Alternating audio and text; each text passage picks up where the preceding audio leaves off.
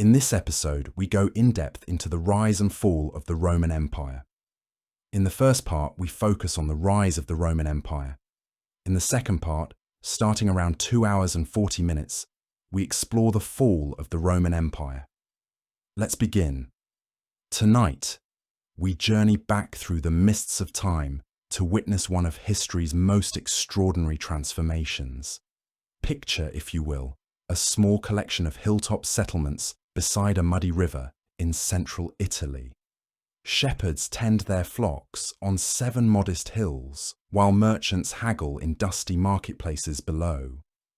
The year is roughly 750 BCE, and this unremarkable cluster of villages will, within a few short centuries, command the entire known world. This is the story of Rome's rise from humble city-state to global empire, a tale so remarkable that even today it seems almost impossible. How does a single city, no larger than a modern neighbourhood, grow to control territory stretching from the Scottish Highlands to the deserts of Africa, from the Atlantic shores of Spain to the mountains of Armenia? How do farmers and shepherds become the masters of kings, the conquerors of ancient civilizations that had thrived for millennia before Rome was even imagined?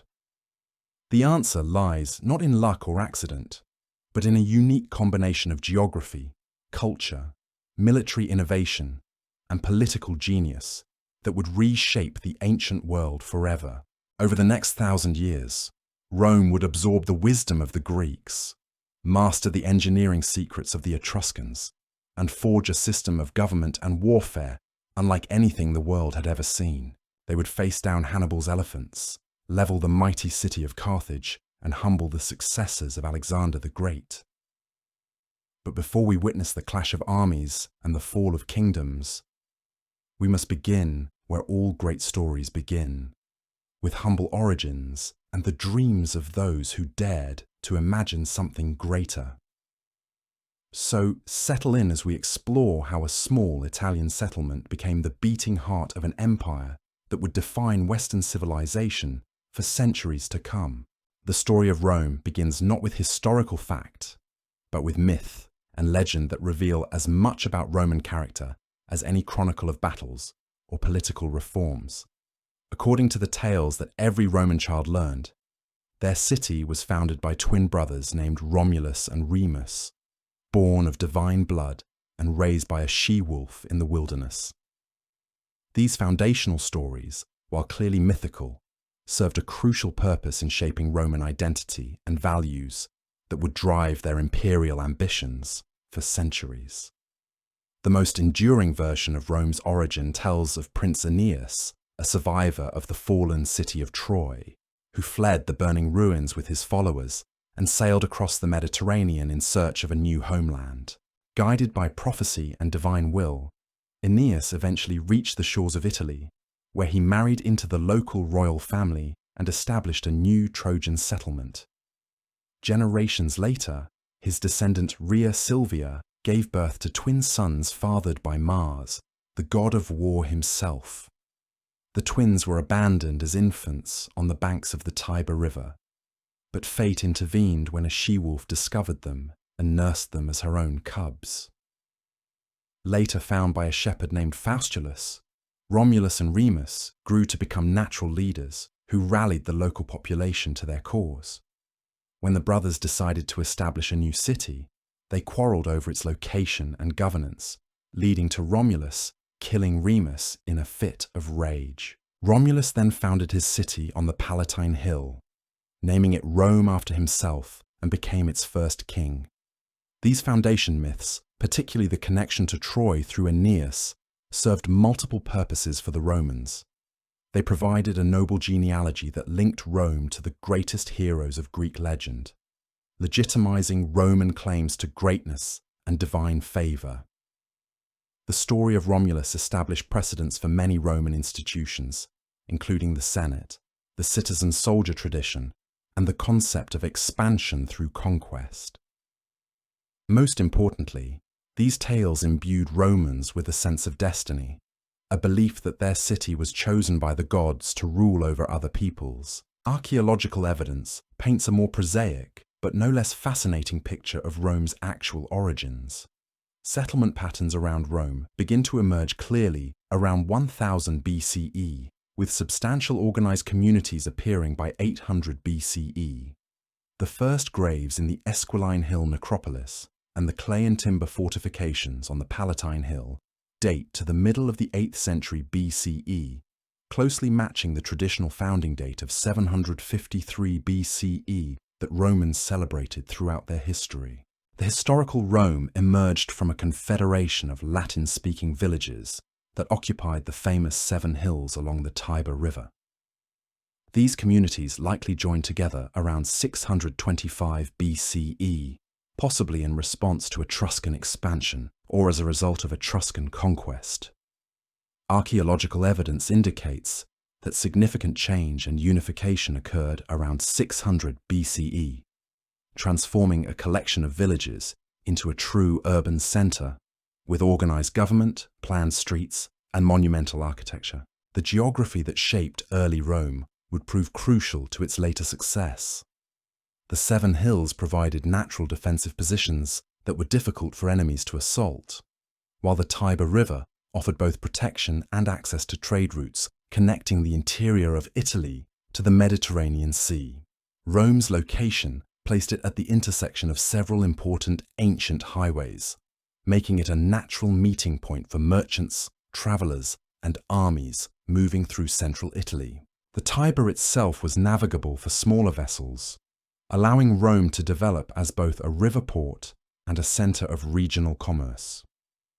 The river's islands and shallow crossings made Rome one of the few places where travellers could safely ford the Tiber, giving the early Romans control over north-south traffic through the region.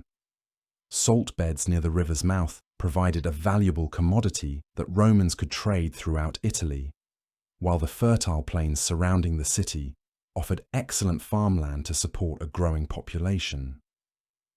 Perhaps most importantly, Rome's position in central Italy placed it between 2 of the ancient world's most advanced civilizations, the Etruscans to the north and the Greek colonies to the south. This location allowed early Romans to absorb influences from both cultures while maintaining their own distinct identity and independence. From the Etruscans, Romans learned urban planning, engineering techniques, religious practices, and the arts of government. From the Greeks, they absorbed philosophy, literature, artistic styles, and military tactics. The Etruscan influence on early Rome was particularly profound and lasting. The Etruscans had developed sophisticated cities throughout central Italy, with advanced drainage systems, monumental architecture, and complex religious ceremonies. Roman engineering techniques, including the use of the arch and the construction of sewage systems, derived directly from Etruscan innovations. The Roman practice of taking omens from bird flight and animal sacrifice came from Etruscan religious traditions, as did many aspects of Roman funeral customs and beliefs about the afterlife. Etruscan political institutions also shaped early Roman government. The concept of elected magistrates with limited terms of office, the use of symbols like the fasces to represent governmental authority, and even the purple-striped toga that marked high office all originated in Etruscan cities. The Romans adapted these institutions to their own needs and circumstances, but the fundamental structures of Roman government bore clear Etruscan influence throughout the Republican period. Greek influence on Rome came through multiple channels, including direct contact with Greek colonies in southern Italy and Sicily, trade relationships with Greek merchants, and the adoption of Greek cultural practices by Etruscan cities. Greek military tactics, particularly the phalanx formation of heavily armoured infantry, provided the foundation for early Roman army organisation. Greek artistic styles influenced Roman sculpture, painting, and architecture, while Greek literary forms inspired Roman poetry and drama. The early Roman social structure reflected both indigenous Italian traditions and influences from neighbouring civilizations. At the apex of society stood the patricians, aristocratic families who claimed descent from the original followers of Romulus, and held exclusive rights to high political and religious offices. These families controlled large estates worked by slaves and free dependents, accumulated wealth through agriculture and trade, and maintained their status through elaborate networks of marriage alliances and political partnerships. Below, the patricians were the plebeians, free citizens who formed the majority of Rome's population, but initially lacked political rights and access to high office. Plebeian society was itself highly stratified, ranging from wealthy merchants and craftsmen who could afford military equipment and aspired to political influence, down to small farmers, day labourers, and urban workers who struggled to maintain their independence and avoid falling into debt slavery. The institution of clientage created complex relationships that cut across class lines and bound Roman society together.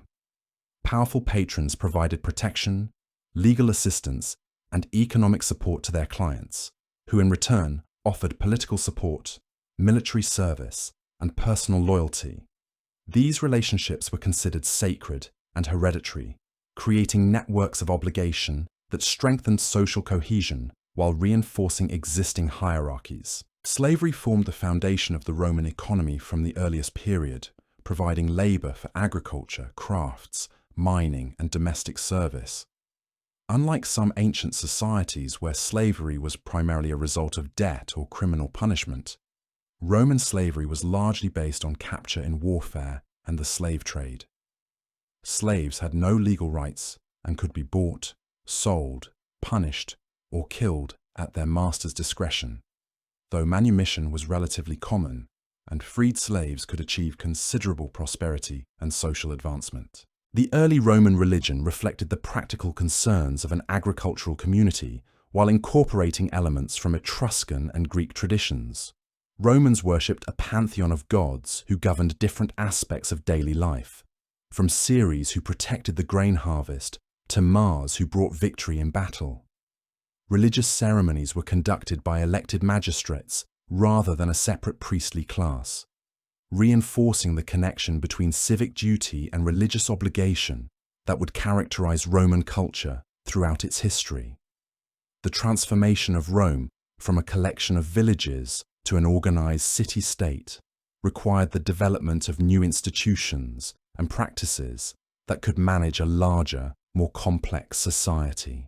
The early Roman monarchy, whether historical or legendary, provided a framework for centralized decision-making and military leadership.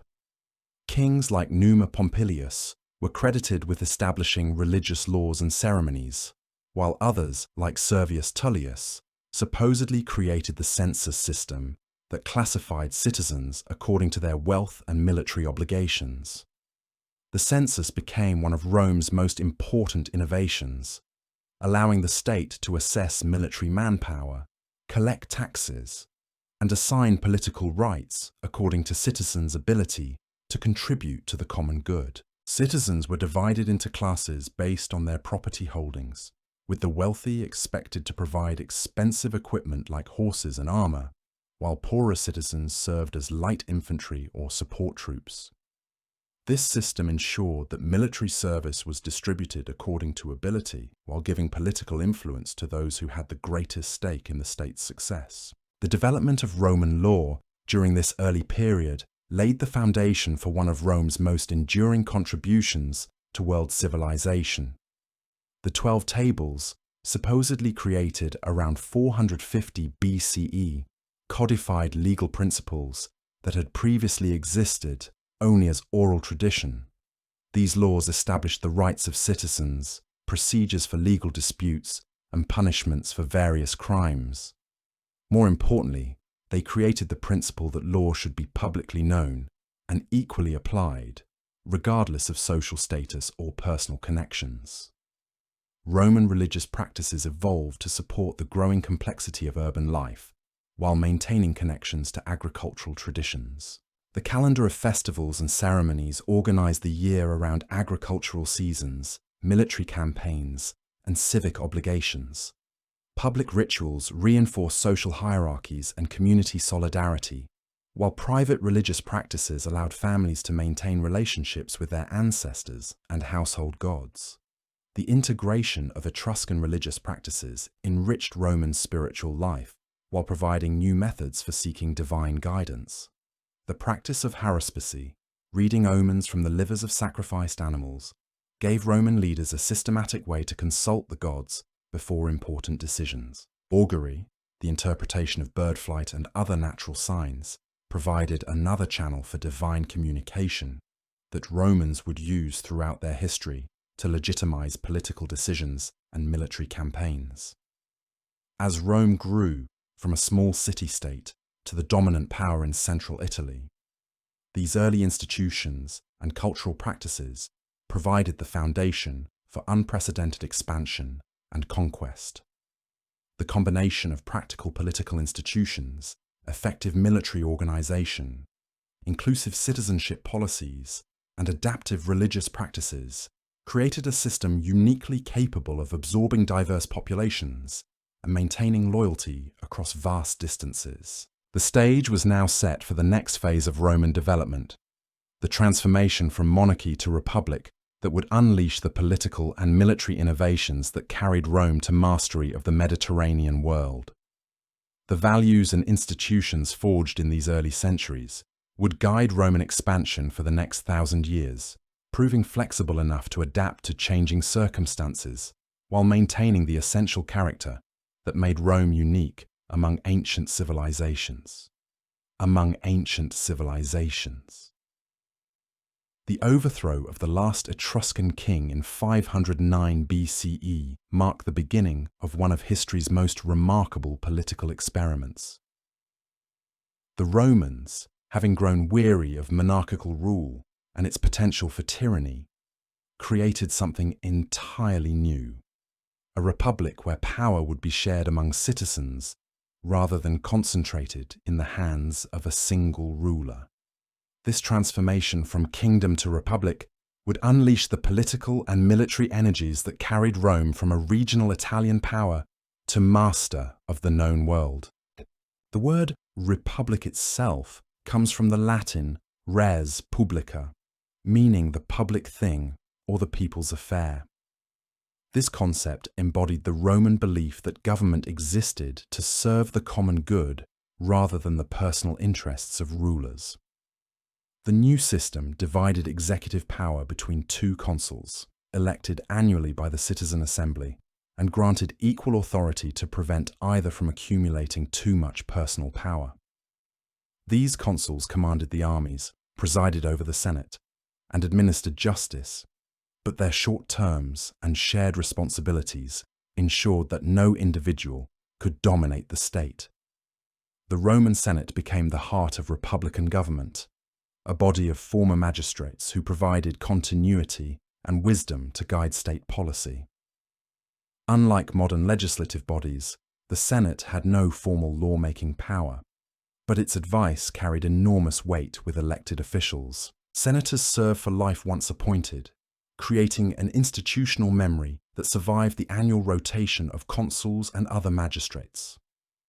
The Senate's influence over foreign policy, military commands, and public finances made it the true governing body of the Republic, though it remained technically advisory.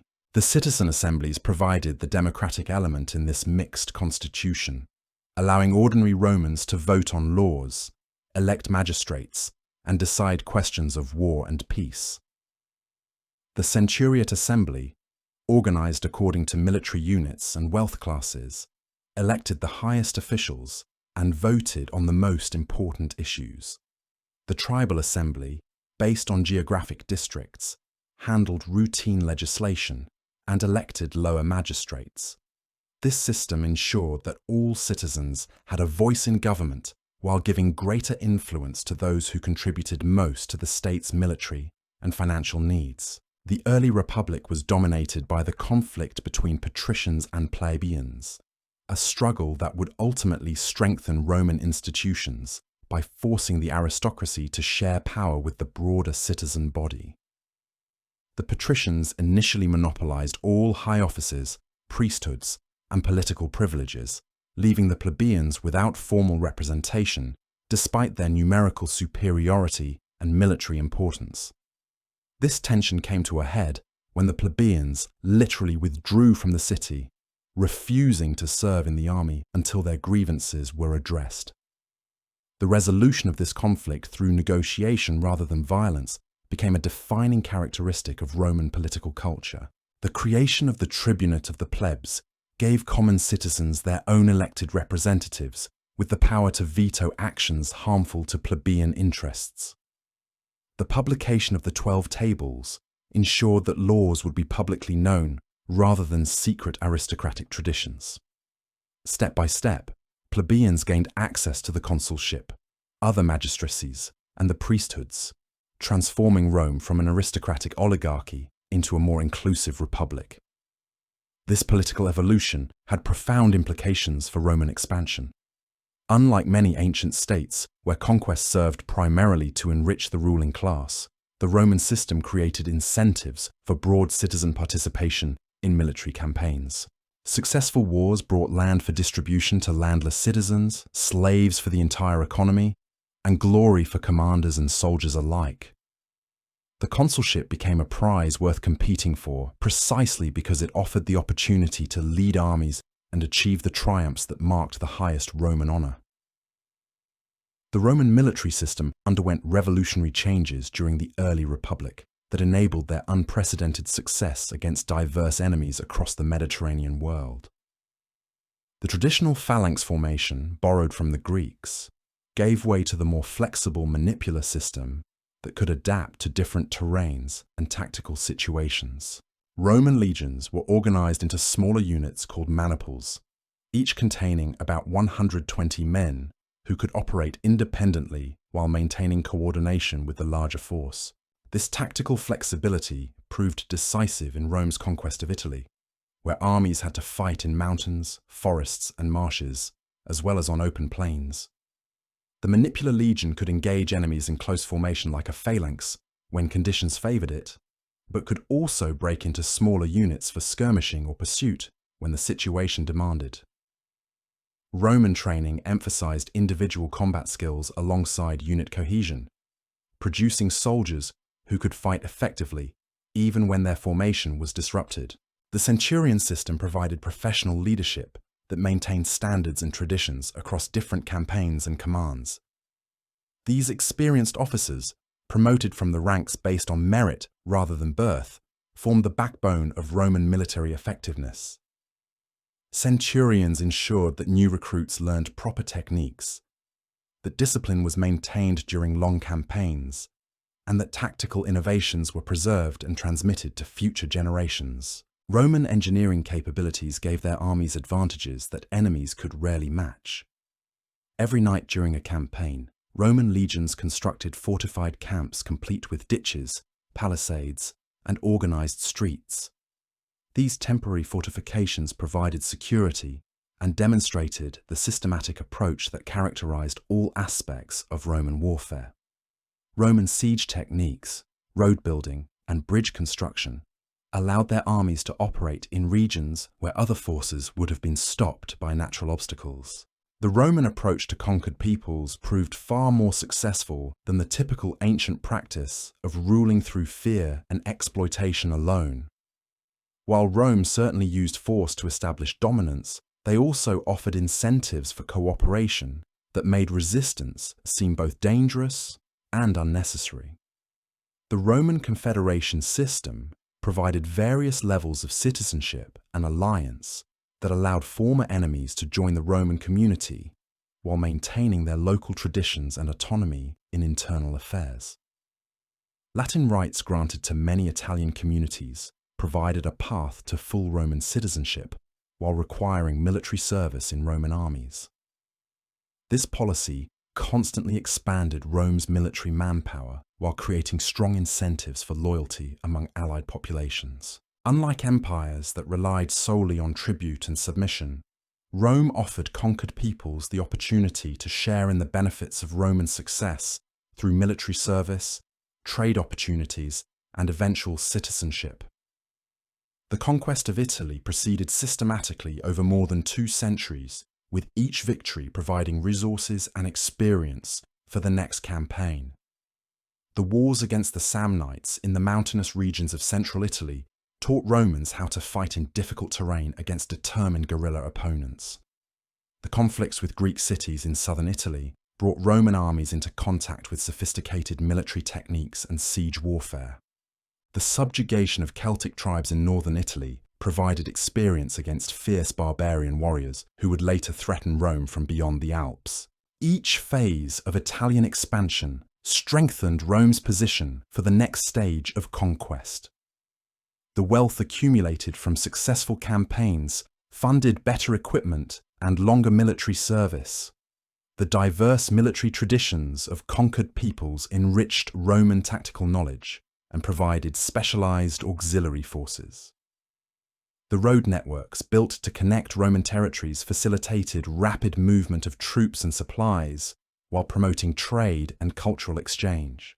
By 264 BCE, when Rome embarked on its first overseas war against Carthage, the foundations of imperial success were firmly established.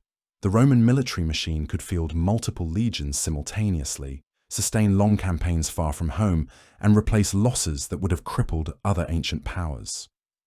The political system provided stable leadership and strategic continuity across multiple generations of warfare. The alliance system ensured that Rome fought with overwhelming numerical superiority against enemies who faced them alone. The First Punic War marked Rome's transformation from a regional Italian power to a Mediterranean empire, though the Romans themselves probably did not fully grasp the magnitude of this change when they first intervened in Sicily. The conflict began as a limited engagement to assist Messana, but quickly escalated into a general war for control of Sicily and mastery of the Western Mediterranean. Carthage had dominated this region for centuries, controlling trade routes, establishing colonies, and maintaining the most powerful navy in the ancient world.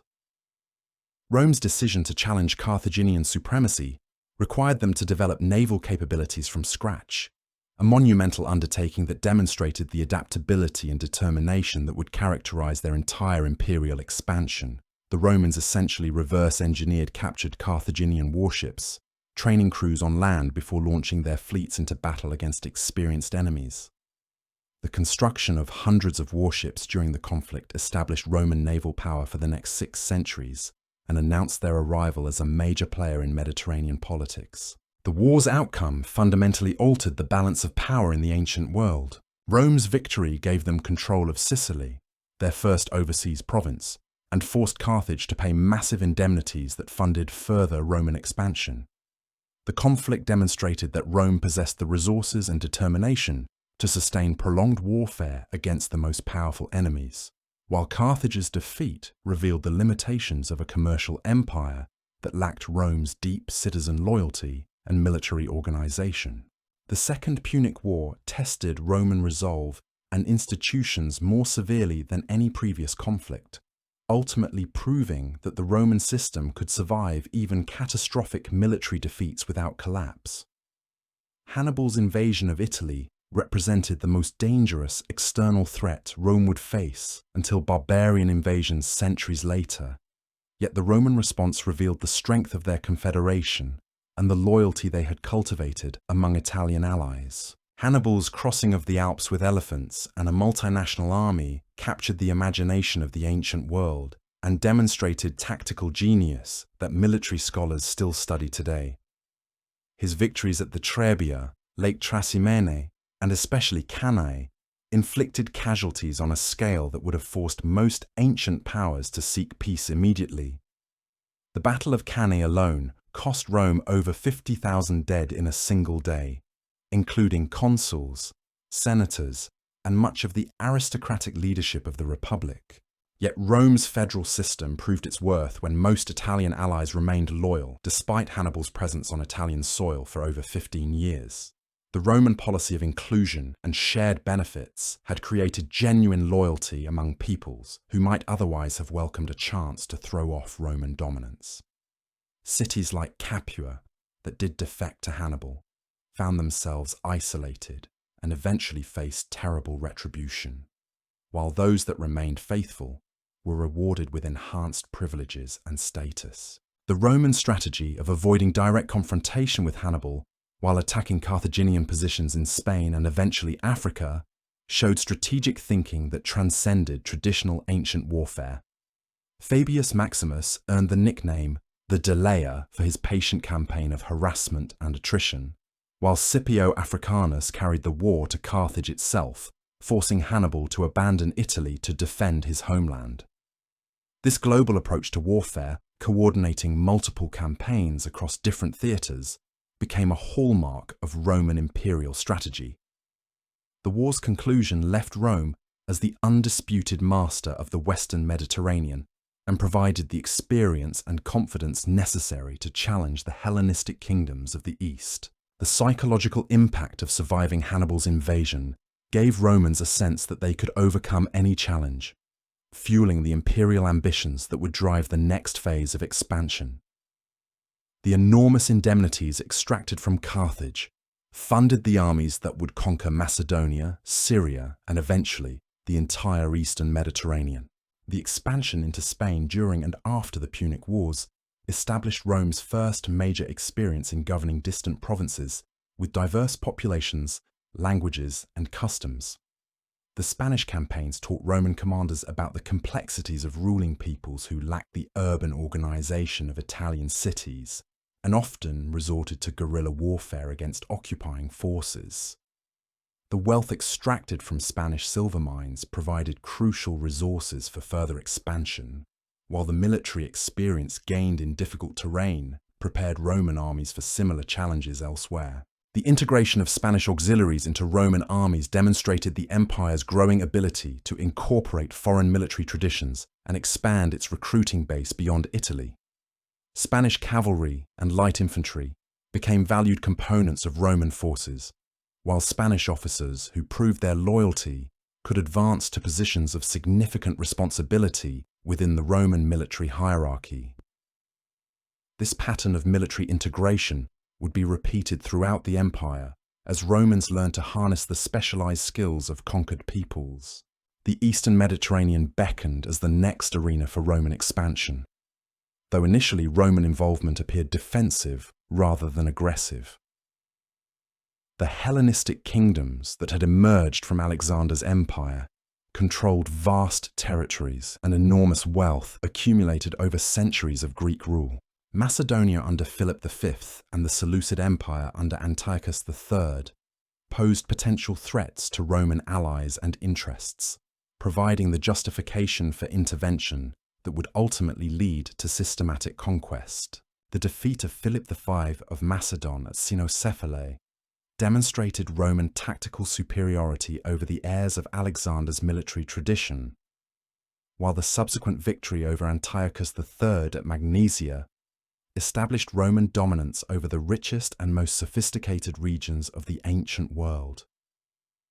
These Eastern campaigns brought Romans into contact with Greek learning, philosophy, and art on an unprecedented scale, profoundly influencing Roman culture and creating the synthesis of Greek and Roman traditions that would define imperial civilization. The wealth that poured into Rome from these Eastern conquests transformed not only the treasury, but the very character of Roman society itself.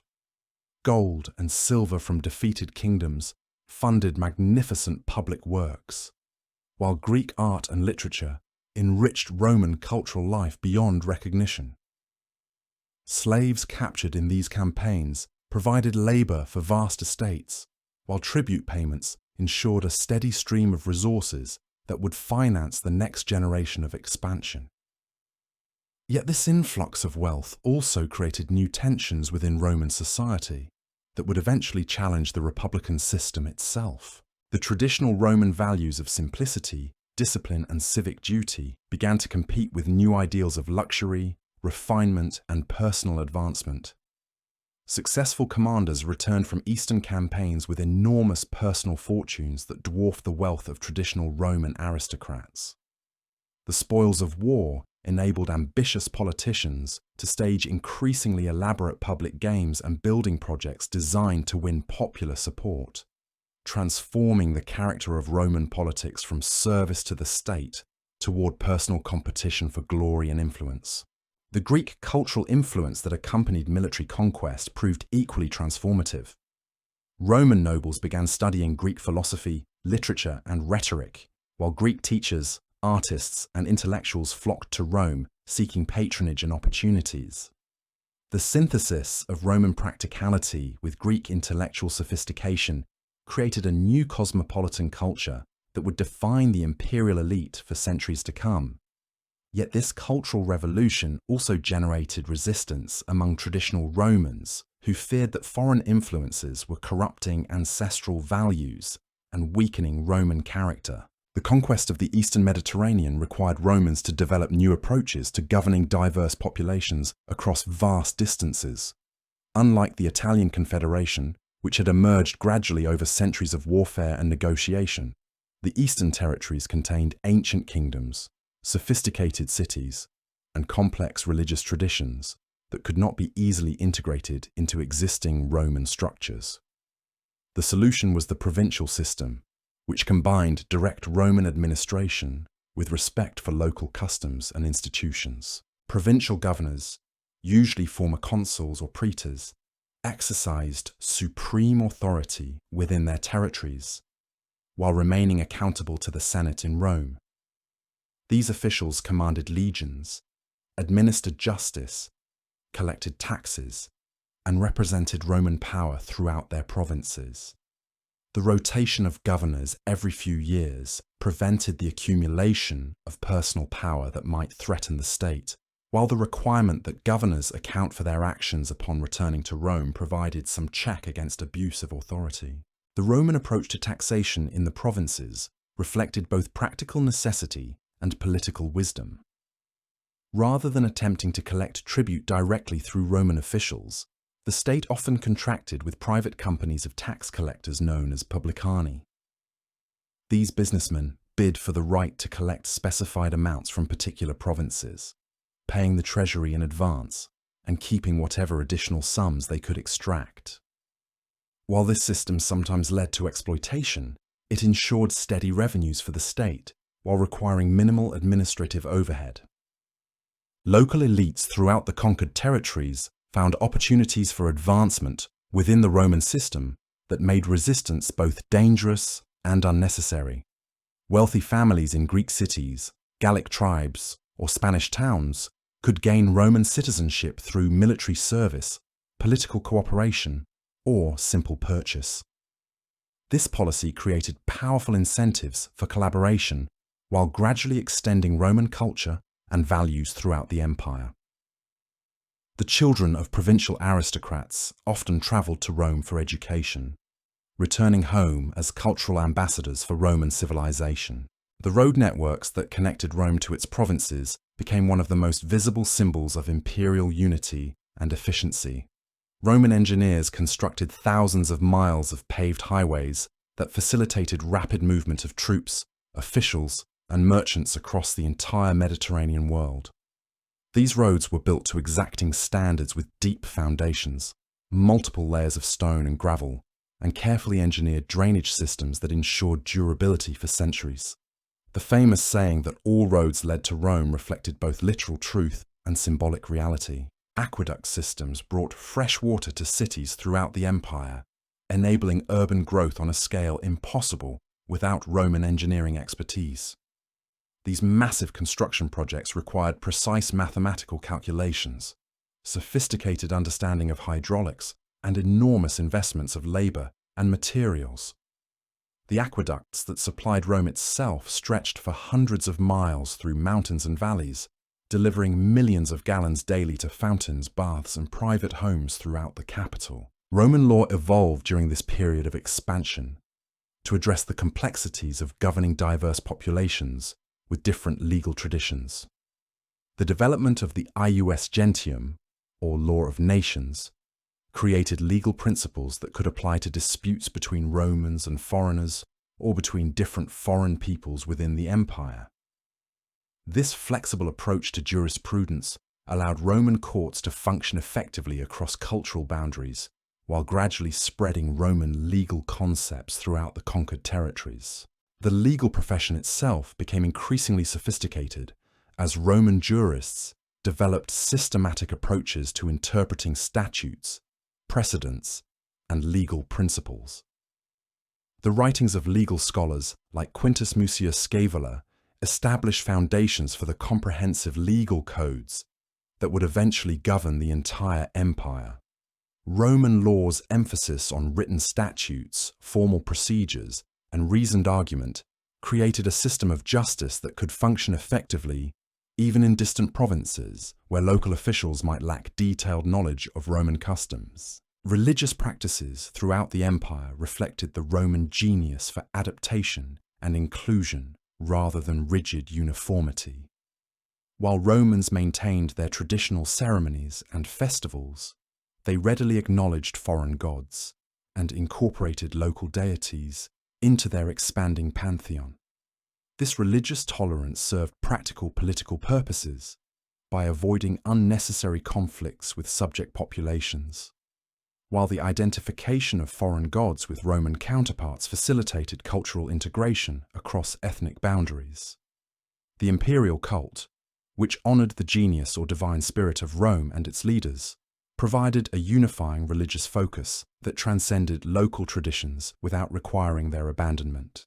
Provincial cities competed to build magnificent temples honoring Rome and Augustus, creating shared rituals and ceremonies that reinforced political loyalty while accommodating diverse spiritual beliefs. This religious synthesis became one of the most effective tools for creating imperial unity among peoples who shared little beyond their common subjection to Roman rule. Economic integration accompanied political and cultural unification as Roman merchants established trade networks spanning the entire Mediterranean basin. Standardized coinage facilitated commerce across linguistic and cultural boundaries, while Roman weights and measures provided common standards for business transactions. The security provided by Roman armies and navies enabled merchants to operate safely across vast distances, creating prosperity that extended far beyond the traditional commercial centers of the ancient world. Agricultural production expanded throughout the provinces as Roman techniques and crops spread to regions that had previously supported only subsistence farming. The introduction of new farming methods, irrigation systems, and cash crops transformed rural economies while providing food supplies for growing urban populations. Large estates worked by slave labor became common throughout the empire, though small farmers continued to play important roles in many regions. Urban development proceeded rapidly as Roman engineers and architects created new cities while expanding existing settlements throughout the conquered territories. These cities followed standard Roman patterns with forums, basilicas, theatres, amphitheatres, and bath complexes that provided both practical amenities and visible symbols of Roman civilization. The standardization of urban planning created familiar environments for Roman officials, merchants, and travelers, while demonstrating the benefits of Roman rule to local populations. The growth of these provincial cities created opportunities for social advancement that had not existed under previous rulers. Successful merchants, skilled craftsmen, and ambitious politicians could accumulate wealth and status within Roman society, regardless of their ethnic origins. This social mobility strengthened imperial unity by giving talented individuals throughout the empire reasons to identify with Roman success rather than local resistance movements. Educational systems spread throughout the provinces as Roman and Greek learning became essential for advancement in government, law, and commerce. Schools teaching Latin and Greek literature, rhetoric, and philosophy appeared in cities across the empire, creating a shared intellectual culture among educated elites. The sons of provincial aristocrats often completed their education in Rome itself, forming personal relationships and cultural bonds that reinforced political loyalty for generations. Military service continued to provide another path to advancement for ambitious young men throughout the empire. Auxiliary units recruited from non-citizen populations served alongside Roman legions. gaining valuable training and experience while earning citizenship upon completion of their service. These veterans often settled in military colonies where they formed the core of Romanized communities that served as centers for spreading Roman culture throughout their regions. The professional Roman army that emerged during this period of expansion became one of history's most effective military organizations. Standardized equipment, intensive training, and systematic discipline created legions capable of operating effectively in any environment against any enemy. The development of specialized engineering units, artillery corps, and cavalry formations gave Roman commanders tactical flexibility that few opponents could match. The centurion system reached full maturity during this era, providing professional leadership that maintained standards and traditions across different campaigns and commanders. These experienced officers, promoted from the ranks based on merit rather than birth, formed the institutional backbone of Roman military power. Centurions ensured that tactical innovations were preserved and transmitted, that discipline was maintained during long campaigns, and that new recruits learned proper techniques and attitudes. Roman siege warfare became increasingly sophisticated as engineers developed new techniques for assaulting fortified positions. The construction of siege ramps, the use of artillery engines, and the systematic approach to reducing enemy strongholds gave Roman armies advantages that few defenders could overcome. The siege of Masada, the reduction of Gallic hill forts, and countless other successful assaults demonstrated Roman engineering capabilities that complemented their tactical superiority. Naval power, established during the Punic Wars, continued to grow as Roman fleets controlled sea lanes throughout the Mediterranean. The suppression of piracy created safe conditions for maritime commerce, while demonstrating Roman authority to coastal populations throughout the empire. Naval bases at strategic locations provided logistical support for military operations, while serving as centers for Roman administration and culture in maritime regions. The Third Punic War and the complete destruction of Carthage eliminated Rome's last serious rival for Mediterranean supremacy, while sending a clear message about the consequences of challenging Roman authority. The systematic razing of the city, the enslavement of its population, and the legendary salting of its fields became powerful symbols of Roman power that intimidated potential enemies throughout the ancient world.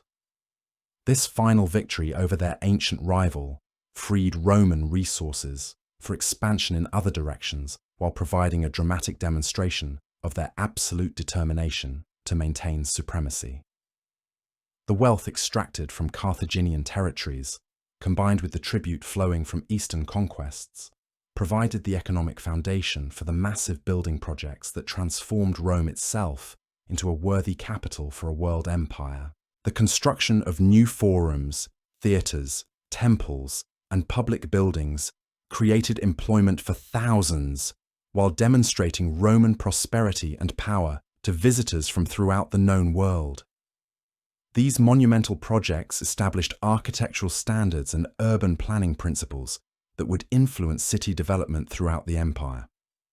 The influx of foreign slaves, soldiers, merchants, and intellectuals transformed Rome from an Italian city into a cosmopolitan metropolis, where Greek philosophy competed with traditional Roman values, where Eastern religions attracted followers among all social classes, and where enormous fortunes created lifestyles that would have scandalized earlier generations. This cultural transformation reflected the broader changes occurring throughout Roman society as the Republic struggled to adapt institutions designed for a city-state to the realities of governing a world empire. The concentration of wealth and power in the hands of successful generals created unprecedented opportunities for ambitious individuals to challenge traditional republican institutions. Military commands that once lasted a single campaigning season now extended for years as proconsuls governed vast provinces with multiple legions under their command. The personal loyalty that developed between commanders and their troops during long campaigns began to compete with traditional allegiance to the Roman state itself. The breakdown of the citizen-soldier model, as prolonged overseas service made it impossible for small farmers to maintain their holdings, fundamentally altered the social foundations of the republican system. Professional armies recruited from the landless urban poor developed primary loyalty to their commanders, who provided them with wages, loot, and the promise of land grants upon retirement. This transformation created the conditions for the civil wars that would eventually destroy the Republic and establish the imperial system. The vast distances involved in governing territories from Britain to Mesopotamia, strained communication systems, and administrative capabilities beyond their breaking points. Messages took weeks or months to travel between Rome and distant provinces, making coordinated policy implementation extremely difficult. Provincial governors necessarily exercised considerable independence in dealing with local crises, creating opportunities for corruption, abuse, and the development of personal power bases that threatened central authority. Yet despite these growing tensions, the Roman system continued to expand and prosper as new territories were incorporated and existing provinces became increasingly integrated into the imperial economy and culture. The conquest of Gaul under Julius Caesar added vast new territories and populations to Roman control, while providing the resources and veteran troops that would prove decisive in the civil wars to come. The wealth of Gallic gold mines, the manpower of Gallic tribes, and the strategic importance of controlling the Rhine frontier made these conquests among the most significant in Roman history. The transformation of the Mediterranean world under Roman rule created unprecedented prosperity and cultural exchange that benefited populations throughout the empire. Trade networks spanning continents, urban centers rivaling the greatest cities of the ancient world, and educational opportunities previously available only to tiny elites became characteristic features of Roman civilization. The integration of diverse peoples, cultures, and traditions under Roman rule created a cosmopolitan society that served as a model for future empires while establishing foundations for the development of European civilization. Caesar's assassination on the Ides of March created a power vacuum that would consume the Roman world in another generation of devastating civil war. The senators who murdered the dictator believed they were saving the Republic, but they had no plan for governing the vast empire that Caesar's conquests had created. Within hours of his death, it became clear that the old institutions were inadequate for the new realities of Roman power, and ambitious men across the empire began positioning themselves to claim Caesar's inheritance. Marcus Antonius, Caesar's lieutenant and co-consul, initially seized control of the situation by delivering a masterful funeral oration that turned the Roman mob against the assassins. But Caesar's will contained a surprise that changed everything. The dictator had adopted his great-nephew Gaius Octavius as his son and heir, leaving him 3/4 of his enormous fortune, along with the politically powerful name Gaius Julius Caesar Octavianus. This teenager, barely 18 years old, would prove to be the most successful politician in Roman history. The young Octavian, as historians call him, possessed neither military experience nor established political connections, yet he understood something that eluded veteran commanders like Mark Antony. The key to power in Rome was not simply controlling armies or territories, but creating a stable system that could satisfy both the practical needs of empire and the deep emotional attachment Romans felt to their republican traditions. Where others saw only the need to defeat enemies, Octavian envisioned a comprehensive transformation of Roman government. The second triumvirate, formed by Octavian, Mark Antony, and Marcus Lepidus in 43 BCE, represented a temporary solution to the crisis of leadership. Unlike Caesar's informal alliance with Pompey and Crassus, this triumvirate was legally established with formal powers to reconstitute the state. The three men divided the Roman world among themselves, with Antony taking the wealthy eastern provinces, Octavian receiving Italy and the West, and Lepidus governing Africa and the remaining territories. The triumvirs' first priority was eliminating their political enemies through a systematic campaign of proscription that surpassed even Sulla's earlier purges. Hundreds of senators and equites were declared public enemies, their property confiscated, and their lives forfeit to any who killed them. These proscription lists included some of Rome's greatest names, including the orator Cicero, whose eloquent speeches against Mark Antony had made him a marked man. The reign of terror that followed demonstrated the complete breakdown of republican government and the triumph of naked force over constitutional tradition. The Battle of Philippi in 42 BCE eliminated the last defenders of the old republic when Octavian and Antony defeated the armies of Brutus and Cassius in Macedonia. The suicides of Caesar's assassins after their defeat symbolically ended the republican cause, though the victors still claimed to be restoring rather than destroying traditional government. With their enemies dead and the eastern provinces secured, the triumvirs turned to the enormous task of reorganizing the Roman world according to their own vision. The division of territories between Octavian and Antony created two distinct approaches to imperial rule that would eventually come into fatal conflict.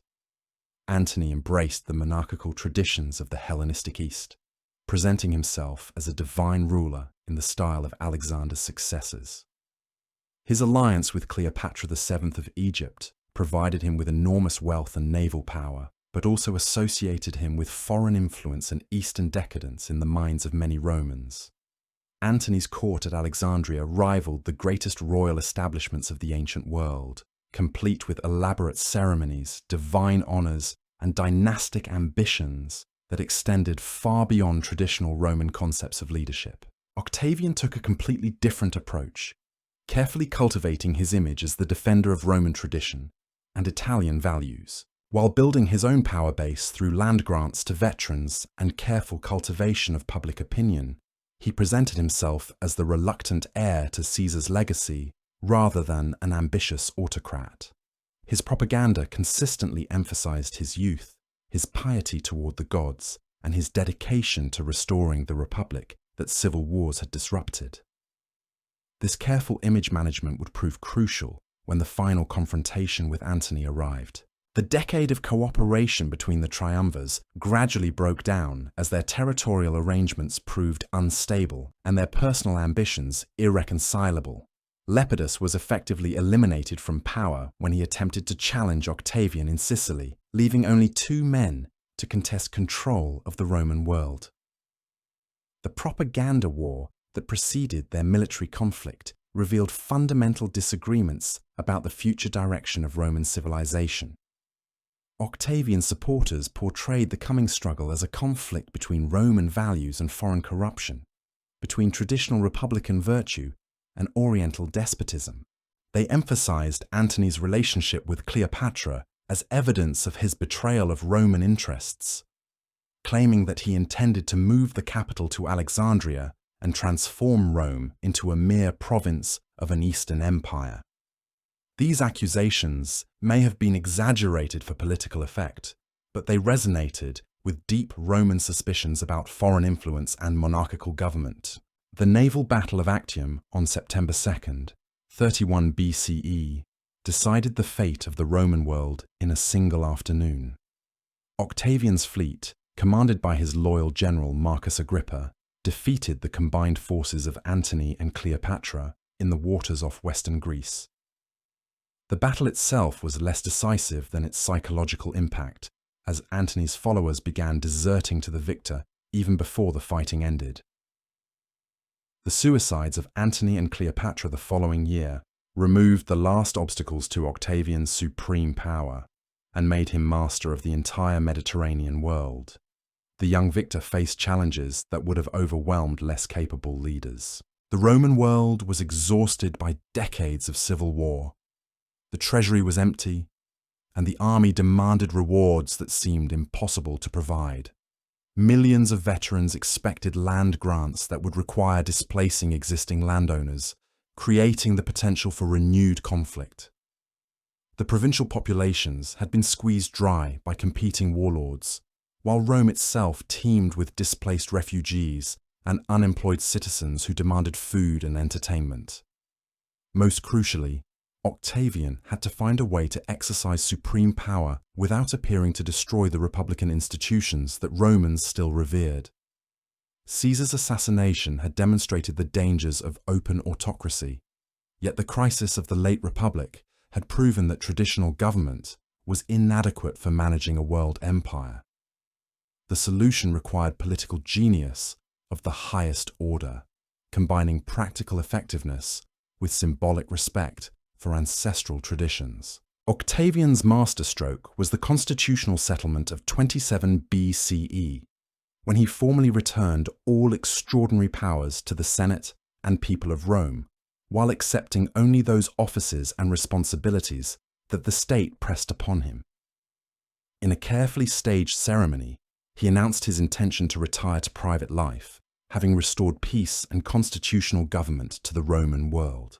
The Senate's response, undoubtedly coordinated in advance, was to grant him a series of honors and powers that made him effectively supreme ruler while maintaining the fiction of republican government.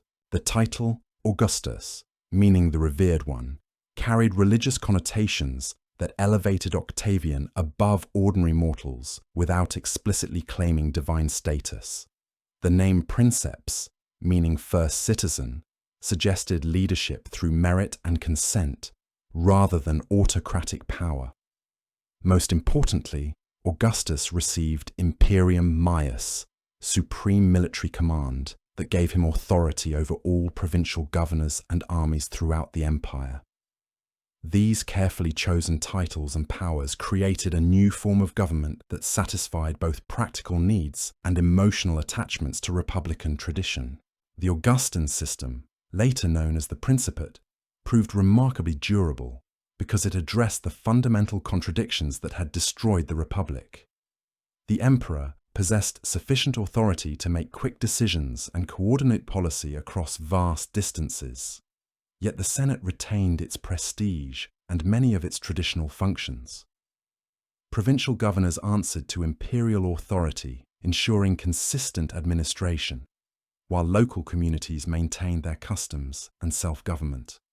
The system provided stability and effectiveness while preserving enough traditional forms to satisfy Roman conservative sentiment. Augustus's long reign of 45 years allowed this new system to take root and demonstrate its advantages over both republican chaos and Eastern monarchy. The Pax Romana that began with his victory at Actium would last for over 2 centuries, bringing unprecedented peace and prosperity to the Mediterranean world. Population growth, urban development, and economic expansion under Augustus established patterns that would continue throughout the early empire, proving that the new system could deliver the benefits of civilization more effectively than any previous government. The military reforms initiated by Augustus created the professional army that would guard the empire's frontiers for the next 3 centuries. The establishment of fixed terms of service, standardized pay and equipment, and systematic retirement benefits attracted high-quality recruits while ensuring loyalty to the emperor rather than individual commanders. The creation of the Praetorian Guard provided personal protection for the ruler while establishing a military presence in Rome that could deter potential conspirators. The frontier policy developed under Augustus balanced expansion with consolidation, seeking defensible boundaries that could be maintained with available resources. The conquest of the Alpine region secured Italy's northern approaches, while campaigns in Germany, though ultimately unsuccessful, demonstrated imperial power to barbarian tribes beyond the Rhine. The annexation of Egypt provided enormous wealth that funded public works and military operations throughout the empire, while the client kingdoms established along dangerous frontiers created buffer zones that reduced the burden on Roman forces. Augustus's cultural program sought to create a new Roman identity that could unite diverse populations under imperial rule while maintaining the values that had made Rome great. The encouragement of literature, art and architecture during the Augustan age produced masterpieces that defined classical civilization for future generations. Virgil's Aeneid provided Romans with an epic poem that linked their destiny to divine will, while Livy's histories celebrated the virtues that had carried Rome from humble origins to world dominance. The moral legislation, promoted by Augustus, attempted to strengthen traditional Roman family values, while accommodating the cosmopolitan realities of imperial society. Laws encouraging marriage and childbearing among the upper classes, restrictions on luxury and display, and the promotion of religious observance reflected the emperor's belief that political stability required social and moral renewal. These efforts had mixed success, but they established precedents for imperial involvement in private life that would influence Roman society for centuries. The succession arrangements developed by Augustus created a new form of hereditary monarchy, disguised as republican meritocracy. The adoption of talented individuals into the imperial family, combined with gradual introduction to public responsibilities, provided training for future rulers, while maintaining the fiction that leadership was based on ability rather than birth. The complex arrangements for transferring power reflected both the emperor's understanding of Roman prejudices against monarchy and his determination to preserve the system he had created. The early successors of Augustus faced the challenge of maintaining imperial authority while establishing their own legitimacy within the constitutional framework he had created. Tiberius, Augustus's stepson and chosen heir, possessed the military experience and administrative competence necessary for imperial leadership. Yet his reserved personality and suspicious nature created tensions with both the Senate and the Roman people. His reign demonstrated that the Augustan system could survive the transition to a new ruler, though not without difficulties that revealed potential weaknesses in the imperial structure. The reigns of Caligula and Claudius tested the limits of imperial power in different ways, with the former's apparent madness threatening to discredit the entire system, while the latter's scholarly competence proved that even unlikely candidates could govern effectively within the Augustan framework. Claudius's conquest of Britain added a prestigious new province to the empire, while demonstrating that expansion could continue under imperial leadership. His administrative reforms, including the employment of freedmen in important positions and the extension of citizenship to provincial elites, established precedents that would shape imperial government for generations. The Flavian dynasty, established after the civil wars of 68 to 69 CE, proved that the imperial system could survive even the complete breakdown of hereditary succession. Vespasian's rise to power through military victory rather than adoption demonstrated the continued importance of army support for imperial authority, while his practical approach to government emphasized effective administration over constitutional theory. The construction of the Colosseum and other public works during the Flavian period showed how imperial resources could be used to maintain popular support while celebrating Roman achievements. Domitian's assassination in 96 CE marked the last time that an emperor would die by violence for nearly a century, ushering in the golden age of the Antonine dynasty. The principle of adoption that selected Nerva, Trajan, Hadrian, Antoninus Pius, and Marcus Aurelius as successive emperors ensured that ability rather than birth determined imperial succession. This period of enlightened leadership coincided with the empire's greatest territorial extent and highest levels of prosperity, proving that the Roman system could achieve remarkable success when properly administered. Trajan's reign represented the culmination of Roman imperial achievement, combining military conquest with administrative excellence and cultural flourishing. His campaigns in Dacia brought enormous quantities of gold and silver into the Roman treasury, funding public works projects that transformed cities throughout the empire. The construction of Trajan's Forum, his Column, and his markets in Rome created architectural monuments that symbolized the height of Roman power and prosperity. The conquest of Mesopotamia under Trajan extended Roman control to the Persian Gulf, achieving the maximum territorial expansion in the empire's history. These eastern campaigns demonstrated that Roman military organization could succeed even in the challenging environment of the Middle East, though the ultimate abandonment of these conquests by Hadrian revealed the limits of sustainable expansion. The wealth extracted from Dacian gold mines provided the resources for Trajan's extensive building program while funding the alimenta, a welfare system that supported poor children throughout Italy.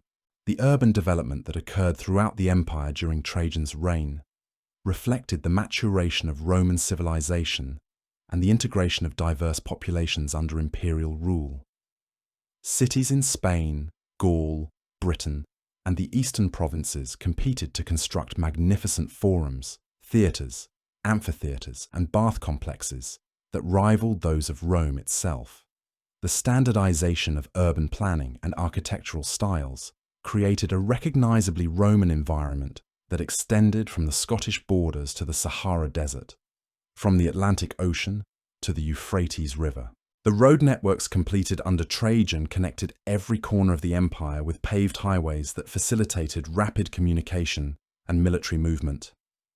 The construction of Trajan's bridge across the Danube demonstrated Roman engineering capabilities that would not be matched for centuries, while the Via Traiana in southern Italy provided a faster route between Rome and the vital port of Brindisi. These infrastructure projects served both military and commercial purposes, enabling the integration of distant provinces while facilitating the trade networks that sustained imperial prosperity. The legal developments that occurred during Trajan's reign established foundations for the comprehensive law codes that would govern the empire for centuries. The systematic compilation of legal precedents, the standardization of court procedures, and the training of professional jurists created a system of justice that could function effectively across cultural boundaries. Roman law's emphasis on written statutes, reasoned argument, and consistent application provided a unifying force that helped bind together the diverse populations of the empire. The economic prosperity that characterized Trajan's reign reflected the maturation of imperial trade networks and the integration of regional economies under Roman administration. Archaeological evidence reveals flourishing commercial activity throughout the empire, with goods from Britain reaching India, while Chinese silk appeared in Roman markets. The monetary system, based on standardized imperial coinage, facilitated commerce across linguistic and cultural boundaries, while Roman weights and measures provided common standards that reduced transaction costs and encouraged trade. The cultural synthesis achieved under Trajan combined Roman political and military traditions with Greek intellectual sophistication and provincial diversity to create a truly cosmopolitan civilization. The writings of Tacitus, Pliny, and Juvenal captured the complexity and contradictions of imperial society, while the architectural achievements of Apollodorus of Damascus demonstrated the creative potential of combining different cultural traditions. The educational systems that spread throughout the provinces created shared intellectual foundations that enabled communication and cooperation across ethnic boundaries. The religious tolerance that characterized Trajan's reign reflected the imperial policy of accommodation that had proven so effective in maintaining peace among diverse populations. While traditional Roman ceremonies continued to play important roles in public life, provincial deities were readily incorporated into the imperial pantheon and local religious practices were generally respected. This flexible approach to spiritual matters avoided unnecessary conflicts while gradually spreading Roman cultural influence through voluntary adoption rather than forced conversion.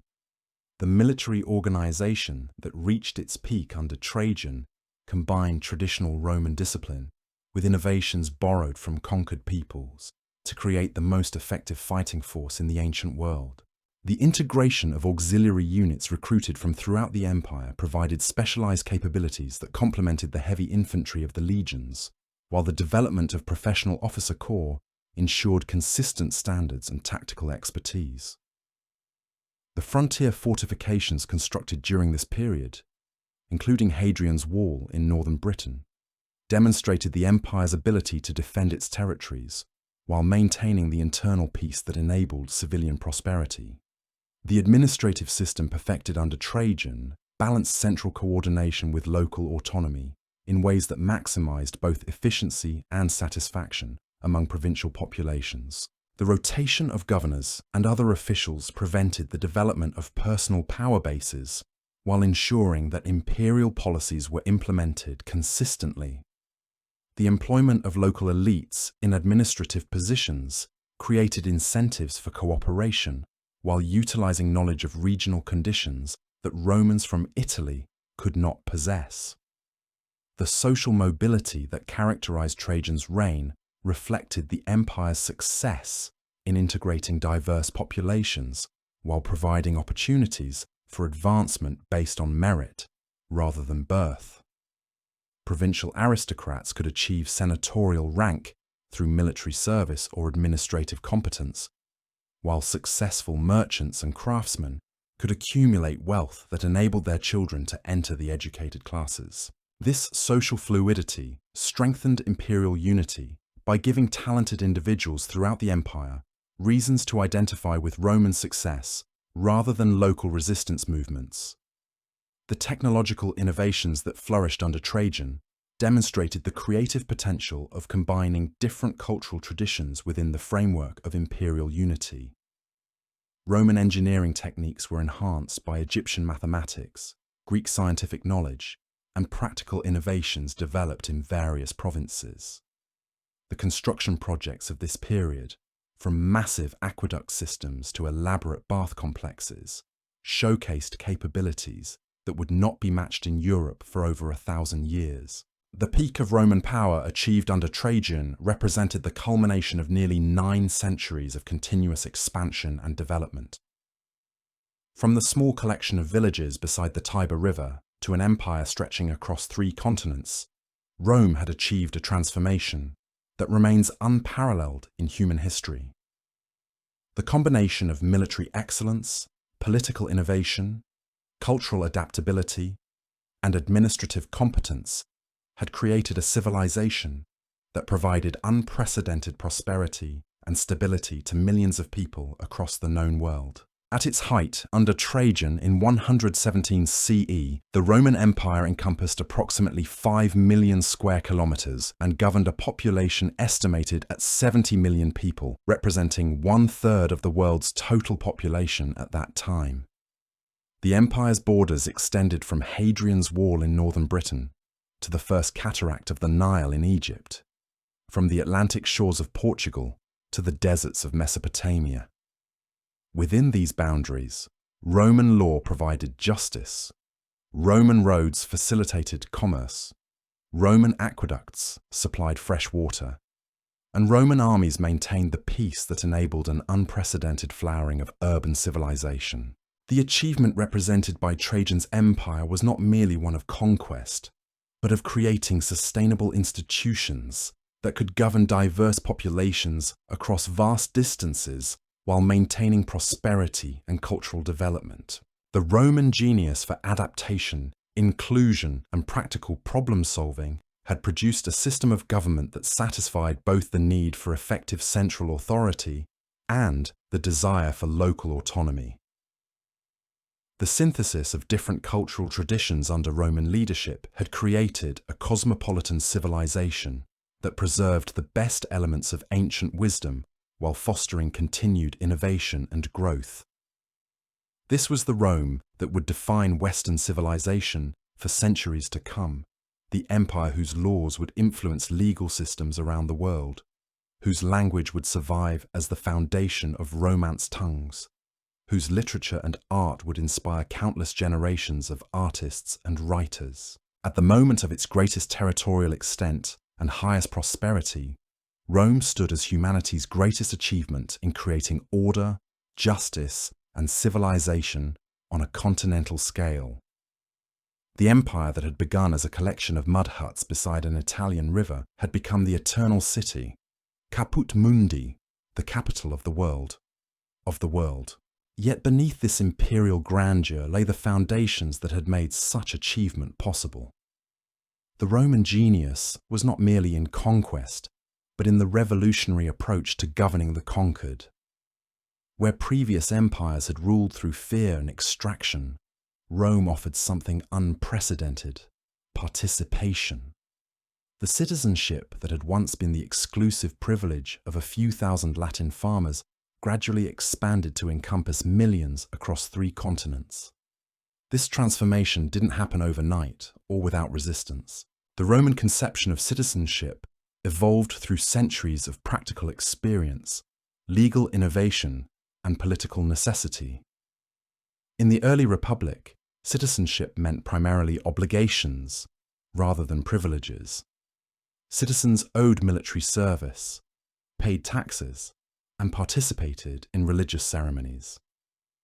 But they also enjoyed legal protection, the right to trial, and access to Roman courts. Most importantly, they belonged to a community that valued their contributions and offered opportunities for advancement. The Latin rights granted to Italian allies during the conquest of the peninsula established the template for imperial expansion. These communities received most benefits of citizenship without full political participation, creating a pathway to complete integration that encouraged loyalty while maintaining Roman control. Successful Latin towns could eventually receive full citizenship, transforming former enemies into enthusiastic supporters of Roman expansion. The extension of citizenship to provincial elites represented perhaps Rome's most innovative governmental policy. Wealthy families in Gallic tribes, Spanish cities, or Greek communities could gain Roman citizenship through military service, administrative competence, or simple purchase. Their children, educated in Roman schools and trained in Roman law, returned home as cultural ambassadors who strengthened imperial unity while maintaining local traditions and loyalties. This policy created a self-reinforcing cycle of expansion and integration. Each generation of new citizens provided manpower for further conquests while contributing wealth and expertise to imperial administration. The sons of conquered chieftains commanded Roman legions, while the grandsons of defeated kings served as provincial governors. Within a few generations, the distinction between conqueror and conquered became meaningless, as all participated equally in the benefits and responsibilities of Roman citizenship. The economic foundations of this imperial system rested on trade networks that spanned continents and connected regions that had never before experienced regular commercial contact. Roman merchants carried British tin to India, Chinese silk to Spain, and African ivory to the forests of Germany. Standardized coinage facilitated these transactions across linguistic and cultural boundaries, while Roman weights and measures provided common standards that reduced costs and encouraged commerce. The security provided by Roman armies and navies created conditions for unprecedented economic growth throughout the Mediterranean world. Piracy, the scourge of ancient commerce, virtually disappeared under imperial protection. Banditry declined as Roman road networks provided safe passage through previously dangerous regions. Warfare between neighboring cities and tribes became impossible as all fell under common Roman administration. Agricultural production expanded dramatically as Roman techniques and crops spread to regions that had previously supported only subsistence farming. The introduction of new farming methods, irrigation systems, and cash crops transformed rural economies while providing food supplies for growing urban populations. Large estates worked by slave labor became common throughout the empire, though small farmers continued to play important roles in many regions. The slave economy that supported this prosperity operated on a scale unknown in previous civilizations. Millions of captives from successful campaigns provided labor for agriculture, mining, construction, and domestic service throughout the empire. Unlike some ancient societies where slavery was primarily punishment for debt or crime, Roman slavery was largely based on military conquest and the international slave trade. Yet Roman slavery also offered possibilities for advancement that distinguished it from later systems. Manumission was relatively common, and freed slaves could achieve considerable prosperity and social status. Many freedmen became successful merchants, craftsmen, or administrators, while their children enjoyed full citizenship rights. Some former slaves even achieved positions of significant influence within the imperial administration, demonstrating the social mobility that characterized Roman society. The urban civilization that flourished under imperial rule created living standards that would not be matched in Europe for over 1,000 years. Cities throughout the empire featured paved streets, running water, public baths, theatres, and amphitheatres that provided amenities previously available only to tiny elites. The population of Rome itself may have reached 1 million inhabitants, making it by far the largest city in the ancient world. These urban centres became laboratories for cultural synthesis as peoples from across the empire mingled in markets, schools, and public spaces. Greek philosophy competed with traditional Roman values.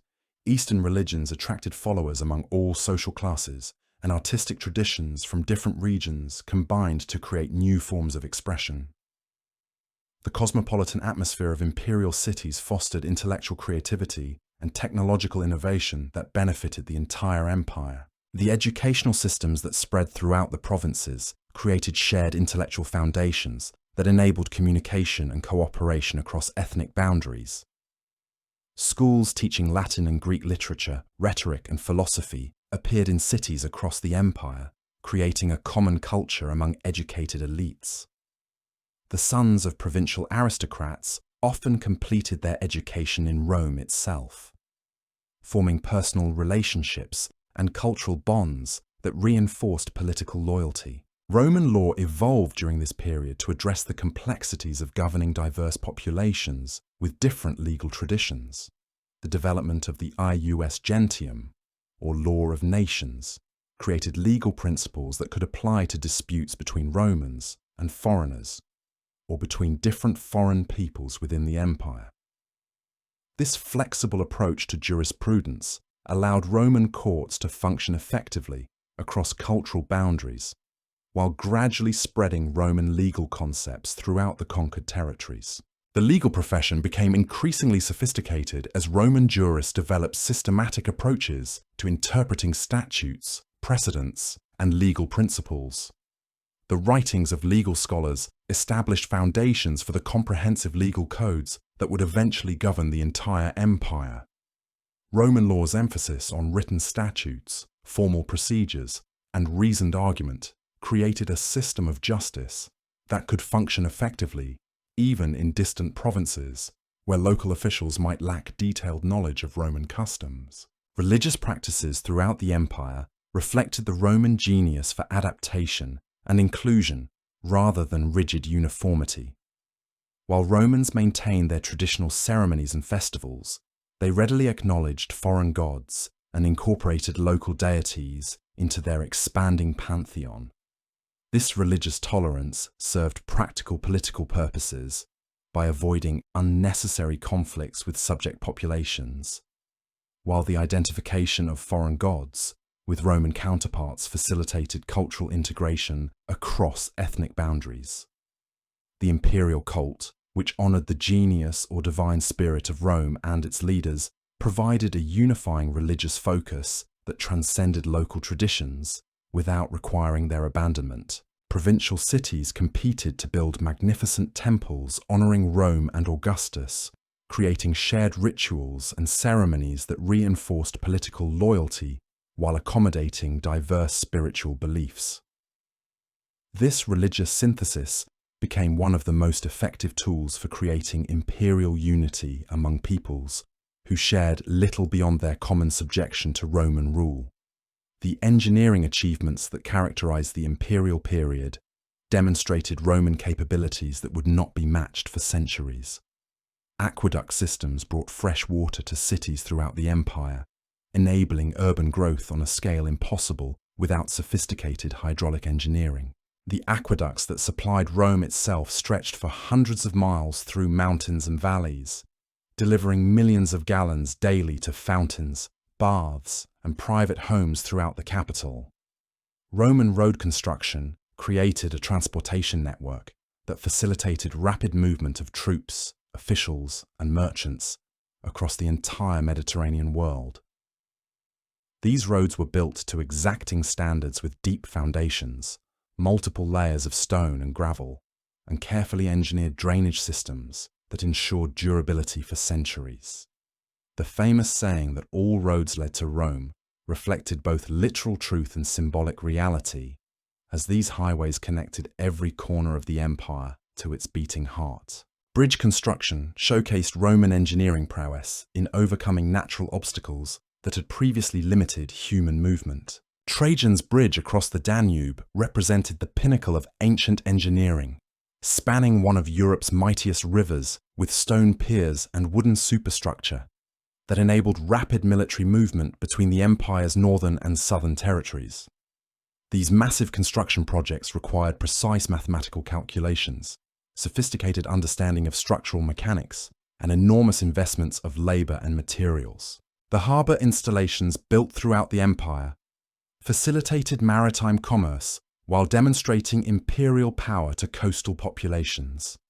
The artificial harbor at Portus near Rome could accommodate the largest grain ships from Egypt and Africa, while similar facilities in Gaul, Spain, and the eastern provinces enabled efficient movement of goods across vast distances. These engineering marvels required detailed understanding of tidal patterns, sediment movement, and harbour design that reflected centuries of accumulated knowledge. The architectural achievements of the imperial period created monumental buildings that served both practical and symbolic purposes. The Pantheon in Rome, with its massive concrete dome, demonstrated engineering capabilities that would not be surpassed until the Renaissance. Public bath complexes throughout the empire provided not only hygiene facilities, but also social centres where citizens could gather, exercise, and conduct business in magnificent surroundings. Amphitheatres and theatres built in cities across the empire provided entertainment venues that reinforced Roman cultural values while accommodating local traditions. The Colosseum in Rome could seat 50,000 spectators for gladiatorial games that celebrated martial virtues and imperial power. Similar facilities in provincial cities, though smaller, provided the same combination of spectacle and social bonding that strengthened imperial unity. The administrative efficiency that governed this vast empire required innovations in communication, record-keeping, and bureaucratic organization that established precedents for all subsequent large-scale governments. The cursus publicus, or imperial postal system, enabled rapid communication between Rome and distant provinces through relay stations equipped with fresh horses and supplies. Messages could travel from Britain to Mesopotamia in weeks rather than months, allowing coordinated policy implementation across unprecedented distances. Tax collection systems balanced the need for imperial revenue with respect for local economic conditions and customs. Rather than attempting to impose uniform taxation throughout the empire, Roman administrators adapted their methods to regional circumstances while ensuring steady income for the imperial treasury. The publicani system in some provinces contracted tax collection to private companies, while direct imperial administration handled other regions according to local conditions and requirements. Provincial governors, usually former consuls or praetors, exercised supreme authority within their territories while remaining accountable to the emperor and senate in Rome. These officials commanded legions, administered justice, collected taxes, and represented Roman power throughout their provinces. The rotation of governors every few years prevented the accumulation of personal power that might threaten imperial unity, while the requirement that governors account for their actions upon returning to Rome provided checks against abuse of authority. Local administration throughout the empire balanced imperial control with respect for indigenous traditions and self-governance. Existing city councils, tribal assemblies, and legal systems often continued to function under Roman oversight, handling routine matters while referring important decisions to imperial representatives. This approach minimized administrative costs while maintaining the local knowledge and cultural sensitivity necessary for effective governance. The military organization that protected this vast empire represented the culmination of centuries of tactical innovation and institutional development. The Roman legions of the imperial period combined traditional discipline with specialized capabilities that could address any conceivable military challenge. Standard legionary infantry provided the backbone of Roman forces, but auxiliary units recruited from throughout the empire contributed cavalry, archers, slingers, and other specialists that complemented the heavy infantry. The centurion system reached full maturity during the imperial period, providing professional leadership that maintained standards and traditions across different campaigns and commanders. These experienced officers, promoted from the ranks based on merit rather than birth, formed the institutional backbone of Roman military power. Centurions ensured that tactical innovations were preserved and transmitted, that discipline was maintained during long campaigns, and that new recruits learned proper techniques and attitudes. Military engineering capabilities gave Roman armies advantages that few opponents could match. Every night during a campaign, Roman legions constructed fortified camps, complete with ditches, palisades, and organized streets. These temporary fortifications provided security while demonstrating the systematic approach that characterized all aspects of Roman warfare. Roman siege techniques, road building, and bridge construction allowed their armies to operate in regions where other forces would have been stopped by natural obstacles. The frontier fortification systems developed during the imperial period created defensible boundaries that could be maintained with available resources while providing security for civilian populations. Hadrian's Wall in northern Britain represented the most elaborate of these frontier works, stretching 73 miles across the narrowest part of the island, with forts, watchtowers, and gates that controlled movement between Roman territory and the unconquered tribes beyond. Naval power, established during the Punic Wars and maintained throughout the imperial period, controlled sea lanes throughout the Mediterranean, while suppressing piracy that had plagued ancient commerce. Roman fleets based at strategic locations provided logistical support for military operations, while serving as centers for imperial administration and culture in maritime regions. The security of sea routes enabled the massive grain shipments from Egypt and Africa that fed the population of Rome and other major cities. The recruitment systems that supplied manpower for these military forces demonstrated the empire's success in integrating diverse populations under Roman leadership. Citizens served in the legions, while non-citizens joined auxiliary units that provided pathways to eventual citizenship. Veterans of both types received land grants upon retirement, creating colonies of loyal supporters throughout the empire while providing experienced leadership for frontier communities. Military colonies established in strategic locations served multiple purposes, providing security for important regions while spreading Roman culture and creating markets for local products. These settlements, populated by retired soldiers and their families, became centers of Romanization that influenced surrounding populations through example rather than coercion. The veterans' knowledge of Roman military techniques, administrative practices, and legal procedures made them valuable intermediaries between imperial authorities and local communities. The technological innovations that flourished under imperial rule reflected the creative potential of combining different cultural traditions within the framework of Roman unity. Roman engineering techniques were enhanced by Egyptian mathematics, Greek scientific knowledge, and practical innovations developed in various provinces. The synthesis of these different approaches produced capabilities that surpassed anything achieved by individual cultures working in isolation. Concrete construction, perfected by Roman engineers, enabled the creation of structures that would have been impossible using traditional stone-cutting techniques alone. The volcanic ash, available near Rome, provided ideal material for hydraulic cement that hardened underwater, allowing the construction of harbours, aqueducts, and foundations that could withstand centuries of use. This technology spread throughout the empire, enabling massive construction projects that transformed urban landscapes. Metallurgical techniques developed in different provinces were combined and refined to produce superior weapons, tools, and decorative objects. Spanish steel, Celtic ironworking, and Eastern techniques for working precious metals contributed to a technological synthesis that benefited the entire empire. The standardization of weights, measures, and quality controls enabled efficient production and trade in manufactured goods across vast distances. Agricultural innovations spread rapidly throughout the empire as farmers in different regions exchanged knowledge about crops, techniques, and tools suited to various climates and soil conditions. The introduction of new crops to appropriate regions increased food production while diversifying agricultural economies.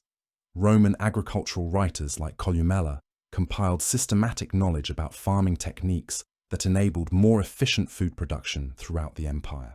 Medical knowledge accumulated from Greek, Egyptian, and other traditions was synthesized and systematized by Roman physicians, who served in military hospitals and urban clinics throughout the empire. The practical demands of treating battlefield injuries and urban diseases stimulated innovations in surgery, pharmacology, and public health that improved living standards for all social classes. Military hospitals established standards of medical care that influenced civilian practice throughout the empire.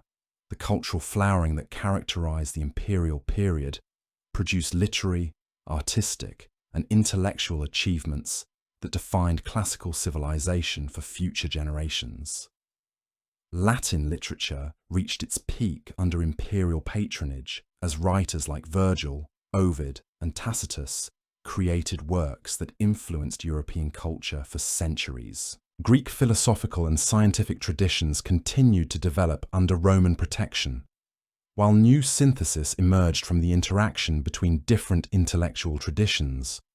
Artistic production throughout the empire combined Roman monumental grandeur with local traditions and Greek aesthetic principles to create distinctive regional styles that nonetheless shared recognizably imperial characteristics. Sculpture, painting, and decorative arts flourished as wealthy patrons throughout the empire commissioned works that displayed their prosperity while celebrating Roman achievements and values.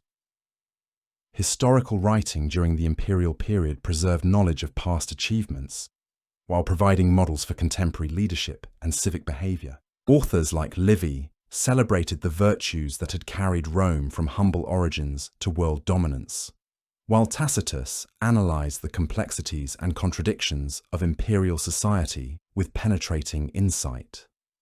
These historical works shaped Roman self-perception while providing future generations with detailed accounts of imperial institutions and practices.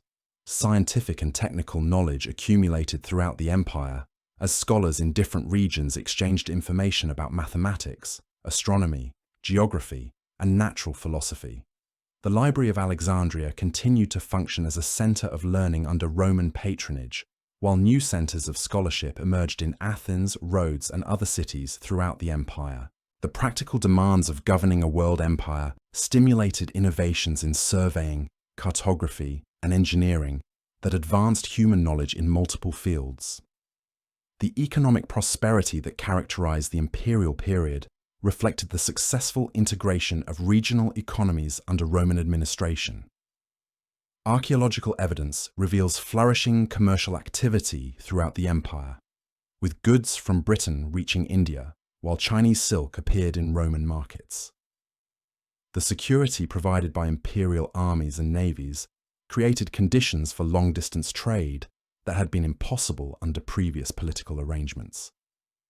Manufacturing centers in different provinces specialized in products suited to local resources and skills while serving markets throughout the empire. Gallic metalwork, Spanish textiles, Egyptian papyrus, and British wool found buyers across the Mediterranean world through trade networks that operated with unprecedented efficiency and security.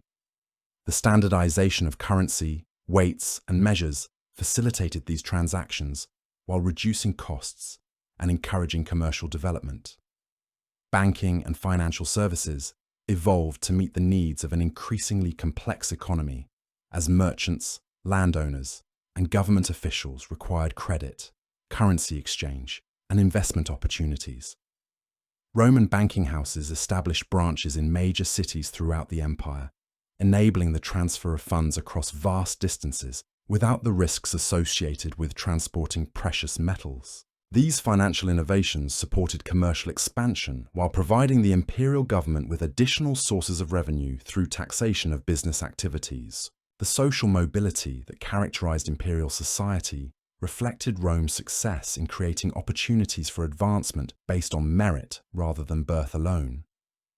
Military service provided one pathway to citizenship and eventual prosperity, while success in trade, crafts, or administration could enable families to rise in social status over generations. This social fluidity strengthened imperial unity by giving talented individuals throughout the empire reasons to identify with Roman success rather than local resistance movements. Educational opportunities expanded throughout the empire as Roman schools were established in cities across all provinces. These institutions taught Latin and Greek literature, rhetoric, mathematics, and other subjects necessary for advancement in imperial society. The sons of provincial aristocrats often completed their education in Rome itself, forming personal relationships and cultural bonds that reinforce political loyalty, while creating networks of cooperation that strengthened imperial administration. Professional opportunities in law, medicine, engineering, and administration provided careers for educated individuals, regardless of their ethnic origins or family backgrounds. The imperial bureaucracy required skilled personnel to manage the complexities of governing diverse populations across vast territories. Provincial natives who demonstrated competence could advance to positions of significant responsibility within the imperial system, creating incentives for cooperation while utilizing local knowledge that officials from Rome could not possess. The religious synthesis achieved under imperial rule accommodated diverse spiritual traditions while creating shared ceremonies and beliefs that reinforced political unity. Traditional Roman festivals continued to mark the calendar while incorporating elements from provincial religions that enriched the imperial cultural heritage. Mystery religions from the East attracted followers among all social classes, while philosophical schools provided intellectual frameworks for understanding the complexities of imperial society. The imperial cult that honored the divine spirit of Rome and its emperors provided a unifying religious focus that transcended ethnic and regional boundaries.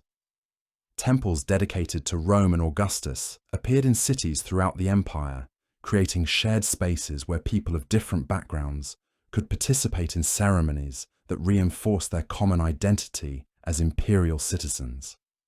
These religious observances served political purposes while satisfying genuine spiritual needs among diverse populations. Local deities and religious practices continued under imperial protection as long as they did not conflict with imperial authority or public order. This religious tolerance avoided unnecessary conflicts while demonstrating imperial respect for cultural diversity. The identification of provincial gods with Roman counterparts facilitated religious integration while preserving local traditions that provided continuity and identity for regional populations. The legal framework that governed this complex society balanced imperial unity with respect for local customs and traditions. Roman law provided fundamental principles of justice that applied throughout the empire, while local legal systems continued to handle matters that did not require imperial intervention. This dual approach ensured consistent standards for important issues, while respecting cultural diversity in areas where uniformity was unnecessary. The development of legal education and professional standards created a core of trained jurists who could interpret and apply Roman law effectively throughout the empire. Law schools in major cities trained judges, advocates, and legal administrators who ensured that imperial legal principles were understood and implemented consistently. The systematic compilation of legal precedents and principles provided guidance for officials who might encounter unfamiliar situations in their administrative duties. Courts throughout the empire operated according to established procedures that guaranteed fair hearings for citizens regardless of their social status or ethnic background. The right of appeal to higher authorities provided protection against local prejudice or corruption, while the principle that law should be publicly known and consistently applied ensured that justice was not dependent on personal connections or arbitrary decisions. The cultural achievements of the imperial period created a shared heritage that united diverse populations while preserving the distinctive contributions of different regions and traditions. Literature, art, architecture, and intellectual discourse flourished under imperial patronage. As creative individuals found opportunities to develop their talents and share their insights with audiences throughout the known world, the Latin language spread throughout the Western provinces as the medium of government, law, and education, while Greek continued to serve similar functions in the eastern regions. This linguistic division created distinct cultural spheres within the empire, while maintaining the unity necessary for effective administration and communication. Educated individuals throughout the empire typically knew both languages, enabling cultural exchange and cooperation across regional boundaries. Architectural styles developed during the imperial period combined Roman engineering capabilities with aesthetic traditions from different regions to create distinctive forms that nonetheless shared recognizably imperial characteristics.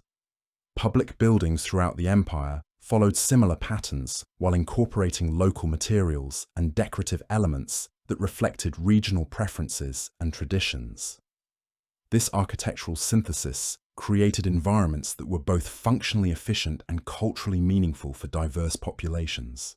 The transportation networks that connected all parts of the empire facilitated not only military and administrative communication, but also the movement of ideas, artistic influences, and cultural practices that enriched imperial civilization.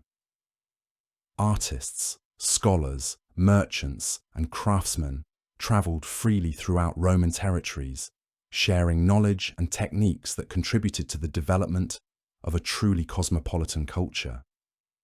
At the height of imperial power under Trajan, the Roman Empire had achieved a synthesis of military prowess, administrative efficiency, economic prosperity, and cultural creativity that represented humanity's greatest achievement in organizing large-scale civilized society. The empire's borders enclosed territories inhabited by an estimated 70 million people, representing dozens of ethnic groups, languages, and cultural traditions, all united under Roman law and imperial administration. The military forces that protected this vast domain numbered approximately 300,000 professional soldiers organized into 28 legions and numerous auxiliary units stationed along frontiers and in strategic locations throughout the empire. These forces maintained peace throughout the Mediterranean world while defending civilized populations against barbarian raids and invasions that had plagued earlier centuries. The economic output of the empire during this period supported unprecedented levels of urbanization, trade, and cultural development throughout the known world. Cities with populations exceeding 100,000 inhabitants existed in regions that had previously supported only small agricultural settlements. Trade networks spanning continents enabled the exchange of goods, ideas, and techniques that enriched all participants while creating prosperity on a scale unknown in previous civilizations. The technological capabilities developed under imperial rule produced engineering achievements, architectural monuments, and technical innovations that would not be surpassed for centuries.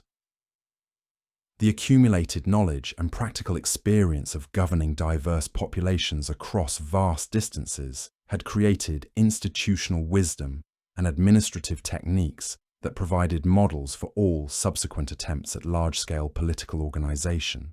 This was the Rome that had fulfilled the promise glimpsed in the myths of Aeneas and the legends of Romulus, the city destined by divine will and human achievement to bring order, justice, and civilization to the entire world.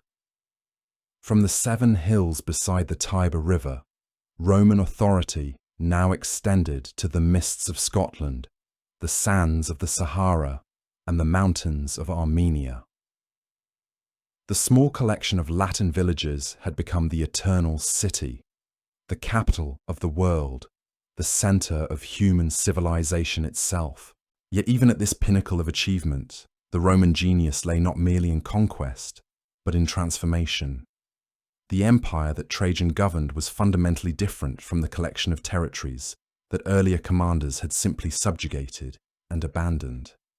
Under imperial administration, conquered lands didn't remain foreign provinces bleeding tribute to distant masters. They became integral parts of a living, breathing civilization that offered genuine benefits to all who embraced Roman identity and values. Consider the remarkable transformation of Gaul under Roman rule.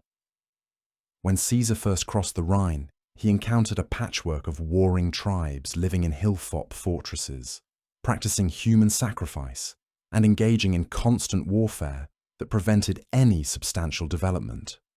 Within a century of Roman conquest, these same regions boasted magnificent cities with theatres, amphitheatres, and bath complexes that rivaled those of Italy itself.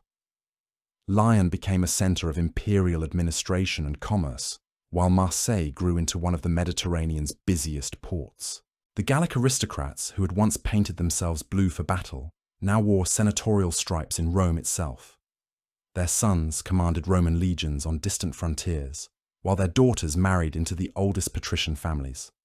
This wasn't mere political opportunism or cultural surrender.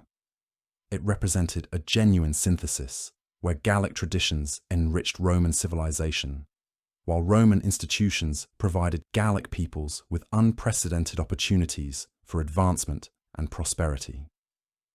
The same pattern repeated throughout the empire, with variations suited to local conditions and traditions. In Spain, the silver mines that had once enriched Carthaginian merchants now funded imperial public works while providing employment for thousands of local workers. Spanish-born emperors would eventually rule from Rome itself, while Spanish writers and philosophers contributed to the intellectual flowering of imperial culture. The fierce Iberian warriors who had once resisted Roman conquest became some of the empire's most valued auxiliary troops. In the eastern provinces, the sophisticated urban centres that had flourished under Hellenistic kings found renewed prosperity under Roman protection. Alexandria remained the intellectual capital of the Mediterranean world, its great library and museum continuing to attract scholars from across the known world. The wealth that had once been squandered in dynastic wars between rival kingdoms now supported massive building projects, expanded trade networks, and cultural achievements that surpassed anything seen during the chaos of the late Hellenistic period. The engineering marvels that connected this vast empire represented more than mere technical achievement. They embodied a revolutionary concept of what government could accomplish when sufficient resources were combined with systematic planning and execution. The aqueduct systems that supplied fresh water to cities throughout the empire required mathematical precision, engineering expertise, and organizational capabilities that stretched across multiple generations of construction. Consider the Aqua Traiana, completed during the emperor's reign to supply Rome's growing population with additional fresh water from sources over 30 miles away. This single project required surveying mountainous terrain to achieve the precise gradients necessary for gravitational flow, constructing massive arches to span valleys and rivers, and tunneling through solid rock where surface routes proved impossible.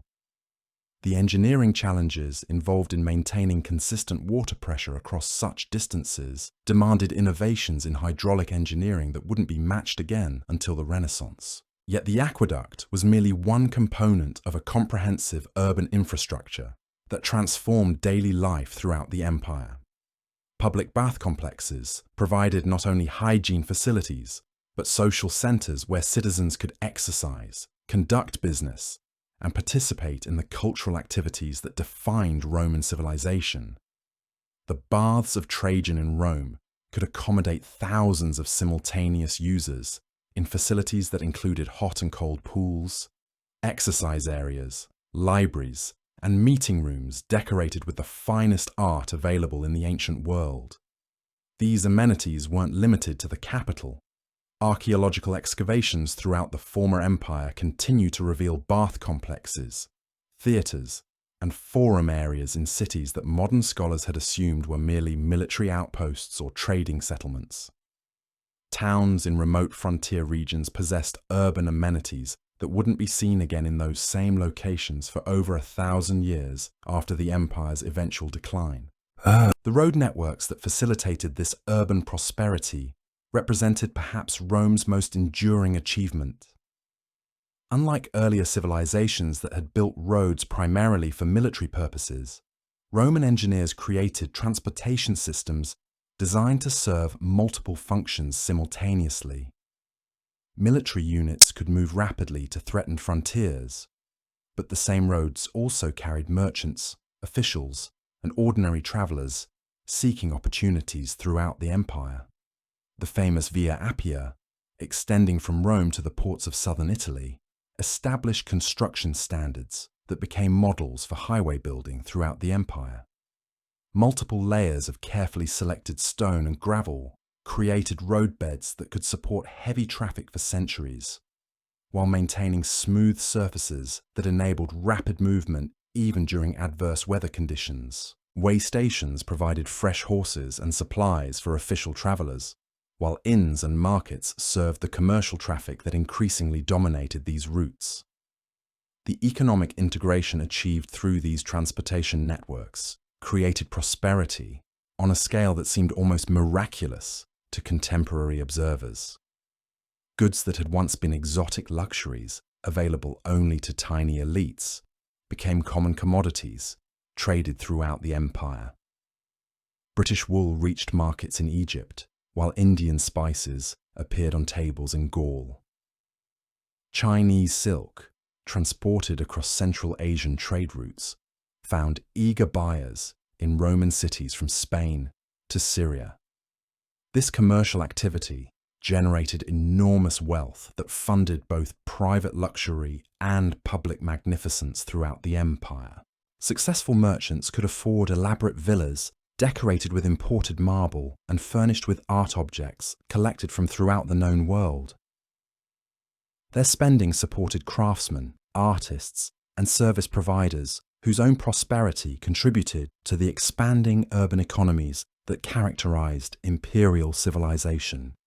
The monetary system that facilitated this commerce represented another Roman innovation that enabled economic activity on an unprecedented scale.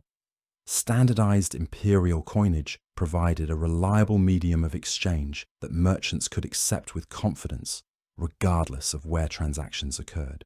The silver denarius became as trusted in Britain as in Egypt, while gold auri served as stores of value that enabled large-scale commercial investments across vast distances.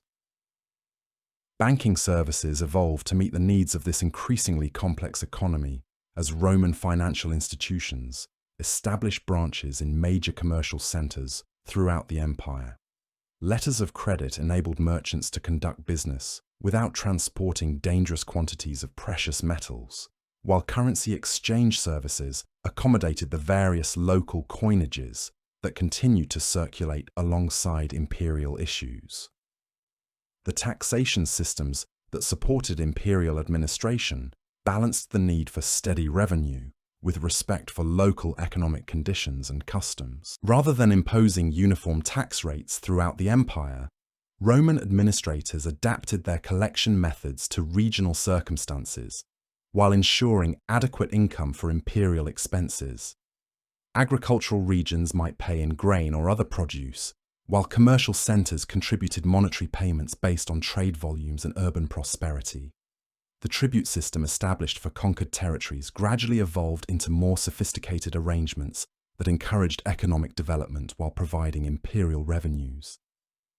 Provinces that demonstrated loyalty and prosperity often received reduced tax burdens or favourable trading privileges that stimulated further growth. This approach created incentives for cooperation while generating the resources necessary for continued expansion and improved administration.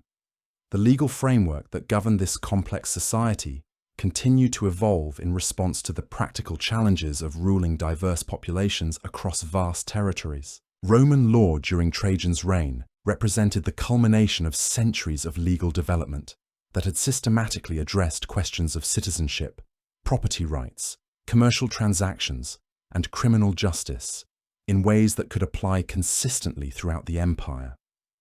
The praetor urbanus in Rome handled legal disputes involving Roman citizens, while the praetor peregrinus dealt with cases involving foreigners or mixed parties.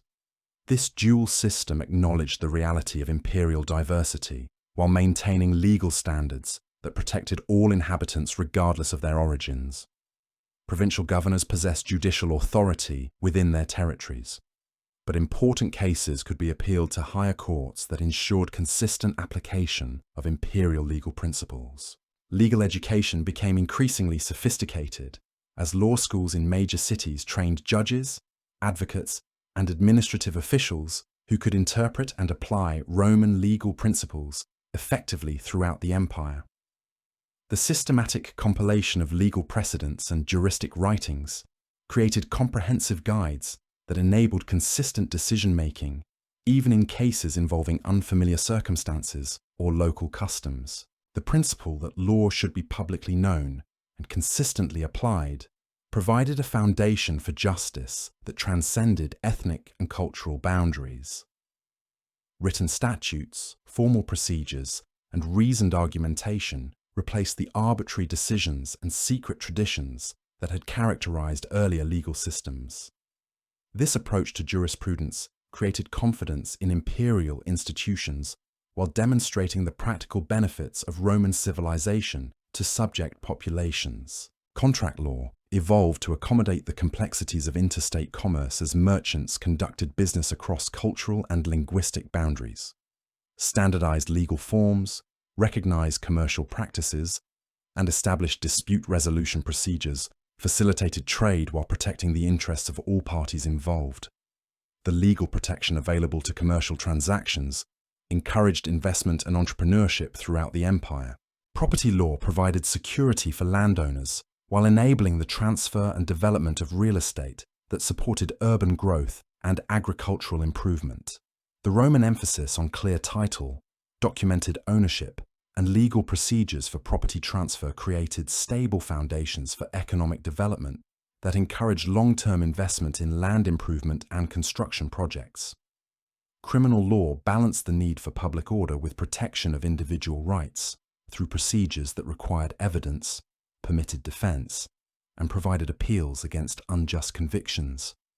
While Roman criminal justice was hardly perfect by modern standards, it represented a significant advance over the arbitrary punishment and blood feuds that had characterized earlier societies. The administrative efficiency that governed this vast empire required continuous innovation in record-keeping, communication, and bureaucratic organization.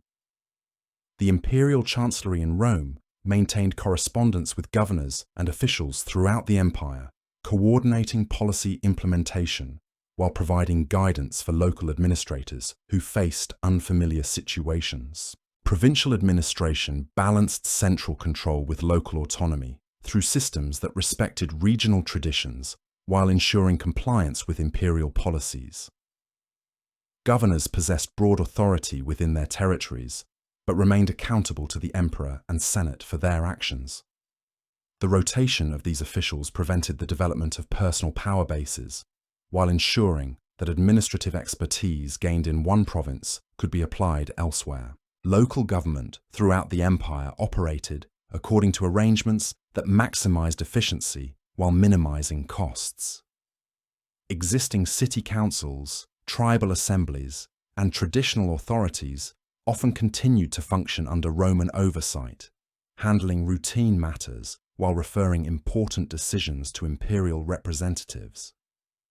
This approach utilized local knowledge and cultural sensitivity while maintaining the unity necessary for effective imperial governance. The census systems that tracked population, wealth, and military obligations throughout the empire provided information necessary for taxation, recruitment, and resource allocation. These comprehensive surveys enabled imperial administrators to make informed decisions about infrastructure investments, military deployments, and economic policies that affected millions of people across diverse regions. Communication networks enabled coordination of imperial policies across unprecedented distances through relay systems that could transmit messages from Rome to distant frontiers in weeks rather than months.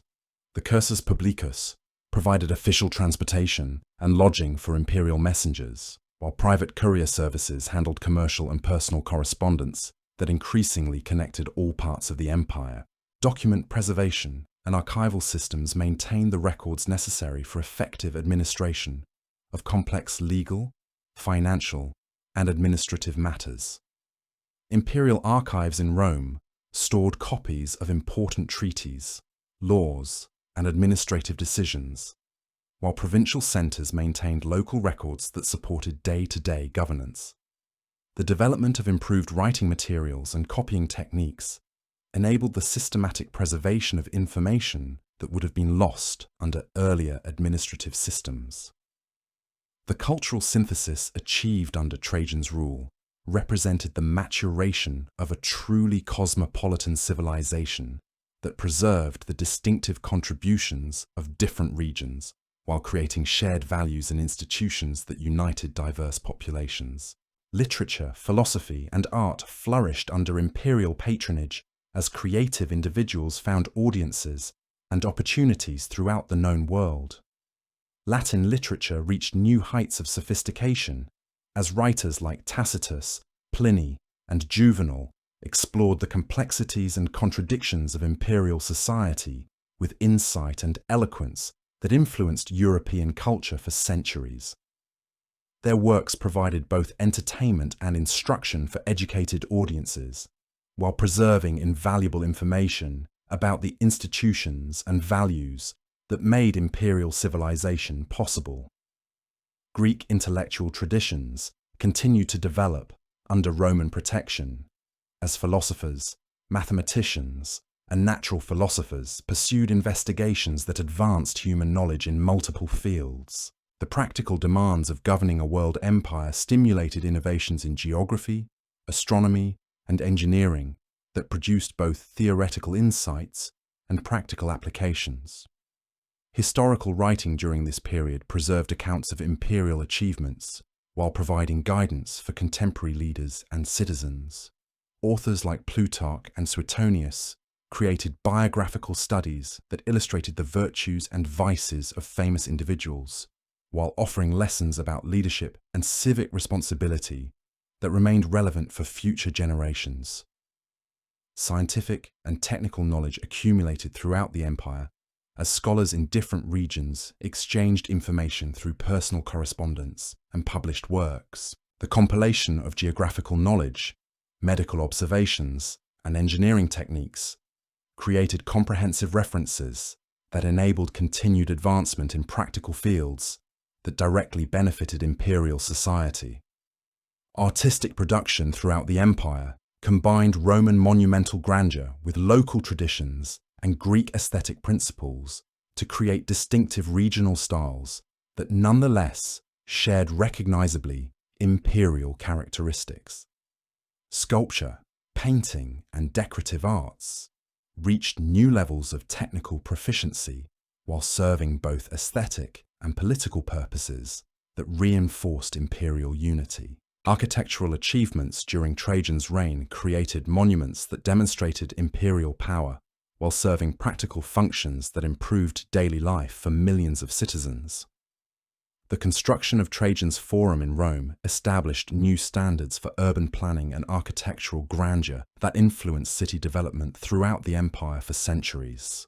The Column of Trajan, with its spiral relief depicting the emperor's Dacian campaigns, represented both artistic achievement and historical documentation that celebrated imperial victory while preserving detailed information about military equipment, tactics, and engineering techniques. This monument became a model for commemorative architecture that combined aesthetic beauty with practical instruction.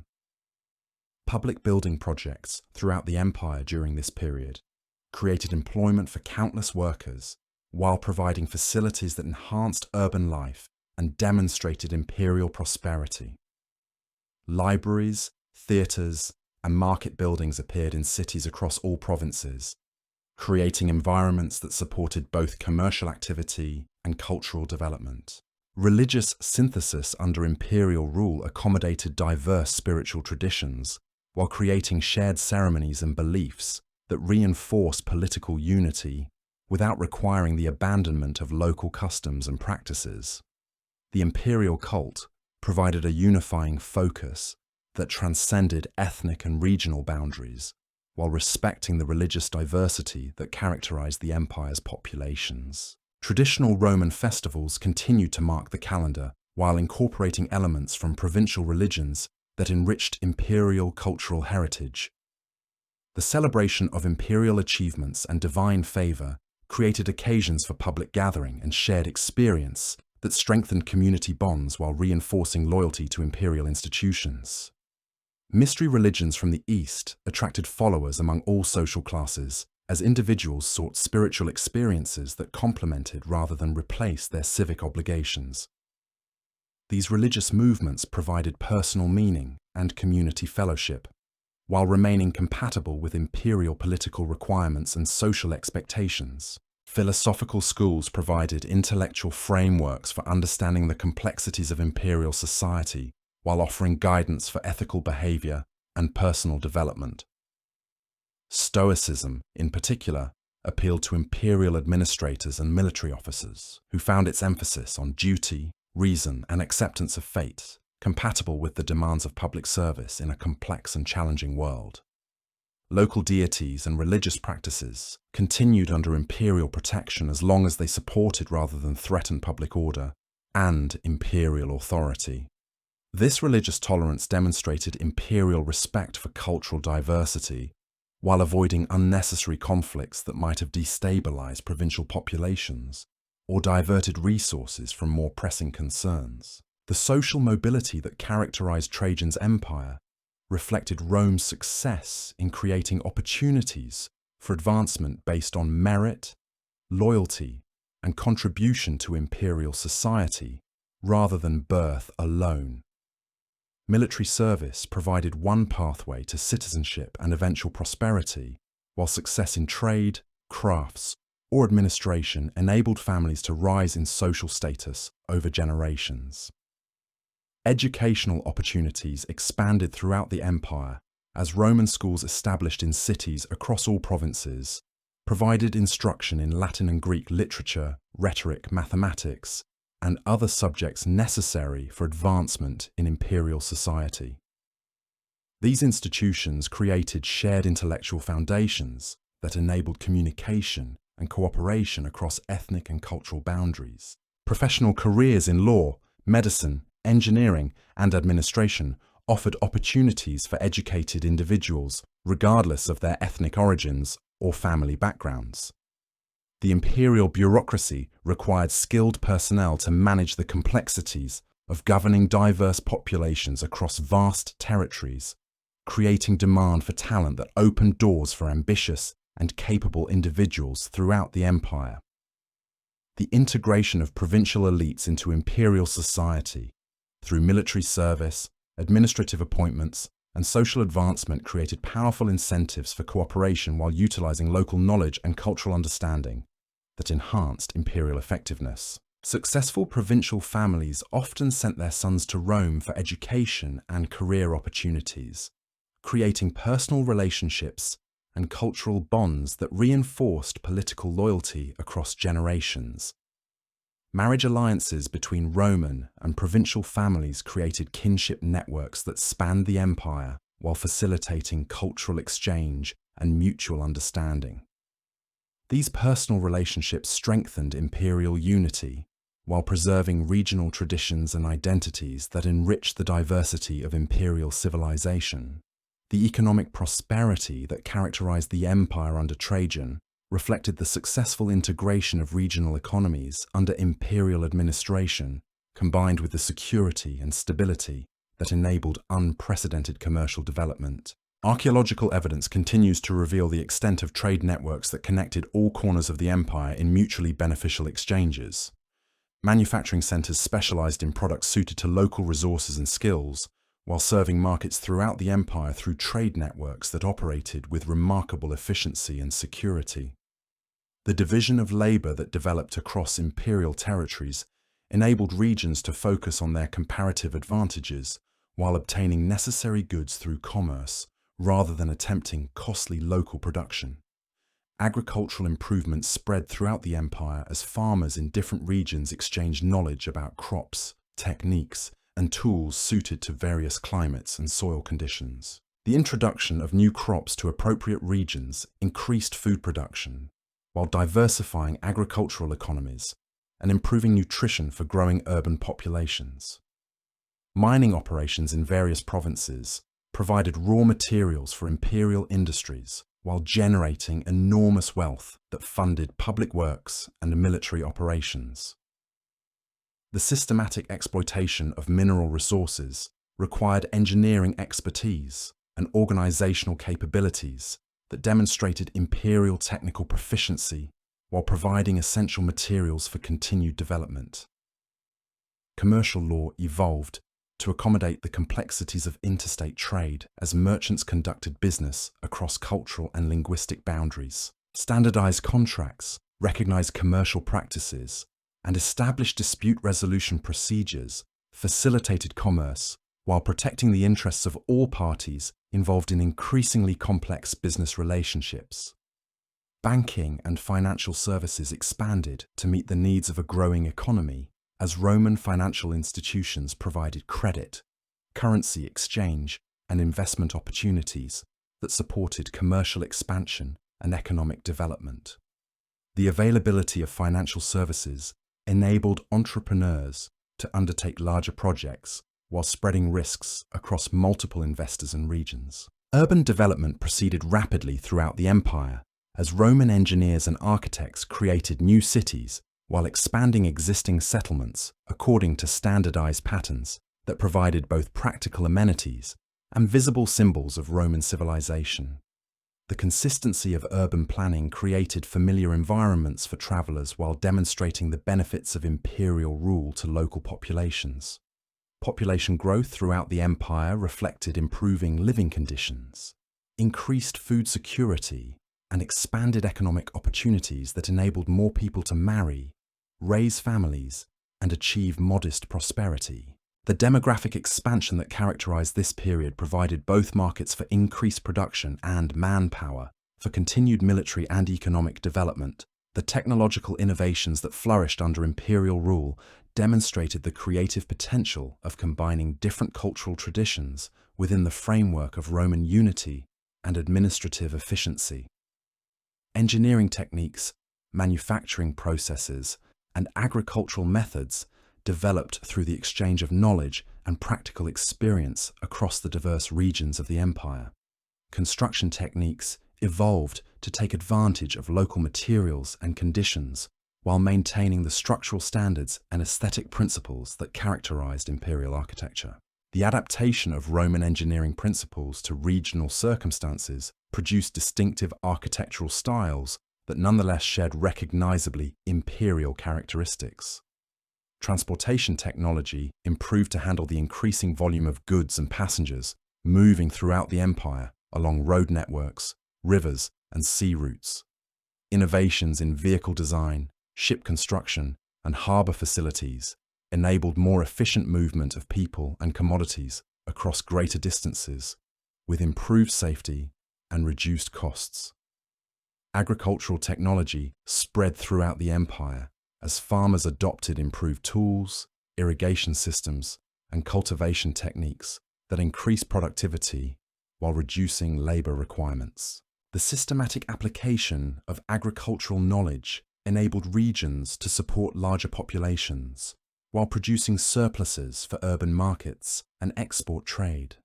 Military technology continued to advance through the combination of traditional Roman engineering capabilities with innovations borrowed from conquered peoples and adapted to imperial needs. Siege equipment, fortification design, and weapons manufacturing reached new levels of sophistication that maintained Roman military superiority over potential enemies. Medical knowledge accumulated from Greek, Egyptian, and other traditions was synthesized and systematized by Roman physicians who served throughout the empire in military hospitals and urban clinics. The practical demands of treating injuries and diseases stimulated innovations in surgery, pharmacology, and public health that improved living standards for all social classes. The cultural achievements of Trajan's reign represented the culmination of centuries of development that had created a sophisticated civilization capable of preserving and transmitting human knowledge while fostering continued innovation and artistic creation. The synthesis of different cultural traditions under Roman leadership produced intellectual and artistic accomplishments that defined classical civilization for future generations. Literary production during this period created works that influenced European culture for centuries, while preserving invaluable information about imperial society, institutions, and values. The writings of historians, poets, and philosophers provided both contemporary entertainment and lasting instruction that shaped intellectual development throughout the Western world. Scientific and philosophical investigations, pursued under imperial patronage, advanced human understanding in fields ranging from astronomy and mathematics to ethics and political theory. The resources and stability provided by imperial government enabled scholars to undertake long-term research projects that would have been impossible under the chaotic conditions that characterized earlier periods. Educational systems throughout the empire created shared intellectual foundations while preserving regional traditions and knowledge that enriched the diversity of imperial culture.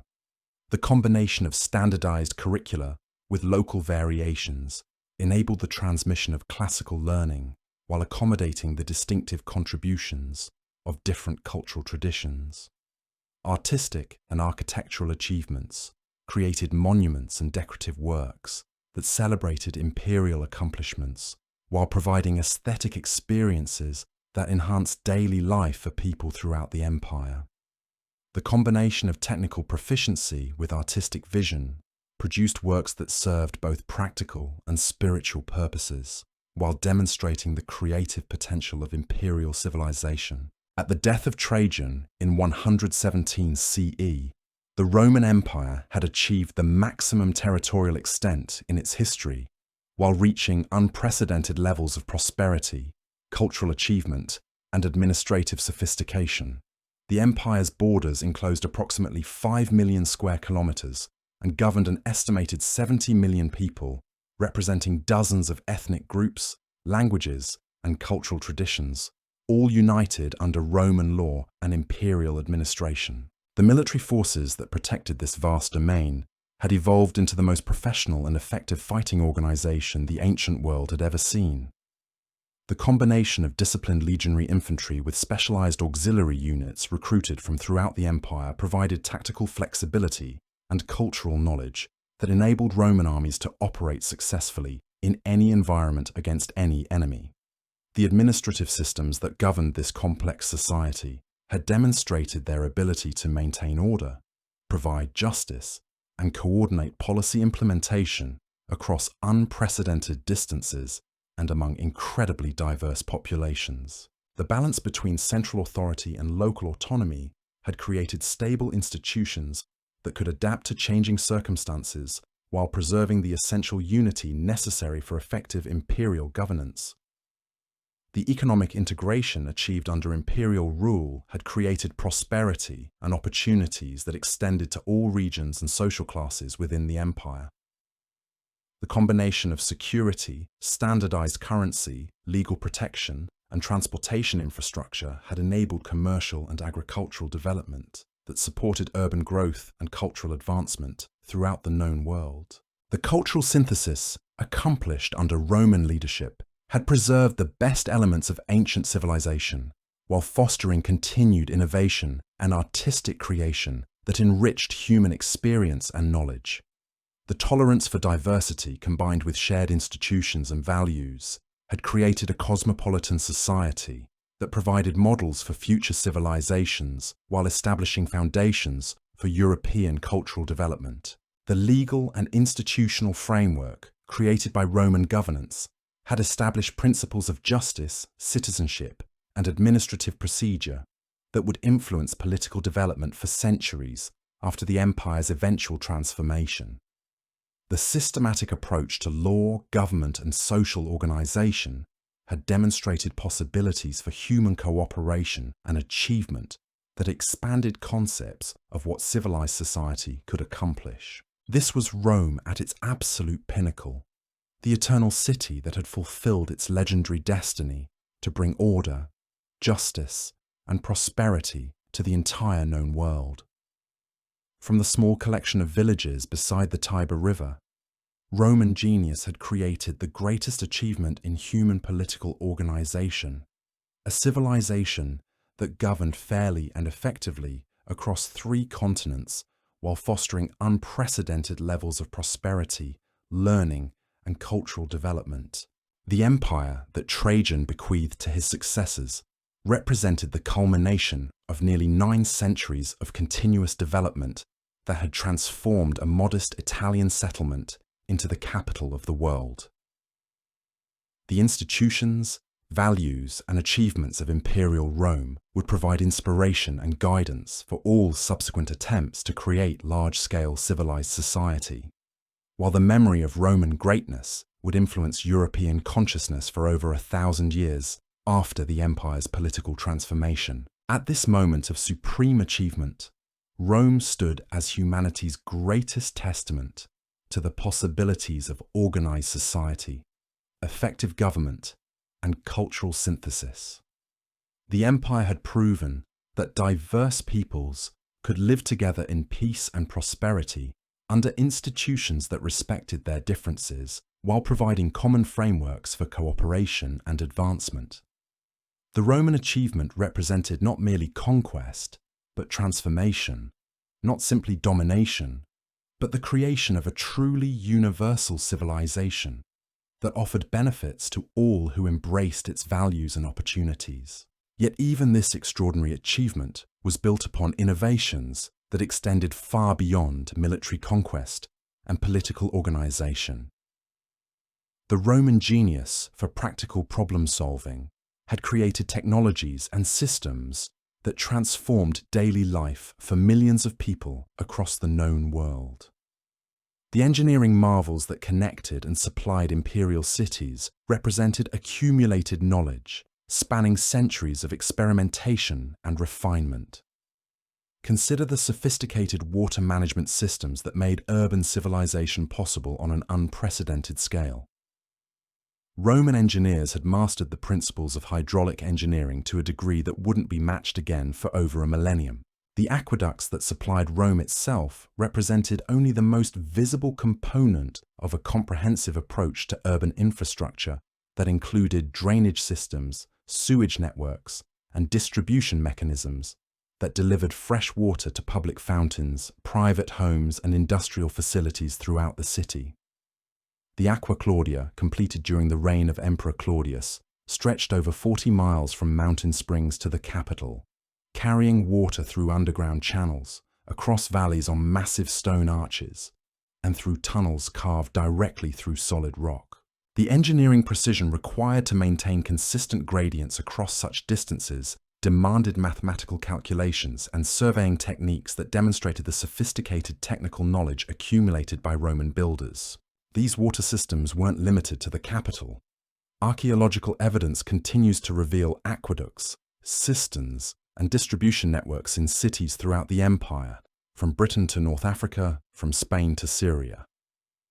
The standardization of construction techniques and design principles enabled engineers trained in one province to apply their expertise effectively in completely different geographical and climatic conditions. The road networks that facilitated imperial communication and commerce represented perhaps the most enduring of all Roman achievements. The principle that roads should be built to last, rather than merely serve immediate military needs, reflected a long-term perspective on imperial development that distinguished Roman planning from the short-sighted approaches of earlier civilizations. Roman road construction followed standardized procedures that created durable transportation corridors capable of handling heavy traffic for centuries. Deep excavation removed unstable soil and organic matter, while carefully selected materials were layered according to specifications that had been refined through generations of practical experience. Large foundation stones provided stable bases, while successive layers of gravel, sand, and fitted paving stones created smooth surfaces that shed water effectively while resisting frost damage and wheel wear. The Via Flaminia, connecting Rome to the Adriatic coast, demonstrated how these construction principles could be adapted to challenging terrain without compromising durability or functionality. Mountain sections required extensive cutting and filling to maintain acceptable gradients, while river crossings demanded bridge construction that combined structural engineering with hydraulic knowledge to create spans that could withstand floods and seasonal variations in water levels. Way stations along major routes provided not only rest and refreshment for travelers, but also maintenance facilities for the roads themselves. Regular repair and resurfacing kept these highways in excellent condition while providing employment for local communities. The systematic approach to infrastructure maintenance ensured that investments in transportation would continue to benefit the empire for generations after initial construction. The urban planning principles developed by Roman architects and engineers created cities that functioned efficiently while providing amenities that enhanced the quality of life for all social classes. The forum concept, adapted from Greek agora traditions, but refined to serve Roman administrative and commercial needs, became the organizing principle for urban development throughout the empire. Roman forums combined practical functionality with monumental grandeur in ways that served both daily needs and imperial propaganda. These spaces provided venues for commerce, legal proceedings, religious ceremonies, and public gatherings, while demonstrating imperial prosperity and power through magnificent architecture and artistic decoration. The standardization of forum design created familiar environments for Roman officials and merchants, while providing local populations with visible symbols of the benefits that came with imperial citizenship. The integration of commercial, residential, and public areas within Roman cities reflected sophisticated understanding of urban dynamics and human needs. Markets, workshops, and service facilities were located to maximize convenience while minimizing congestion. Residential districts were organized to provide housing appropriate for different social classes while maintaining access to public amenities. Public buildings were positioned to serve their intended functions effectively while contributing to the overall aesthetic and symbolic impact of the urban environment. Sanitation systems in Roman cities addressed public health concerns that had plagued earlier urban civilizations. The Cloaca Maxima in Rome itself, originally constructed during the royal period, but continuously expanded and improved throughout the Republican and imperial eras, demonstrated how systematic planning could address the waste disposal challenges that inevitably accompanied urban growth. Underground sewage systems connected to private latrines and public facilities throughout imperial cities, carrying waste away from populated areas while preventing the contamination of water supplies that had caused epidemic diseases in less sophisticated urban environments. The engineering principles applied to these systems required detailed understanding of hydraulic flow, structural stability, and maintenance requirements. Public bath complexes represented perhaps the most distinctive feature of Roman urban life, providing not only hygiene facilities, but social centers that brought together people from all walks of life in shared spaces designed for relaxation, exercise, and conversation. The baths of Caracalla in Rome could accommodate thousands of simultaneous users in facilities that included hot and cold pools, steam rooms, exercise areas, libraries, and gardens. The heating systems that made these bath complexes possible demonstrated Roman mastery of thermal engineering principles that created comfortable environments even during winter months. Hypercourse systems circulated heated air beneath floors and through hollow walls, providing efficient heating that could be regulated according to the specific requirements of different rooms and activities. The construction techniques that enabled these massive building projects had evolved through centuries of experimentation with different materials and methods. Roman concrete, made from volcanic ash, available in the regions around Rome, possessed properties that enabled the construction of structures that would have been impossible using traditional stone-cutting techniques alone. The dome of the Pantheon, completed during Hadrian's reign, represented the culmination of Roman architectural achievement. This massive concrete structure, spanning over 140 feet without internal supports, demonstrated engineering capabilities that wouldn't be surpassed until the development of modern construction techniques. The precise calculations required to distribute structural loads while maintaining the building's perfect proportions reflected mathematical and engineering knowledge of the highest order. The economic systems that supported this massive construction activity had evolved to mobilize resources on a scale that dwarfed anything achieved by earlier civilizations. The imperial government's ability to coordinate the extraction, transportation, and utilization of materials from throughout the empire enabled building projects that transformed urban landscapes while providing employment for millions of workers.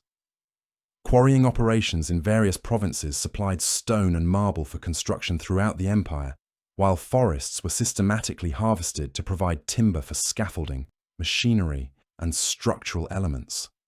The transportation of these materials required logistics capabilities that could coordinate shipping across vast distances while ensuring that construction projects received necessary supplies according to planned schedules.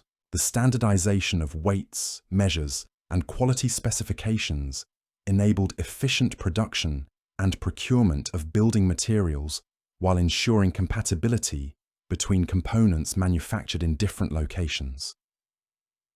The use of standardized brick sizes, for example, allowed construction projects to utilize materials from multiple sources without compromising structural integrity or architectural consistency. The slave labor that provided much of the workforce for these construction projects operated within organizational systems that balanced efficiency with the practical requirements of managing large numbers of workers with diverse skills and backgrounds. Skilled craftsmen, whether slave or free, commanded respect and relatively favorable treatment due to their specialized knowledge and training. The integration of free and slave labor in construction projects reflected the complex social dynamics that characterized imperial society. Free workers often supervised slave gangs while providing specialized skills that required extensive training and experience. The opportunities for advancement within construction industries enabled some individuals to achieve considerable prosperity and social status, regardless of their origins. The architectural innovations that emerged from these construction projects influenced building design throughout the empire, while establishing aesthetic standards that would inspire future generations of architects and artists. The use of the arch and vault in Roman construction enabled the creation of internal spaces that were both larger and more flexible than anything possible with traditional post and lintel techniques. And so, we reach the end of one of history's most extraordinary stories. From those 7 humble hills beside the Tiber River, where shepherds once tended their flocks and merchants haggled over salt and grain, rose an empire that would span 3 continents and govern 70 million souls. The transformation we've witnessed defies easy explanation, yet the evidence speaks for itself. Through military innovation, political genius, cultural adaptability, and an unmatched capacity for integrating conquered peoples into a shared civilization, Rome achieved what no power before or since has quite managed to replicate. At its zenith under Trajan, the empire had become humanity's greatest achievement in organized society, a testament to what's possible when ambition meets opportunity, when practical wisdom guides imperial vision, and when the dream of universal peace finds expression in roads, laws, and cities that would endure for centuries. The eternal city had indeed fulfilled its destiny, proving that sometimes, just sometimes, the most remarkable legends turn out to be true.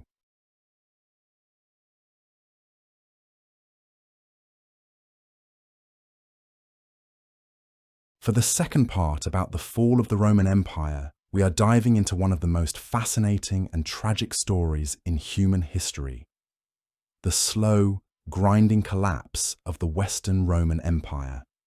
Not the rise, not the glory days, not the conquests that built an empire stretching from Britain to the Euphrates. We're talking about the end, the 3 centuries of decline that turned the mightiest civilization the world had ever seen into a memory. This isn't a story about sudden catastrophe. It's about how empires die slowly, piece by piece, crisis by crisis, until one day you wake up and realize that Rome, eternal Rome, is gone. By 180 CE, the Roman Empire stood at the peak of its power. Marcus Aurelius, the philosopher-emperor, ruled over roughly 60 million people across 3 continents. Roman legions held frontiers that seemed unbreakable. Roman law governed from Hadrian's Wall to the deserts of Egypt. Roman coins were accepted currency from Spain to Syria. And then, everything started to unravel.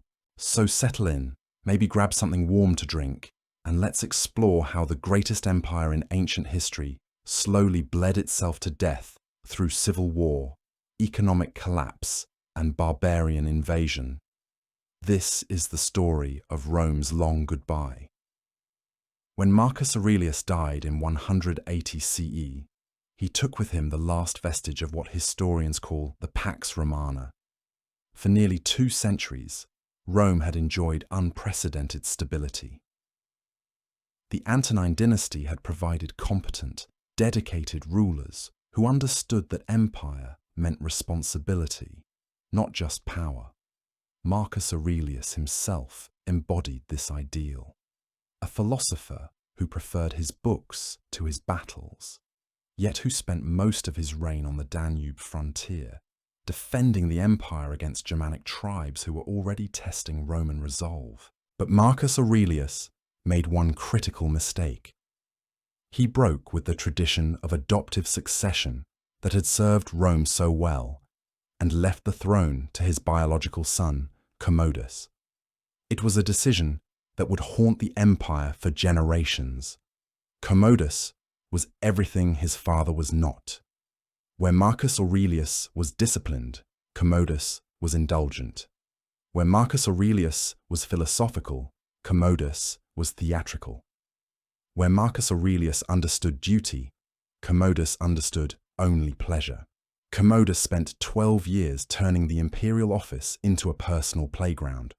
He fought as a gladiator in the arena, renamed months of the year after himself, and declared himself the reincarnation of Hercules. More seriously, he ignored the business of governance, leaving real power in the hands of favorites and freedmen who sold offices and appointments to the highest bidder. The Roman Senate, already weakened by centuries of imperial rule, watched helplessly as corruption spread through every level of administration. The murder of Commodus in 192 CE should have provided an opportunity for restoration. Instead, it triggered the first clear sign that the empire's political system was fundamentally broken. The Praetorian Guard, the emperor's elite bodyguards, did something unprecedented. They auctioned the imperial throne to the highest bidder.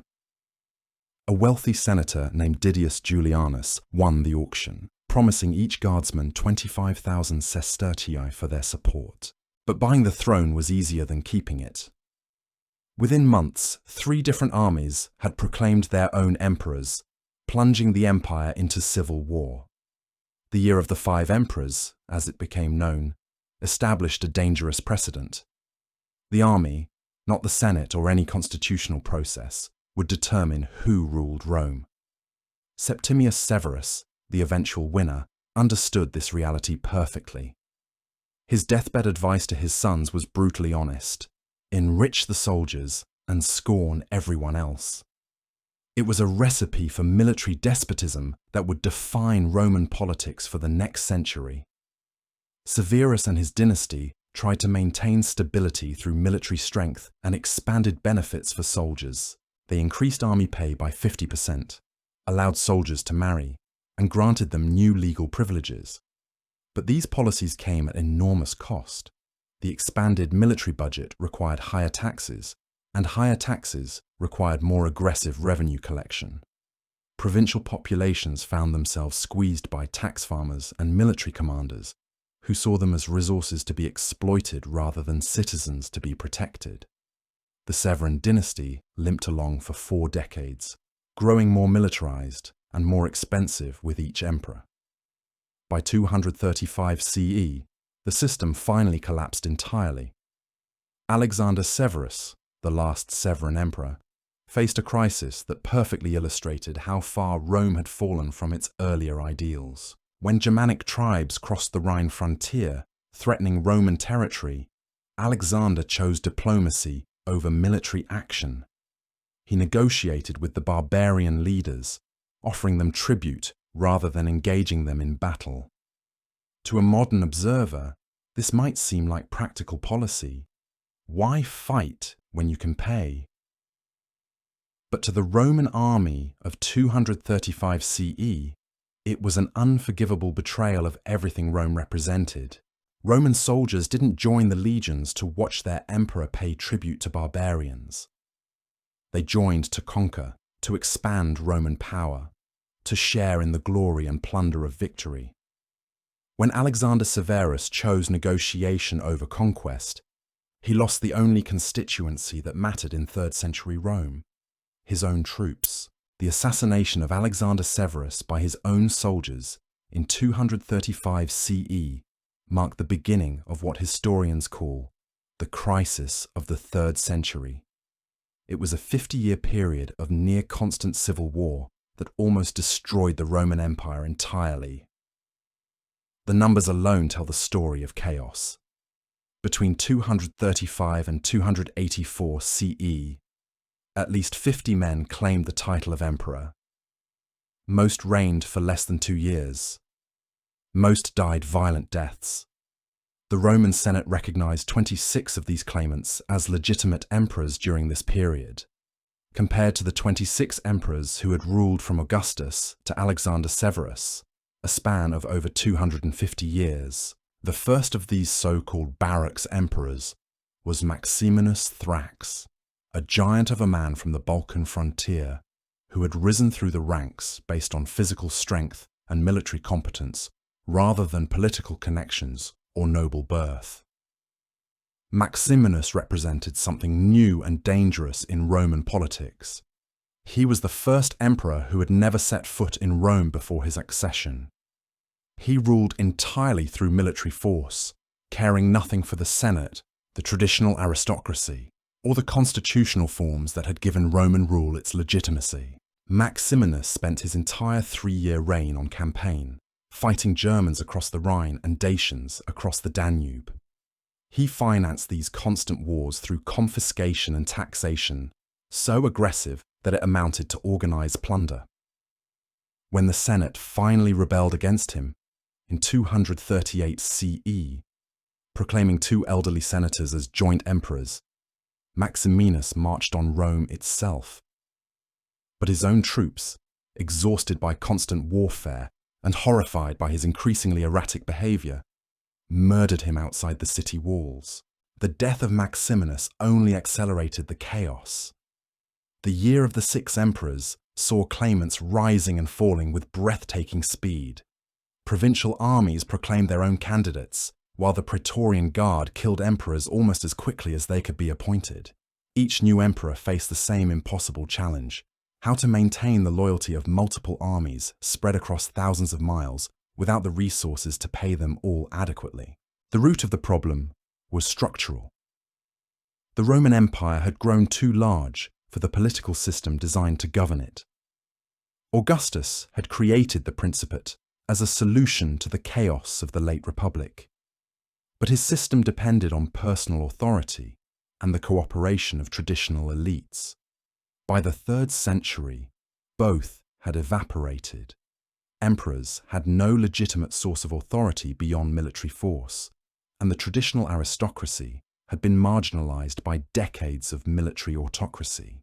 The economic consequences of constant civil war were catastrophic. Every time a new emperor seized power, he needed money to pay his troops the customary accession bonus.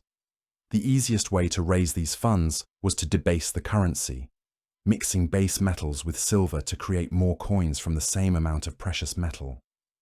The silver content of Roman denarii fell from 90% under Marcus Aurelius to less than 5% by 270 CE.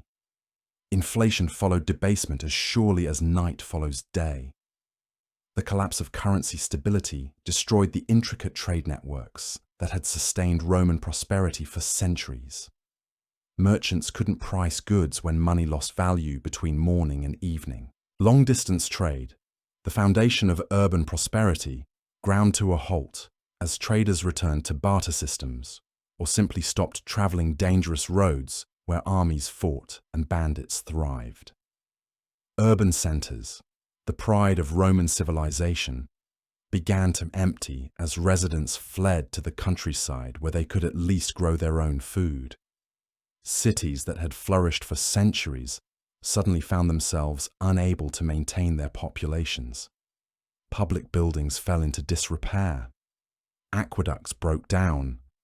The forums and theatres that had symbolized Roman culture became empty shells echoing with memories of better times.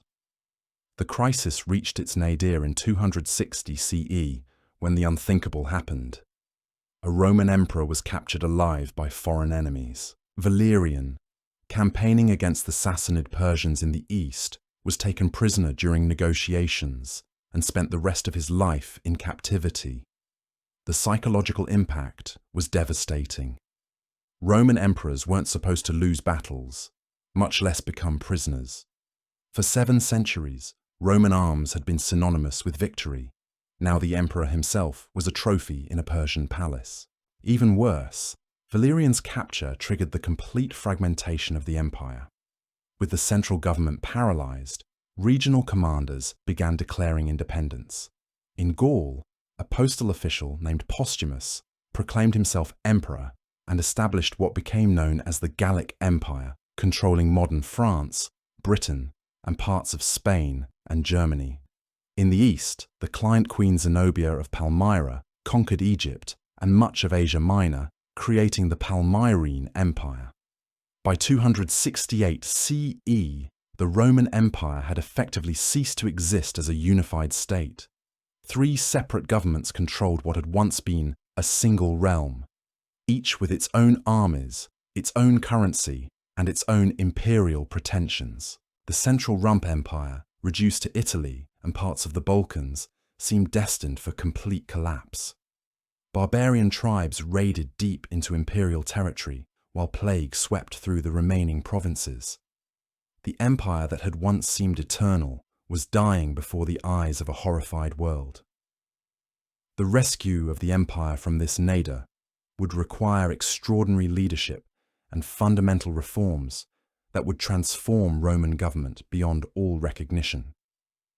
But before we explore how Aurelian and Diocletian rebuilt the empire from its ruins, it's worth understanding just how close Rome came to complete extinction.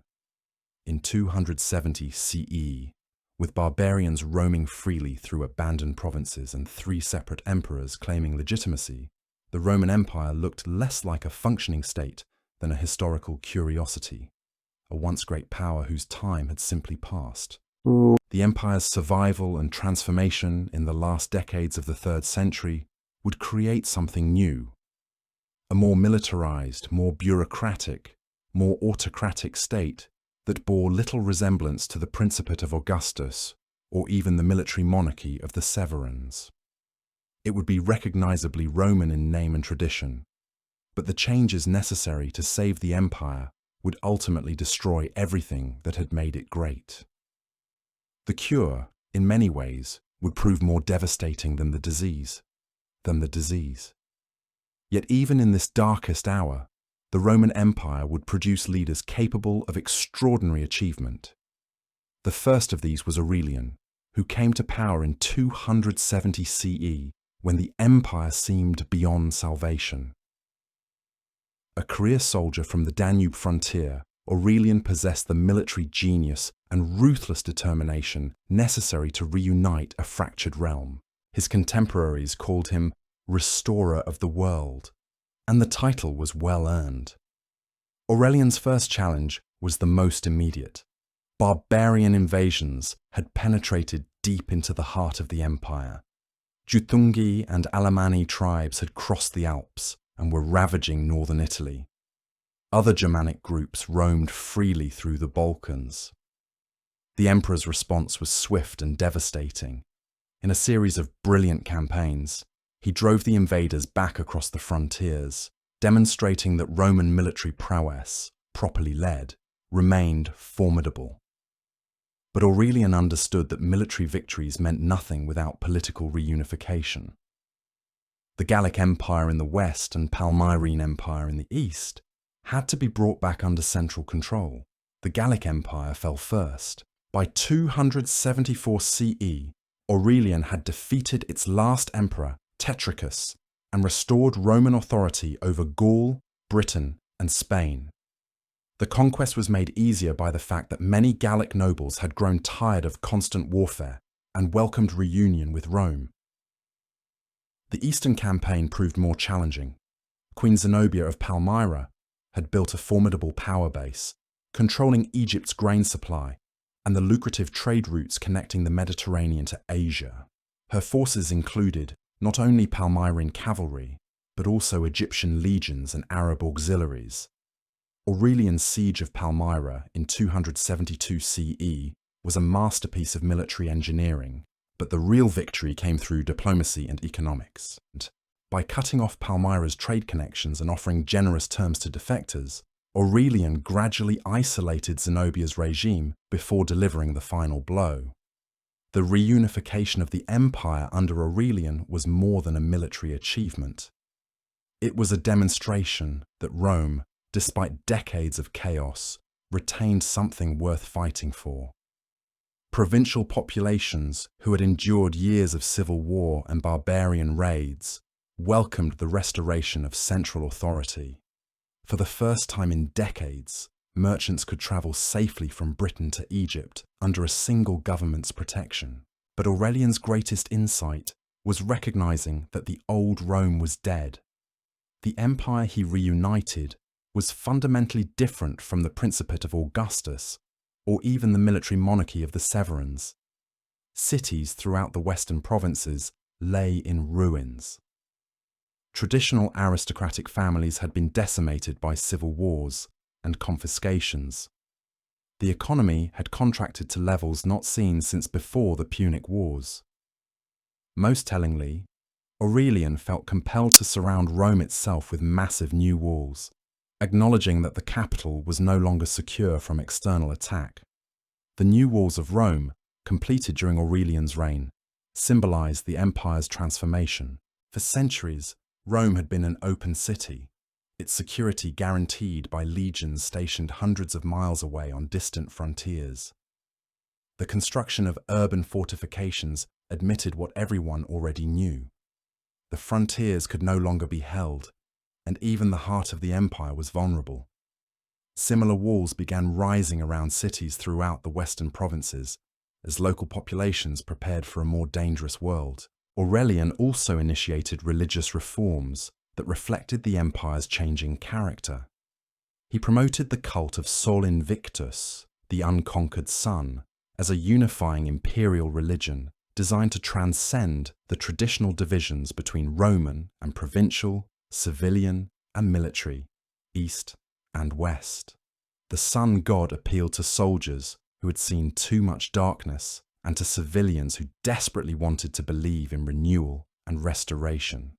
More importantly, Sol Invictus provided a religious framework that could accommodate various local deities while maintaining imperial unity. The emperor's monetary reforms addressed the immediate crisis of currency collapse, but couldn't restore the prosperity of earlier centuries.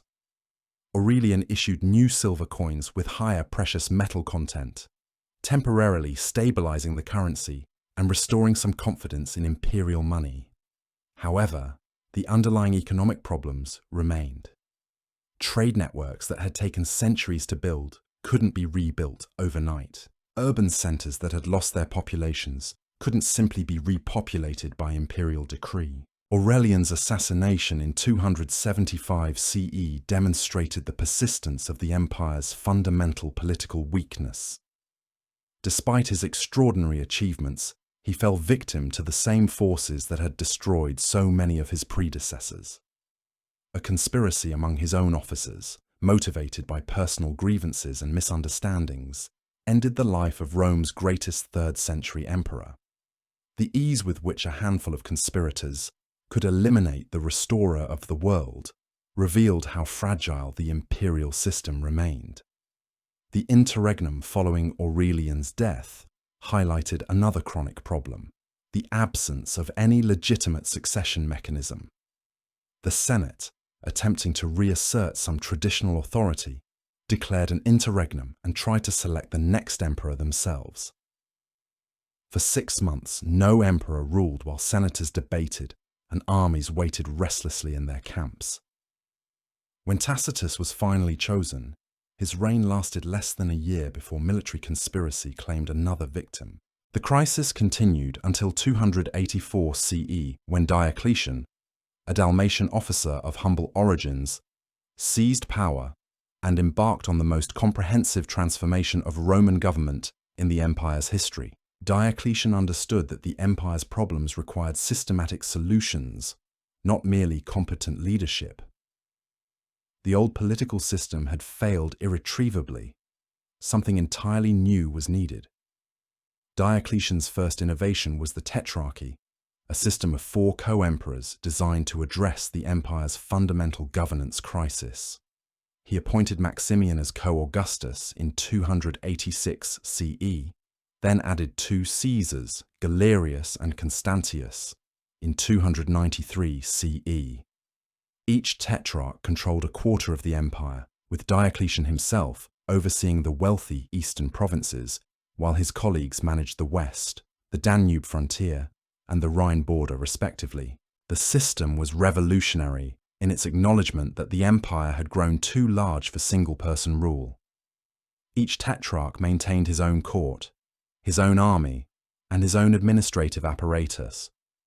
They communicated regularly and coordinated major policies, but day-to-day governance was thoroughly decentralized. The tetrarchs established new capitals closer to threatened frontiers: Nicomedia in the east, Milan in northern Italy, Trier on the Rhine, and Sirmium on the Danube. Rome itself, the traditional center of imperial power, became increasingly irrelevant to actual governance. This geographic decentralization reflected deeper changes in the empire's character. The western provinces, once the most Romanized and prosperous parts of the empire, had been devastated by decades of civil war and barbarian invasion. Real wealth and population were increasingly concentrated in the eastern Mediterranean, where cities like Constantinople, Alexandria, and Antioch dwarfed anything in the declining west. The tetrarchy formalized this shift by placing effective control of the empire's resources in the hands of rulers based in the more prosperous and stable eastern regions. Diocletian's administrative reforms were equally radical. He separated civil and military authority throughout the empire, ensuring that no provincial governor could accumulate enough power to challenge imperial authority. The old senatorial provinces were divided into smaller units overseen by appointed administrators responsible directly to the tetrarchs. A new class of professional bureaucrats, many drawn from humble backgrounds, displaced the traditional aristocracy from positions of real power.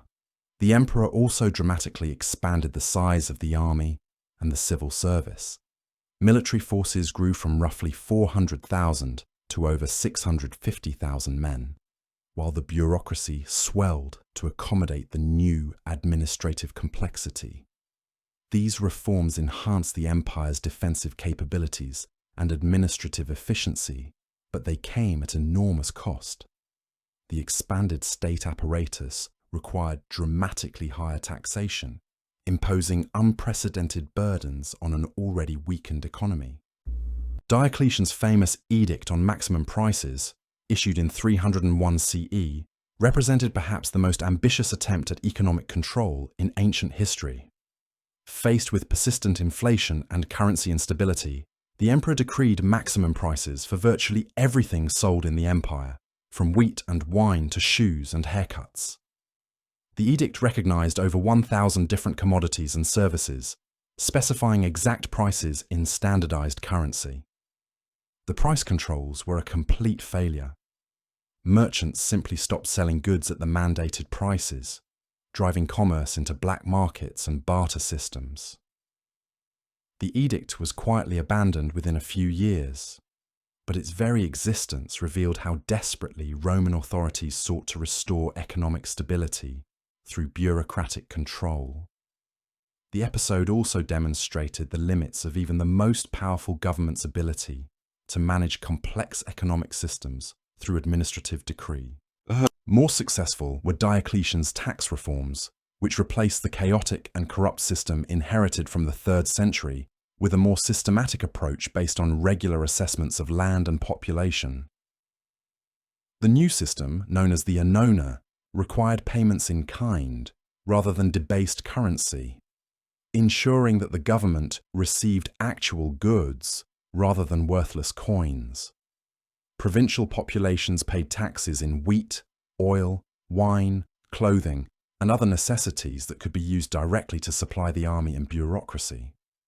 While these reforms stabilized government finances, they fundamentally altered the relationship between state and citizen. The new tax system was more efficient, but also more oppressive than anything Romans had previously experienced. Taxpayers found themselves bound to their occupations and locations, as the government needed predictable revenue sources to maintain its expanded apparatus. Farmers couldn't abandon their fields, craftsmen couldn't change trades, and merchants couldn't relocate without official permission. The religious dimension of Diocletian's reforms proved equally transformative, though not in the way the emperor intended. Faced with the growing influence of Christianity, which he saw as a threat to imperial unity and traditional values, Diocletian launched the most systematic persecution of Christians in Roman history. Beginning in 303 CE, imperial edicts ordered the destruction of churches, the burning of Christian scriptures, and the arrest of clergy throughout the empire. The Great Persecution, as it became known, was the last desperate attempt to restore traditional Roman religion as the foundation of imperial loyalty. Diocletian believed that the empire's troubles stemmed from divine anger at the abandonment of ancestral gods in favor of foreign superstitions. By forcing Christians to sacrifice to traditional deities or face death, he hoped to restore the divine favor that had once made Rome invincible. The persecution failed completely. By 300 CE, Christianity had become too deeply rooted in Roman society to be eliminated by government coercion. Christian communities had survived previous persecutions and had developed sophisticated networks for mutual support and resistance. More importantly, Christianity offered hope and meaning to populations exhausted by decades of war, taxation, and uncertainty. The promise of salvation and eternal life appealed to people who had watched their world collapse around them. The failure of persecution became apparent when Diocletian's own successor, Constantine, not only ended the attacks on Christians, but embraced Christianity himself. The Edict of Milan in 313 CE granted religious toleration throughout the empire, while Constantine's personal conversion transformed Christianity from a persecuted sect into the favored religion of the imperial court. Within a few decades, the empire that had once crucified Christ's followers was building churches with public funds and elevating Christian bishops to positions of political influence. This religious transformation accompanied broader cultural changes that marked the end of classical Roman civilization. The old civic culture centered on public service, military honor, and devotion to the state gave way to new values, emphasizing personal salvation, spiritual retreat, and otherworldly concerns. The transformation was most visible in the empire's intellectual life, where Christian theology gradually displaced classical philosophy and literature as the dominant form of learning.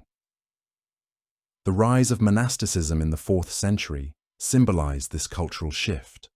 Thousands of men and women abandoned urban life to pursue spiritual perfection in desert communities, rejecting the material world that had once defined Roman achievement. While monks preserved classical learning in their libraries, they did so as historical curiosities rather than living traditions. The heroes of the New Age were saints and martyrs, not generals and statesmen. These cultural changes weakened the emotional bonds that had once held the empire together. Roman identity had always been more than mere political allegiance. It represented participation in a civilization that valued law, order, and rational government above all else. As Christianity redefined virtue in spiritual rather than civic terms, the old sense of Roman mission began to fade. Why fight to preserve a temporal empire when eternal salvation awaited in the next world? The economic and social consequences of Diocletian's reforms created additional strains on imperial unity. The expanded bureaucracy and military establishment required ever-increasing resources from a shrinking productive base. Agricultural regions that had once supported prosperous cities now struggled to meet tax obligations that consumed most of their surplus. The result was a vicious cycle of economic decline that no amount of administrative efficiency could reverse.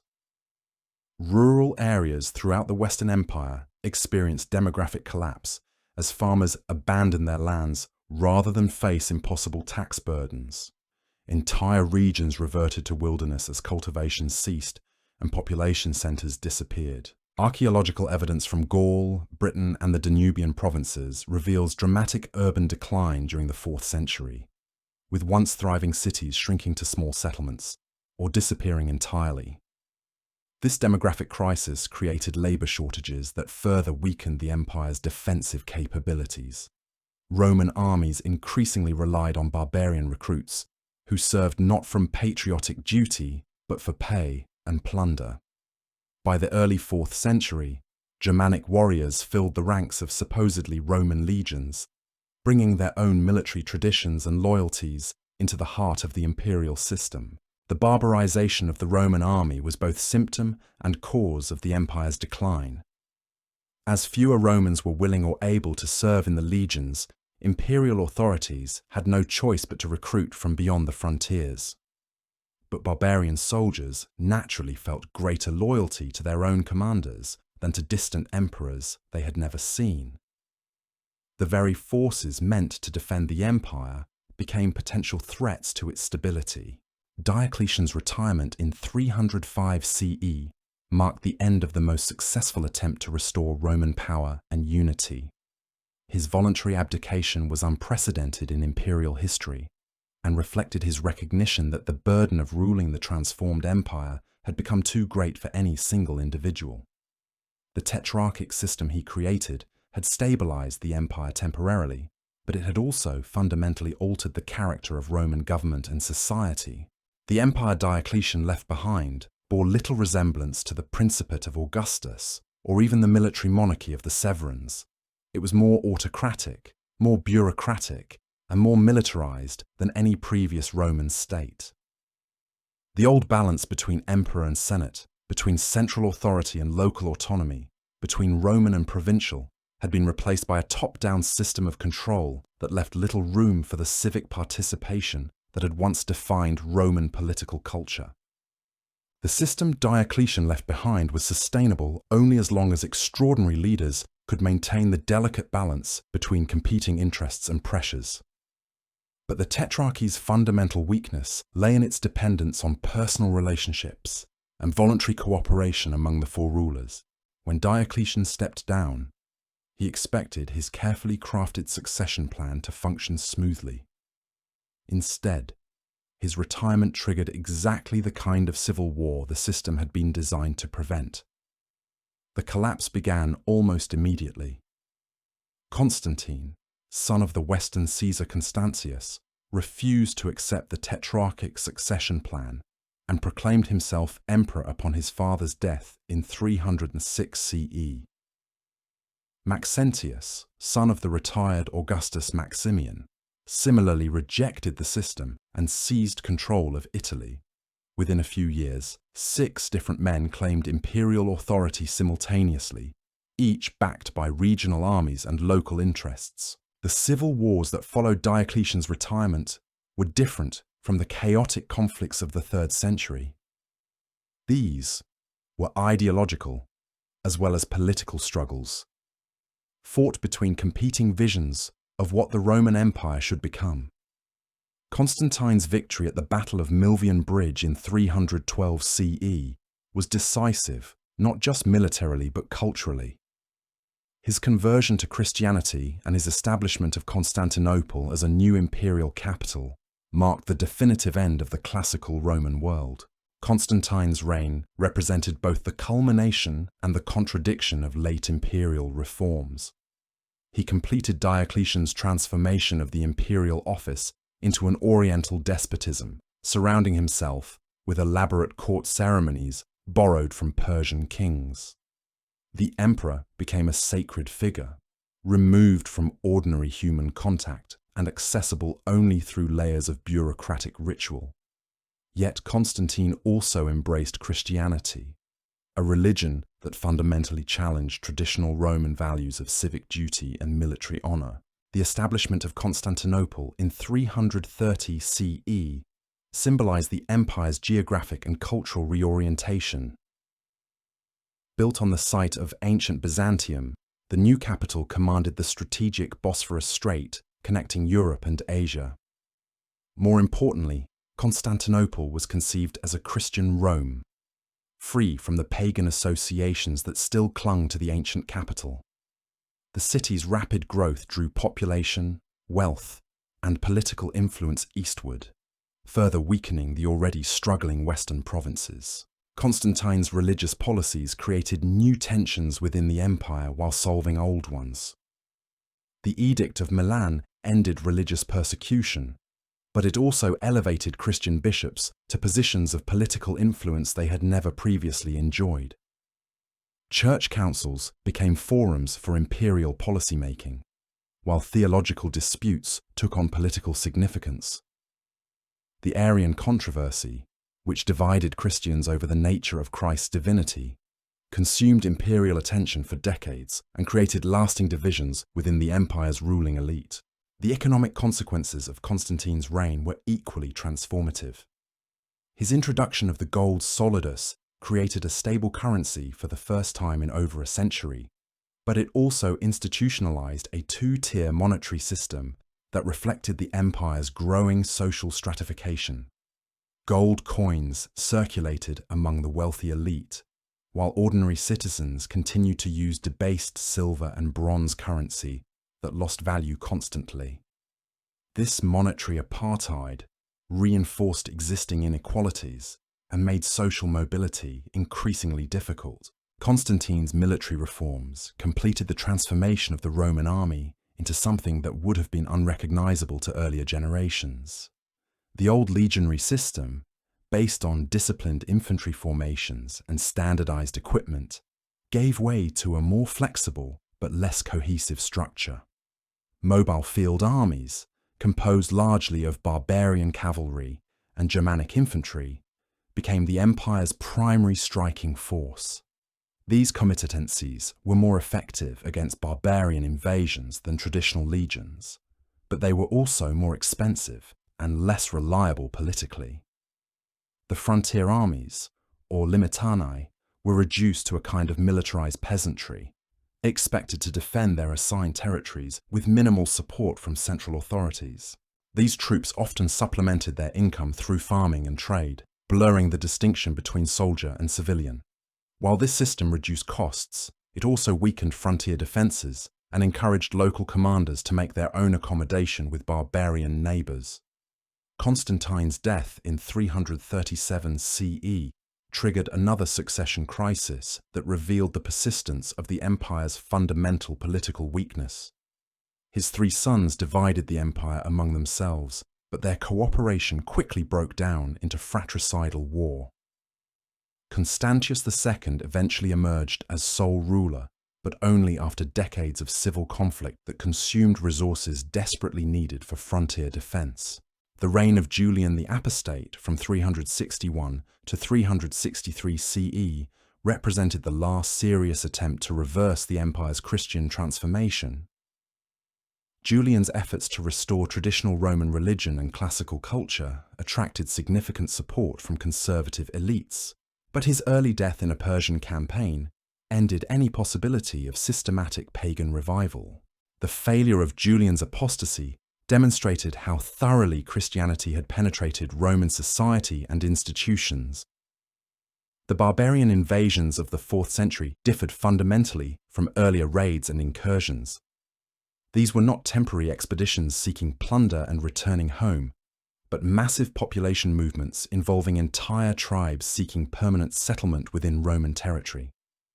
The pressure came ultimately from the westward expansion of the Huns under their king Attila, whose mounted archers had conquered vast territories in Central Asia and Eastern Europe. The Gothic crossing of the Danube in 376 CE marked the beginning of the end for the Western Empire. The Visigoths, fleeing Hunnic aggression, requested permission to settle within Roman territory as federati, allied troops who would defend the frontier in exchange for land and subsidies.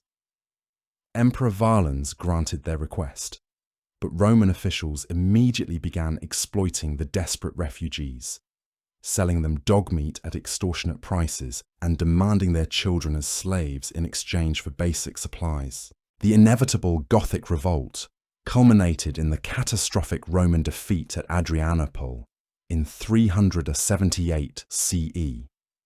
Emperor Valens died in the battle along with 2/3 of the Eastern Field Army, leaving the empire defenseless against further barbarian incursions. The psychological impact was devastating. Romans had grown accustomed to civil wars and usurpations, but the idea that barbarian armies could destroy imperial forces in open battle challenged fundamental assumptions about Roman military superiority. Theodosius I, who became emperor after Adrianople, faced an impossible situation. The Eastern Empire lacked the military resources to expel the Goths, while the Western Empire was simultaneously dealing with Germanic pressure along the Rhine frontier. Theodosius chose accommodation over confrontation, granting the Visigoths federate status and allowing them to settle in the Balkans under their own leaders. This policy established a dangerous precedent for barbarian autonomy within imperial territory.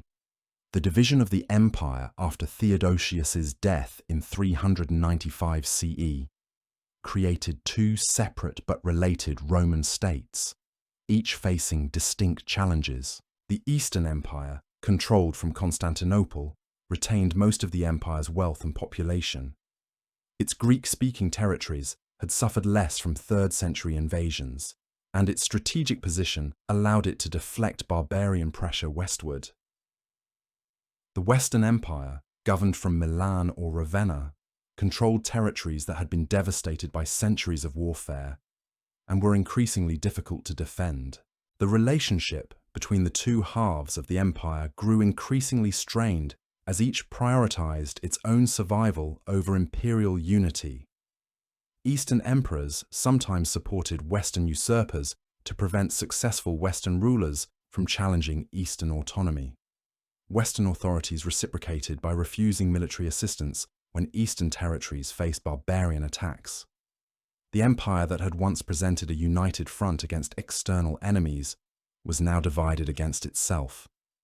The reign of Honorius in the west, from 395 to 423 CE, illustrated the growing powerlessness of imperial authority in the face of barbarian pressure and internal decay.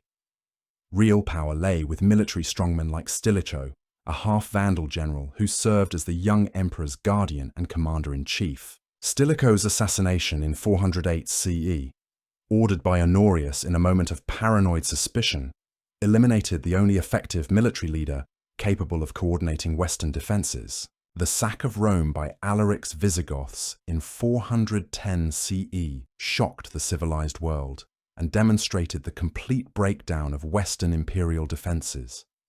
The Eternal City, which had not fallen to foreign enemies for 800 years, was plundered for 3 days, while the emperor cowered in the swamps of Ravenna.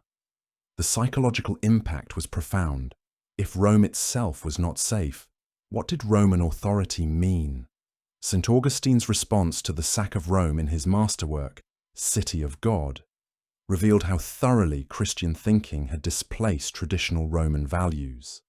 Augustine argued that earthly empires were inherently temporary, and that Christians should focus on the eternal city of heaven, rather than the temporal city of man.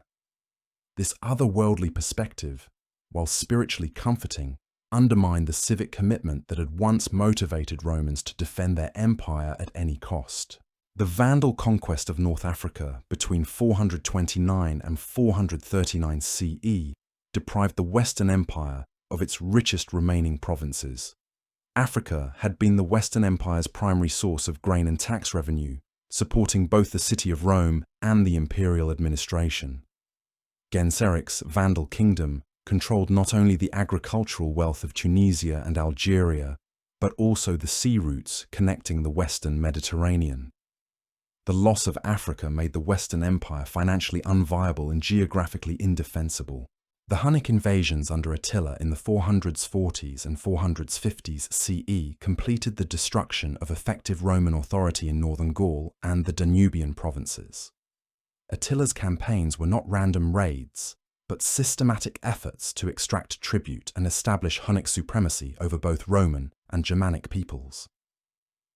The Battle of the Catalonian Plains in 451 CE, where a coalition of Romans and Visigoths defeated Attila's forces, was celebrated as a great victory, but it was actually fought by Germanic federates under nominal Roman command, rather than by Roman armies proper. The second sack of Rome by Genseric's Vandals in 455 CE demonstrated the complete collapse of Western imperial prestige. Unlike Alaric's relatively restrained plundering 45 years earlier, the Vandal sack was thorough and systematic. Ships carried Roman treasures, including artifacts looted from Jerusalem centuries earlier, back to Carthage. Pope Leo the Great's intervention to limit the destruction highlighted the Church's emergence as the only institution capable of providing leadership and continuity in the chaos of imperial collapse. The final decades of the Western Empire were characterized by the dominance of Germanic military commanders who ruled through puppet emperors. Ricimer, a Suevian general, controlled Western imperial policy from 456 to 472 CE, deposing and appointing emperors at will. These barbarian kingmakers maintained the fiction of Roman authority while exercising real power themselves, a pattern that revealed the complete militarization of late imperial politics. The deposition of Romulus Augustulus by Odoacer in 476 CE was almost anticlimactic. The last Western emperor was a child controlled by his father, Orestes, who was himself a former secretary to Attila the Hun. When Orestes refused to grant his Germanic troops the land grants they demanded, they revolted under Odoacer's leadership and simply eliminated the imperial office altogether.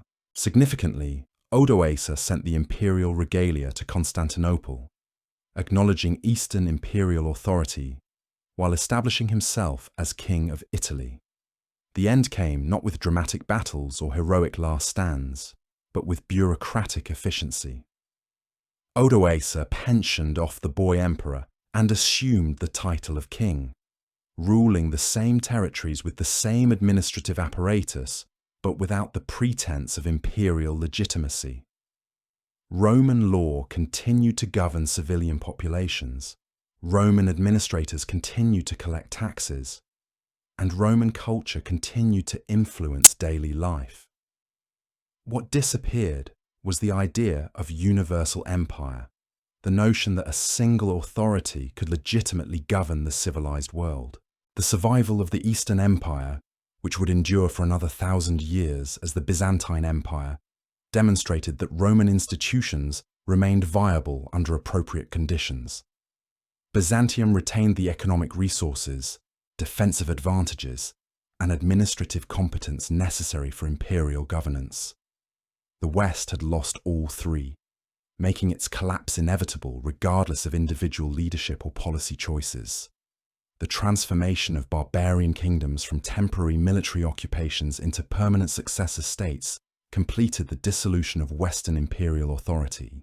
The Visigothic kingdom in Spain, the Vandal kingdom in North Africa, the Ostrogothic kingdom in Italy, and the Frankish kingdoms in Gaul all maintained Roman legal and administrative traditions while developing distinctly Germanic political cultures. These hybrid Romano-Germanic societies preserved classical learning and Christian faith while adapting to post-imperial realities. The Catholic Church emerged as the primary institution connecting the post-imperial West to its Roman heritage. Bishops often exercised temporal as well as spiritual authority in territories where secular government had collapsed. Monasteries preserved classical texts and maintained educational traditions that would otherwise have disappeared entirely. The papacy in Rome gradually developed into a kind of spiritual empire that transcended the political boundaries of barbarian kingdoms. The economic foundation of classical civilization disappeared more gradually, but just as completely as imperial political authority. The complex trade networks that had connected Britain to Egypt and Spain to Syria contracted into regional systems focused on local self-sufficiency. Cities that had depended on long-distance commerce shrank dramatically or disappeared entirely. The money economy gave way to barter systems and payment in kind that characterized early medieval society. Urban culture, the hallmark of classical civilization, survived only in reduced form in a few major centers. Rome itself, once a city of over 1 million inhabitants, probably contained fewer than 50,000 residents by 500 CE. The forums, baths, theatres, and other public buildings that had defined urban life fell into ruin as their maintenance costs exceeded available resources. The classical ideal of civic participation in public life gave way to private concerns focused on family, faith, and personal survival. The intellectual transformation was equally profound. Classical education, based on rhetoric, philosophy, and literature, yielded to Christian learning focused on theology and scripture. The ideal of the educated citizen capable of participating in public discourse was replaced by the ideal of the pious believer seeking personal salvation. While this transformation preserved literacy and learning, it fundamentally altered the purposes for which education was pursued. Latin remained the language of administration, law, and scholarship throughout the former Western Empire, providing cultural continuity even as political unity disappeared. However, spoken Latin began evolving into the Romance languages that would eventually become French, Spanish, Italian, Portuguese, and Romanian. This linguistic fragmentation reflected the broader cultural divisions that replaced imperial unity with regional diversity. The memory of Rome proved more durable than Roman reality. Barbarian kings claimed Roman titles and sought recognition from Eastern emperors. The concept of universal empire inspired Charlemagne's coronation as emperor in 800 CE and the subsequent Holy Roman Empire. Even as medieval Europe developed distinctly non-Roman political and social structures, the idea of Rome as the model of legitimate government persisted for centuries. The fall of the Western Roman Empire marked the end of the ancient world and the beginning of what historians call the Middle Ages.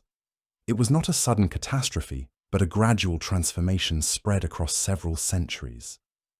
The empire that had once united the Mediterranean world fragmented into numerous successor states, each developing its own identity while maintaining connections to the Roman past. In 476 CE, when Odoacer had deposed the last Western emperor, few contemporaries realized they were witnessing the end of an era. Romans in Gaul continued to consider themselves Romans even under Frankish rule. Romans in Spain maintained Roman law under Visigothic kings. Romans in Italy expected imperial restoration even under Germanic administration. The idea of Rome proved more resilient than any particular imperial regime. The Western Empire's collapse teaches us that even the most successful civilizations face limits to their expansion and endurance. Rome's greatness lay not in its permanence, but in its adaptability, its ability to absorb and transform diverse peoples and cultures into a functioning whole. When that adaptability failed, when the costs of maintaining unity exceeded its benefits, the empire dissolved into its constituent parts. Yet the Roman legacy endured in law, language, architecture, and political theory.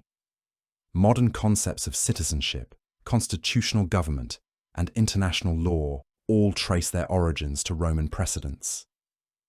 The dream of universal peace under just law, the Roman ideal of empire, continues to inspire political movements and international institutions today. The fall of Rome reminds us that civilizations are human creations, dependent on the continued commitment and capability of those who sustain them. When Romans lost faith in their empire, when they could no longer defend it effectively, when its costs exceeded its benefits, the empire ended. But the values it represented, the achievements it accomplished, and the lessons it taught remain part of human heritage, available to inspire future generations seeking to build just and lasting societies. The boy emperor Romulus Augustulus disappeared into obscurity after his deposition, but his name embodied the irony of Rome's end. Named for both the legendary founder of Rome and its first emperor, he ruled over nothing and commanded no one. His fall marked not just the end of an empire, but the transformation of an entire world, the passage from antiquity to whatever would come next in the long human story. The collapse of Roman authority created a power vacuum that barbarian leaders were quick to fill, but they faced the same challenges that had overwhelmed their Roman predecessors. The Gothic kingdom of Theodoric the Great in Italy represented perhaps the most successful attempt to maintain Roman administrative traditions under barbarian rule. Theodoric, who had been raised at the Byzantine court, understood the value of Roman institutions and actively sought to preserve them. His court in Ravenna maintained the elaborate ceremonials of imperial administration, employed Roman bureaucrats, and governed according to Roman law. Yet even Theodoric's relatively enlightened rule revealed the fundamental problems facing post-imperial Europe. The Ostrogothic kingdom depended entirely on military force to maintain order, lacking the deep institutional roots that had sustained Roman authority for centuries. Gothic nobles had little understanding of or patience with the complex administrative procedures that kept a sophisticated state functioning. They wanted immediate rewards for their military service, not lectures about fiscal responsibility or legal precedent. The religious divide between Arian Goths and Catholic Romans created additional tensions that no amount of administrative competence could resolve. Theodoric himself was an Arian Christian, following a version of Christianity that most Romans considered heretical.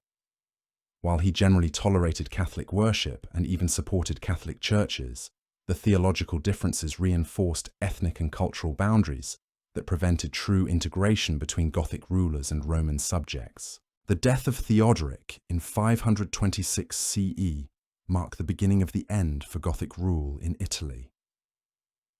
His successors lacked both his political skill and his understanding of Roman traditions. The kingdom quickly became embroiled in succession disputes and factional conflicts that mirrored the imperial civil wars of earlier centuries. When Justinian's Byzantine forces invaded Italy in 535 CE, they found a divided kingdom unable to mount effective resistance. The Gothic wars that followed devastated Italy more thoroughly than any barbarian invasion had managed. For 20 years, Byzantine and Gothic armies fought across the peninsula, destroying what remained of urban civilization and reducing the population to levels not seen since before the Punic Wars.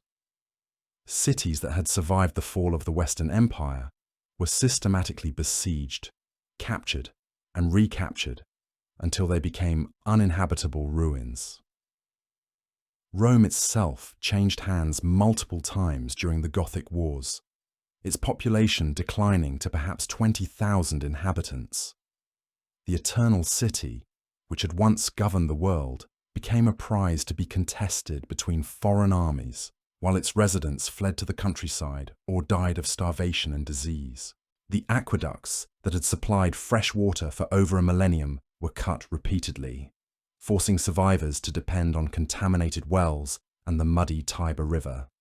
The pragmatic sanction that officially restored Byzantine rule to Italy in 554 CE governed territories that bore little resemblance to the prosperous provinces of earlier centuries. Entire regions had been depopulated by warfare, plague, and economic collapse. The sophisticated administrative apparatus that had managed imperial government was gone, replaced by military rule and emergency measures. Italy, under Byzantine control, was a pale shadow of its former self, a warning of what awaited other former imperial territories. The Lombard invasion of Italy in 568 CE completed the destruction of classical civilization in the peninsula. Unlike previous barbarian groups, the Lombards showed little interest in preserving Roman institutions or accommodating Roman traditions. They conquered Italian cities systematically, establishing military settlements and reducing Roman populations to subordinate status. The legal and administrative continuity that had survived under Gothic rule was finally broken. The Lombard conquest created a fragmented Italy that would persist for over a millennium.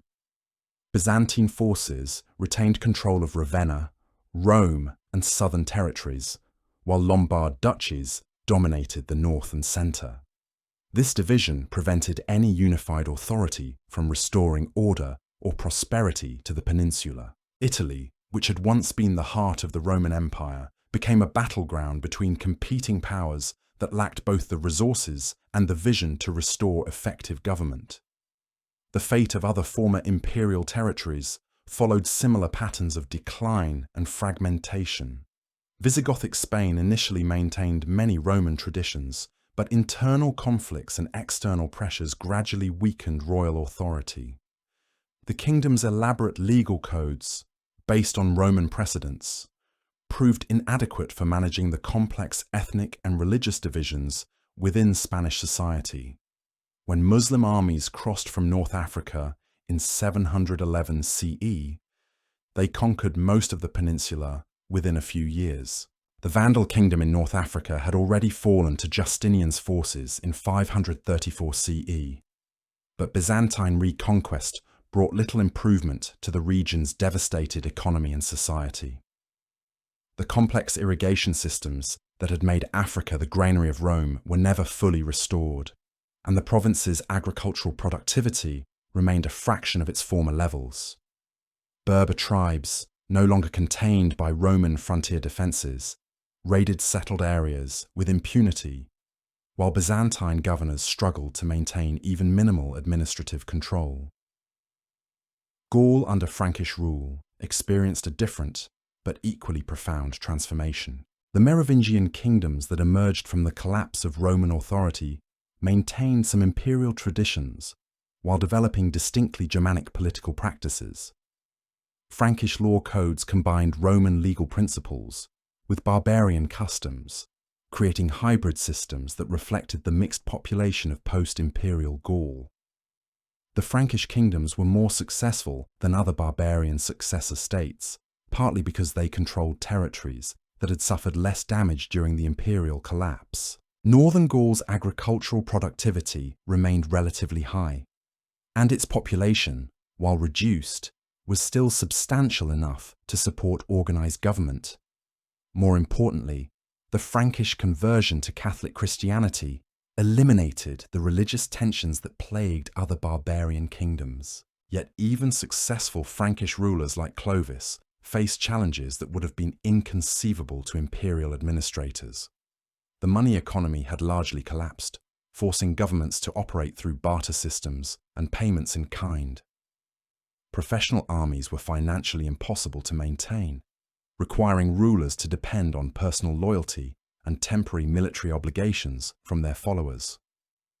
The complex urban civilization that had defined classical culture survived only in reduced form in a few major centres. The transformation of Britain illustrated the most complete break with Roman traditions among former imperial territories. When Roman forces withdrew from Britain around 410 CE, they left behind a Romanized population that had grown accustomed to imperial protection and administration. Without Roman military support, British resistance to Saxon raids quickly collapsed, and Germanic settlement proceeded with little organised opposition. The Anglo-Saxon kingdoms that emerged in Britain showed virtually no continuity with Roman institutions or culture. Latin survived only as the language of Christian clergy, while spoken languages evolved into Germanic dialects that had little connection to the British Latin of the Roman period. Roman cities were abandoned or drastically reduced in size, their stone buildings serving as convenient sources of building materials for Saxon settlements. The archaeological record from post-Roman Britain reveals the dramatic scale of cultural transformation. Pottery production reverted to handmade techniques that would not have been out of place in prehistoric times. Metalworking skills declined to levels not seen for centuries before the Roman conquest. Literacy virtually disappeared outside monastic communities, and the complex material culture of Roman Britain was replaced by much simpler Germanic traditions. The disappearance of Roman culture in Britain was not simply the result of Saxon conquest, but reflected deeper changes in European society that made classical civilization unsustainable. The urban-based economy that had supported Roman prosperity required level of population density, technological sophistication, and political stability that no longer existed in post-imperial Europe. When these foundations disappeared, the elaborate superstructure of classical culture collapsed with them. The survival of Roman law in various forms throughout former imperial territories demonstrated the practical value of Roman legal traditions even when Roman political authority had disappeared. The Corpus Juris Civilis compiled under Justinian preserved classical legal principles and made them available to medieval lawyers and scholars.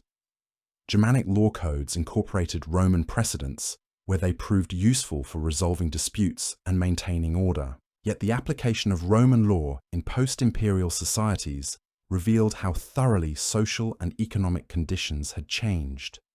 Legal principles designed for a complex urban society with sophisticated commercial relationships had limited relevance in agricultural communities where most people never travelled more than a few miles from their birthplace. The elaborate procedural safeguards of Roman civil law meant little in societies where local strongmen enforced their will through personal authority rather than institutional mechanisms. The Christian Church emerged as the most successful institution for preserving Roman traditions and maintaining cultural continuity across the imperial collapse. Bishops often exercised temporal as well as spiritual authority in territories where secular government had failed. Monasteries served as centers of learning that preserved not only religious texts, but also classical works of literature, history, and philosophy that might otherwise have been lost entirely.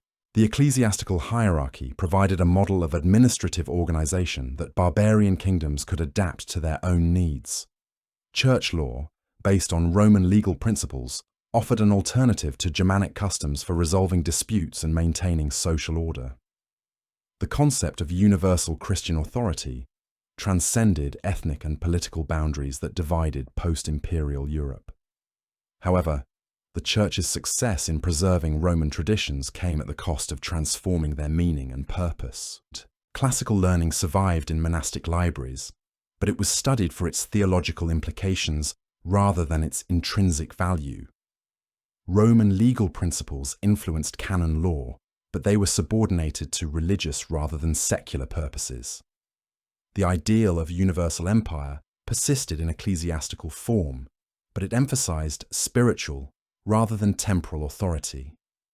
The economic transformation of post-imperial Europe was as profound as its political fragmentation.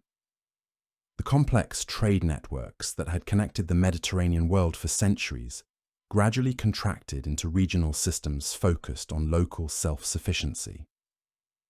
Archaeological evidence shows dramatic declines in the production and distribution of manufactured goods throughout former imperial territories. The pottery evidence is particularly striking. Roman-era archaeological sites yield thousands of sherds from standardized vessels, produced in specialized workshops and distributed across vast territories.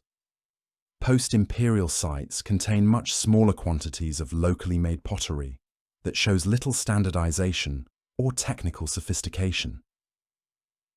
This change reflects not merely economic decline, but fundamental alterations in social organization and consumer expectations.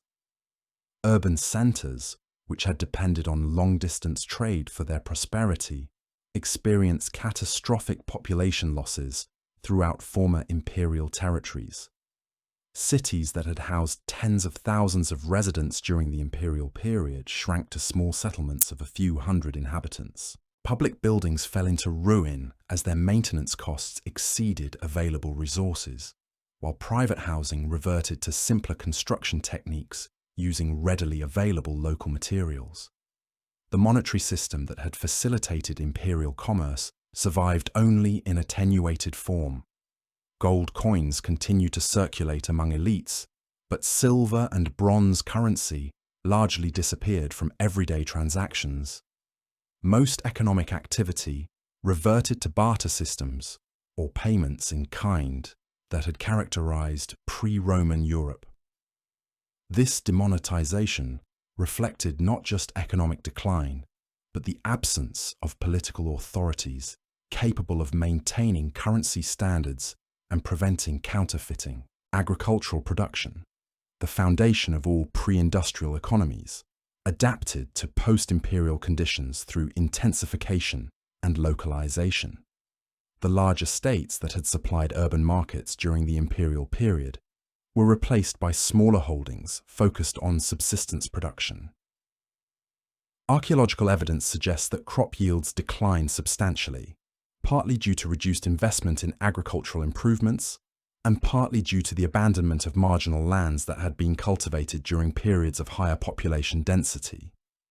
The demographic impact of imperial collapse is difficult to quantify precisely, but all available evidence points to substantial population decline throughout former Western territories. Plague, warfare, and economic disruption reduced population levels to perhaps half their peak imperial numbers.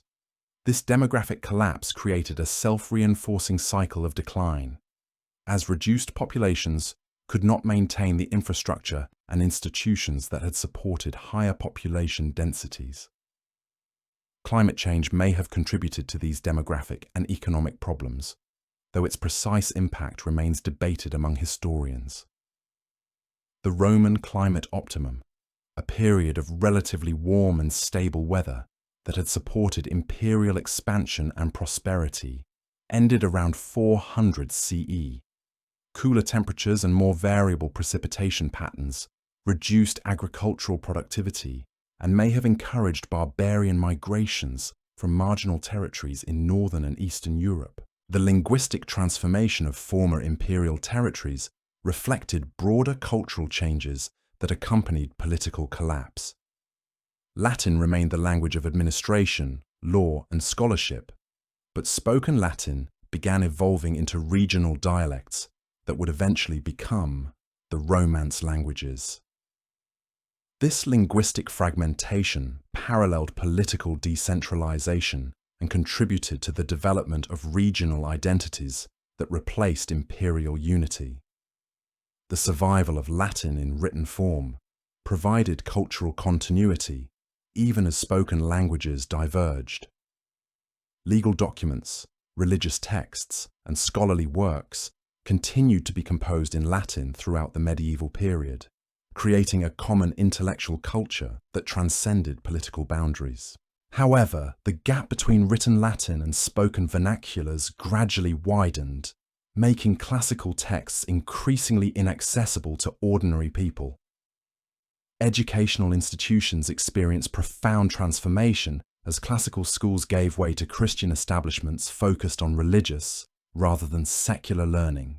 The rhetorical training that had prepared Roman elites for public life was replaced by theological instruction designed to produce clergy and monks. While this preserved literacy and learning, it fundamentally altered the purposes and methods of education. The ideal of the educated citizen capable of participating in public discourse was replaced by the ideal of the pious believer seeking personal salvation. This transformation reflected broader changes in social values that emphasized private spiritual concerns over public civic duties. The classical concept of virtue, based on service to the state and community, gave way to Christian concepts based on personal holiness and otherworldly concerns.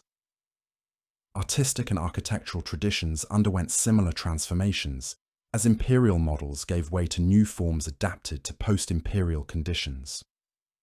The monumental public buildings that had characterized Roman cities required resources and technical skills that were no longer available.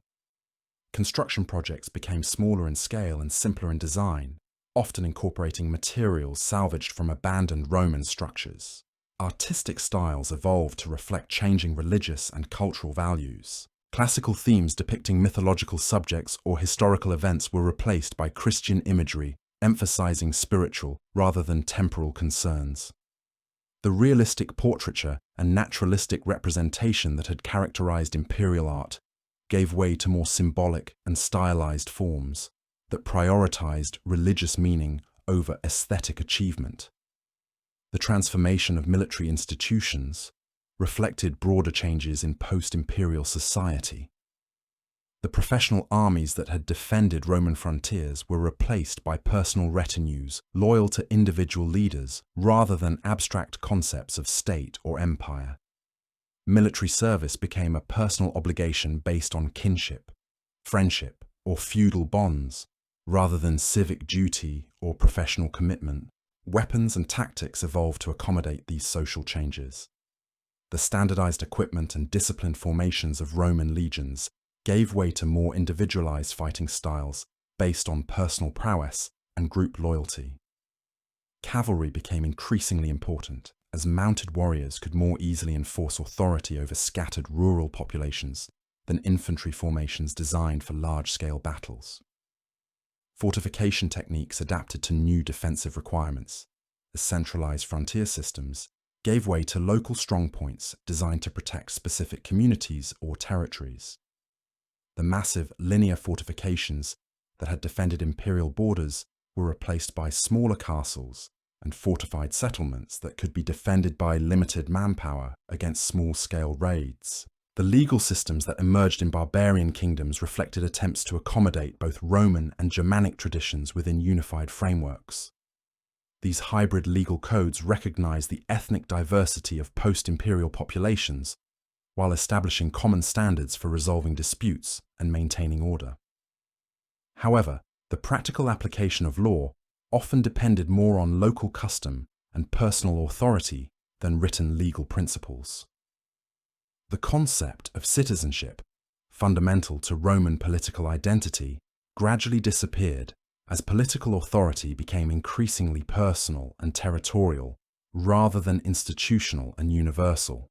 People owed loyalty to specific rulers or lords rather than abstract states or constitutions. This transformation reflected the breakdown of the institutional mechanisms that had made imperial citizenship meaningful and valuable. Religious practices evolved to accommodate the spiritual needs of populations facing unprecedented challenges and uncertainties. The confident civic religion of imperial Rome, with its emphasis on divine favor for earthly success, gave way to Christian teachings that emphasize suffering, redemption, and otherworldly rewards. This transformation provided comfort to people experiencing social and economic decline, but also encouraged attitudes that were less supportive of worldly achievement and civic engagement. The memory of Rome proved more durable than Roman reality, inspiring political movements and cultural revivals throughout the medieval period. Charlemagne's coronation as emperor in 800 CE represented an attempt to restore imperial unity and authority, though the Holy Roman Empire that resulted bore little resemblance to its classical predecessor. The concept of universal empire remained politically attractive, even when the practical conditions for imperial government no longer existed. Byzantine survival in the East demonstrated that Roman institutions remained viable under appropriate circumstances. The Eastern Empire retained the economic resources, defensive advantages, and administrative competence necessary for imperial government. Its evolution into the Byzantine Empire showed how Roman traditions could adapt to changing conditions while maintaining institutional continuity. The gradual nature of imperial collapse meant that contemporaries often failed to recognize the magnitude of the transformation they were experiencing. Romans continued to consider themselves Romans long after Roman political authority had disappeared. They maintained Roman legal traditions, spoke evolved forms of Latin, and preserved Roman cultural practices even under barbarian rule. The idea of Rome proved more resilient than any particular imperial regime. The lessons of Roman collapse remain relevant for understanding the dynamics of civilizational change. Rome's greatness lay not in its military conquests or territorial extent, but in its ability to create institutions capable of managing diversity and complexity on an unprecedented scale. When those institutions failed to adapt to changing conditions, when their costs exceeded their benefits, the empire dissolved into its constituent parts. Yet the Roman legacy endured in ways that transcended political boundaries or institutional structures. Roman law influenced legal development throughout Europe and beyond. Latin provided the foundation for Romance languages and remained the language of scholarship for centuries. Roman concepts of citizenship, constitutional government, and international law continued to inspire political thought and institutional development. The fall of Rome marked not just the end of an empire, but the transformation of European civilization. The medieval world that emerged from imperial collapse was fundamentally different from the classical civilization that preceded it, yet it preserved and transmitted Roman achievements while developing new forms of social organization adapted to post-imperial conditions. In 476 CE, when Odoacer deposed Romulus Augustulus, few observers understood that they were witnessing the end of an era. The forms of imperial government had become so empty of real authority that their elimination seemed like merely another in the endless series of political changes that had characterized 476 CE late imperial history. Only in retrospect would later generations recognize that something irreplaceable had been lost. The boy emperor, whose deposition marked the formal end of the Western Empire, disappeared into historical obscurity, but his name captured the irony of Rome's final chapter. Romulus Augustulus, named for both Rome's legendary founder and its first emperor, ruled over nothing and commanded no one. His fall symbolized not just political change, but civilizational transformation, the passage from the ancient world to whatever would follow in the long human story. The Western Roman Empire ended not with dramatic battles or heroic last stands, but with bureaucratic efficiency and practical accommodation. Roman institutions, Roman law, and Roman culture survived the fall of Roman political authority, adapting to new conditions while preserving essential elements of classical civilization. The empire had fallen, but the idea of Rome endured, ready to inspire future generations seeking to build just and lasting societies on the foundation of human achievement and aspiration. The collapse accelerated dramatically in the 5th century as the Western Empire lost control over its most vital resources and strategic territories. The loss of North Africa to the Vandals between 429 and 439 CE proved particularly devastating. Genseric's conquest deprived the Western government of its richest remaining provinces, territories that had supplied grain for Rome's population and gold for the imperial treasury.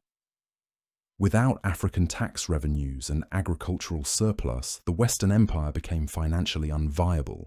The Vandal fleet operating from Carthage dominated the Western Mediterranean and disrupted what remained of interprovincial trade. Roman merchant ships that had once carried goods safely between Spain, Gaul, and Italy now faced constant threat of capture. The economic isolation of Western provinces accelerated their drift toward local self-sufficiency and reduced dependence on imperial authority. Meanwhile, the Eastern Empire under Theodosius II pursued policies that prioritized Constantinople's security over Western survival. Eastern resources that might have been used to restore Western defenses were instead invested in strengthening the Danube frontier and building the massive land walls that protected the new Rome. The famous Theodosian walls, completed in 447 CE, symbolized the Eastern Empire's determination to survive even if the West perished. The Hunnic Empire under Attila reached its peak of power during the 440s and 450s CE, creating unprecedented pressure on both halves of the Roman world.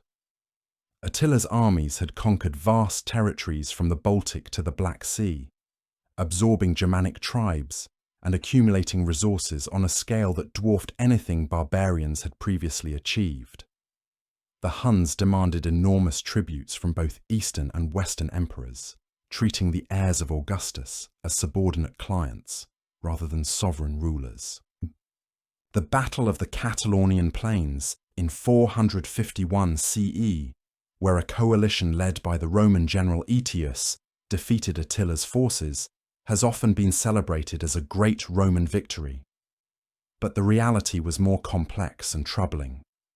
The army that fought under Roman banners consisted primarily of Visigothic federates, Frankish allies, and other Germanic troops. Roman forces proper comprised only a fraction of the coalition, revealing how thoroughly the Western Empire had become dependent on barbarian military power. Aetius himself, the last effective Western Roman general, embodied the contradictions of late imperial politics. His power rested on personal relationships with barbarian leaders rather than institutional authority. He had spent his youth as a hostage among the Huns, learning their language and customs, and his military success depended largely on his ability to manipulate barbarian rivalries rather than command Roman legions. The assassination of Aetius by Emperor Valentinian III in 454 CE eliminated the only remaining figure capable of coordinating Western defences. Valentinian's paranoid suspicion of his most competent general reflected the broader breakdown of trust and cooperation that characterized late imperial government. When Valentinian himself was murdered the following year by supporters of Aetius, the Western Empire lost any pretense of effective leadership. The second sack of Rome by Genseric's Vandals in 455 CE demonstrated the complete collapse of Western imperial prestige. Unlike Alaric's relatively restrained plundering in 410 CE, the Vandal occupation was systematic and thorough. For 14 days, Vandal forces methodically stripped Rome of its remaining wealth, loading ships with treasures that included artifacts originally looted from Jerusalem by Titus 4 centuries earlier. The psychological impact of the Vandal sack was profound. Rome had been sacked before, but never with such calculated efficiency or such obvious imperial helplessness. Pope Leo the Great's negotiations with Genseric to limit destruction highlighted the Church's emergence as the only institution capable of providing leadership when secular authority failed completely. The final 2 decades of the Western Empire were characterized by the dominance of Germanic military commanders who ruled through puppet emperors, while the Eastern Empire watched from a safe distance. Ricimer, a Suevian general who controlled Western politics from 456 to 472 CE, deposited and appointed emperors with casual efficiency. These shadow rulers maintained the fiction of Roman authority while exercising real power themselves, a pattern that revealed the complete militarization of imperial politics. Ricimer's career illustrated how thoroughly barbarian leaders had penetrated the highest levels of Roman government. As the son of a Suevian prince and a Visigothic princess, he represented the new military elite that had replaced traditional Roman aristocracy. His ability to make and unmake emperors demonstrated that real authority lay with whoever could command barbarian loyalty rather than with holders of ancient Roman titles. The emperors who reigned during Ricimer's dominance were increasingly irrelevant figures chosen for their weakness rather than their competence.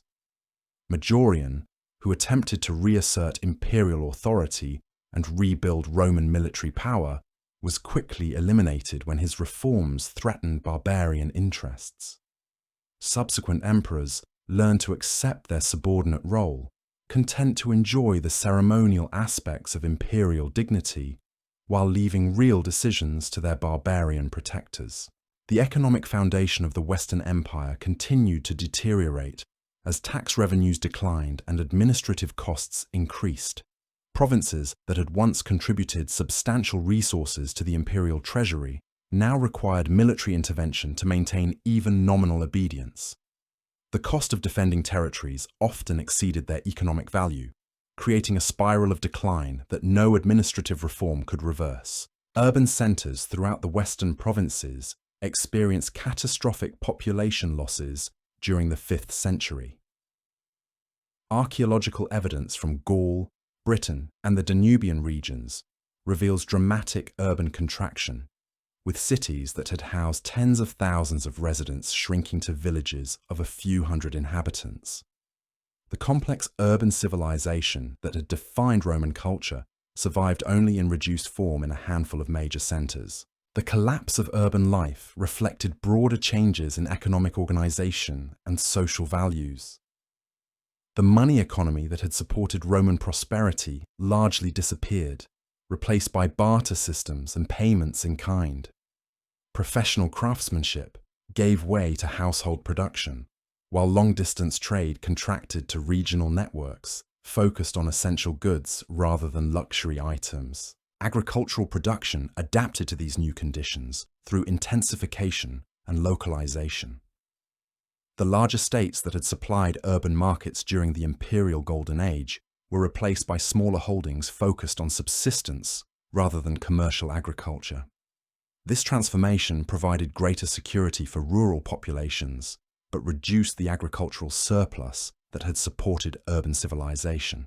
The demographic impact of imperial collapse is difficult to quantify precisely, but all available evidence points to substantial population decline throughout former Western territories.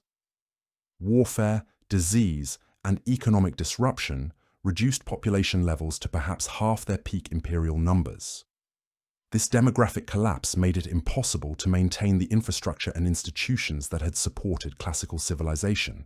The linguistic transformation of former imperial territories reflected these broader cultural changes.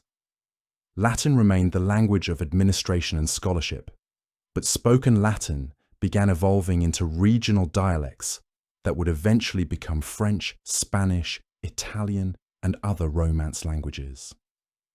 This linguistic fragmentation paralleled political decentralization and contributed to the development of regional identities that replaced imperial unity. Educational institutions experienced profound transformation as classical schools gave way to Christian establishments focused on religious rather than secular learning. The rhetorical training that had prepared Roman elites for public careers was replaced by theological instruction designed to produce clergy.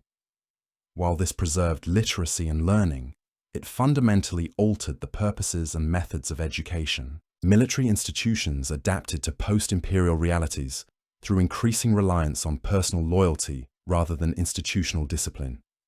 The professional armies that had defended Roman frontiers were replaced by war bands, loyal to individual leaders, rather than abstract concepts of state or empire.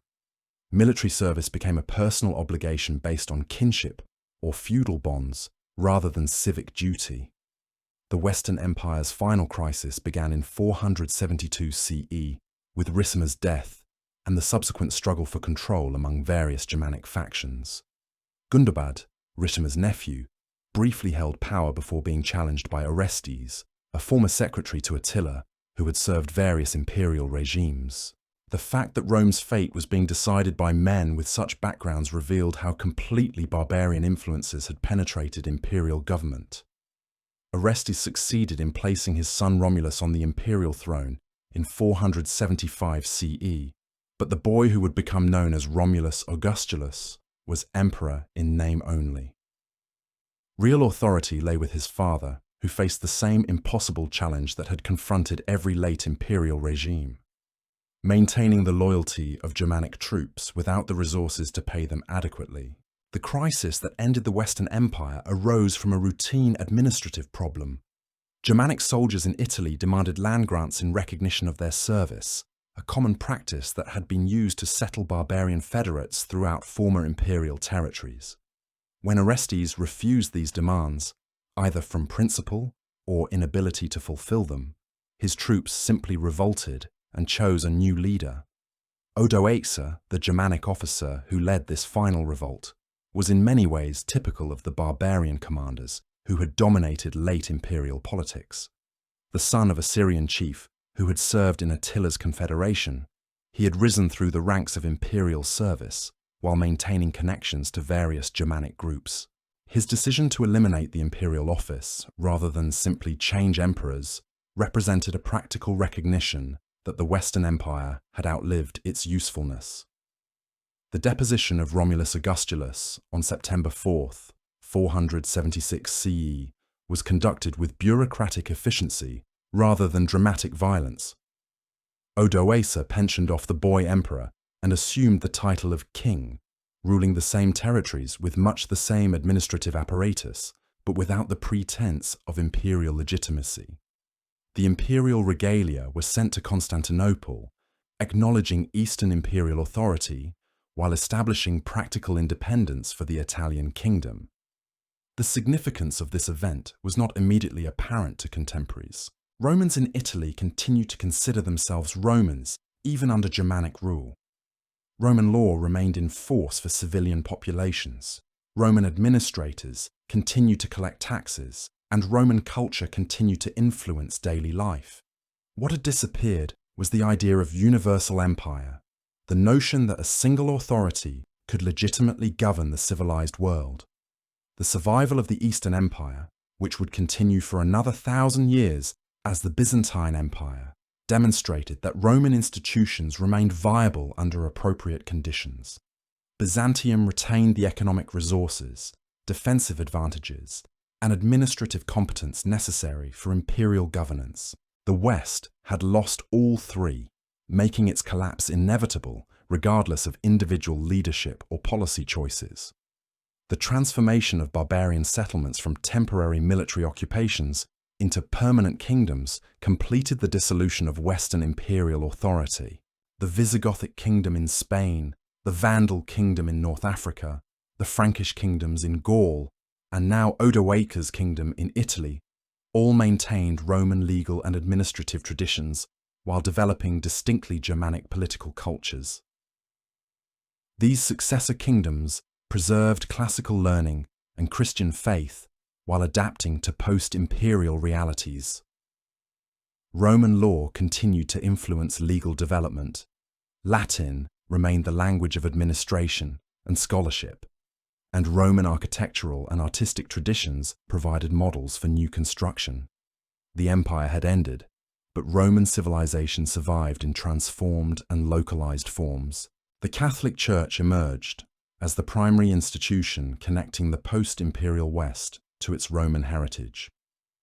Bishops often exercised temporal as well as spiritual authority in territories where secular government had collapsed. Monasteries preserved classical texts and maintained educational traditions that would otherwise have disappeared entirely. The papacy gradually developed into a kind of spiritual empire that transcended political boundaries. The memory of Rome proved more durable than Roman reality. Barbarian kings claimed Roman titles and sought recognition from Eastern emperors. The concept of universal empire inspired later attempts at restoration and unification. Even as medieval Europe developed distinctly non-Roman political and social structures, the idea of Rome as the model of legitimate government persisted for centuries. The economic foundation of classical civilization disappeared gradually, but completely. The complex trade networks that had connected Britain to Egypt and Spain to Syria contracted into regional systems focused on local self-sufficiency. Cities that had depended on long-distance commerce shrank dramatically or disappeared entirely. The money economy gave way to barter systems that characterized early medieval society.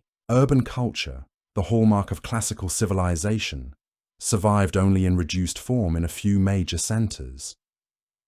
The forums, baths, theaters, and other public buildings that had defined Roman civic life fell into ruin as their maintenance costs exceeded available resources.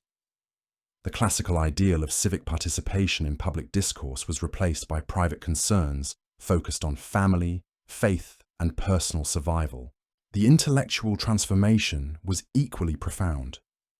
Classical education, based on rhetoric, philosophy, and literature, yielded to Christian learning focused on theology and scripture.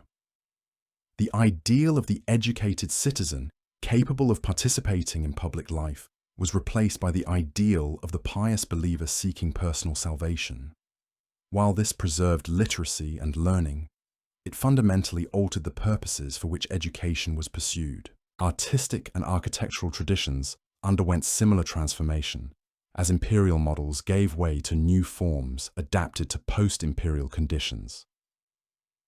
The monumental public buildings that had characterized Roman cities required resources and technical skills that were no longer available. Construction projects became smaller in scale and simpler in design, often incorporating materials salvaged from abandoned Roman structures. The legal systems that emerged in barbarian kingdoms reflected attempts to accommodate both Roman and Germanic traditions within unified frameworks. These hybrid legal codes recognize the ethnic diversity of post-imperial populations while establishing common standards for resolving disputes. However, practical application often depended more on local custom and personal authority than written legal principles. The concept of citizenship, fundamental to Roman political identity, gradually disappeared as political authority became increasingly personal and territorial rather than institutional and universal. People owed loyalty to specific rulers rather than abstract states. This transformation reflected the breakdown of institutional mechanisms that had made imperial citizenship meaningful and valuable. Religious practices evolved to accommodate the spiritual needs of populations facing unprecedented challenges. The confident civic religion of imperial Rome gave way to Christian teachings that emphasized suffering, redemption, and otherworldly rewards. This provided comfort to people experiencing decline, but also encouraged attitudes less supportive of worldly achievement and civic engagement. Climate change may have contributed to these demographic and economic problems, though its precise impact remains debated. The Roman climate optimum that had supported imperial expansion ended around 400 CE. Cooler temperatures and more variable precipitation reduced agricultural productivity and may have encouraged barbarian migrations from marginal territories. The fall of the Western Roman Empire marked the end of the ancient world and the beginning of what historians call the Middle Ages. It was not a sudden catastrophe, but a gradual transformation spread across several centuries. The empire that had once united the Mediterranean world fragmented into numerous successor states, each developing its own identity while maintaining connections to the Roman past. The Western Empire's collapse teaches us that even the most successful civilizations face limits to their expansion and endurance. Rome's greatness lay not in its permanence, but in its adaptability, its ability to absorb and transform diverse peoples and cultures into a functioning whole. When that adaptability failed, when the costs of maintaining unity exceeded its benefits, the empire dissolved into its constituent parts. Yet the Roman legacy endured in law, language, architecture, and political theory. Modern concepts of citizenship, constitutional government, and international law all trace their origins to Roman precedents. The dream of universal peace under just law, the Roman ideal of empire, continues to inspire political movements and international institutions today. The fall of Rome reminds us that civilizations are human creations, dependent on the continued commitment and capability of those who sustain them. When Romans lost faith in their empire, when they could no longer defend it effectively, when its costs exceeded its benefits, the empire ended. But the values it represented and the achievements it accomplished remain part of human heritage. In 476 CE, when Odoacer deposed the last Western emperor, few contemporaries realized they were witnessing the end of an era. The boy emperor Romulus Augustulus, named ironically for both Rome's legendary founder and its first emperor, disappeared into obscurity after ruling over nothing and commanding no one. His fall marked not just the end of an empire, but the transformation of an entire world, the passage from antiquity to whatever would come next in the long human story of rise, achievement, decline, and renewal. The transformation wasn't merely political or military. It touched every aspect of life in ways that would have been unimaginable to earlier generations of Romans. The very concept of what it meant to be Roman underwent fundamental revision as the empire adapted to circumstances that bore little resemblance to the conditions under which it had flourished. Consider the fate of Roman cities, those proud symbols of civilization that had once dotted the landscape from Britain to the Euphrates. During the 4th and 5th centuries, urban centers throughout the western provinces experienced dramatic contraction. Trier, which had served as an imperial capital under the Tetrarchy, saw its population decline by perhaps 80%. London, once a thriving commercial hub, shrank to a fraction of its former size as trade networks collapsed and administrative functions disappeared. The archaeological record tells a story of systematic abandonment.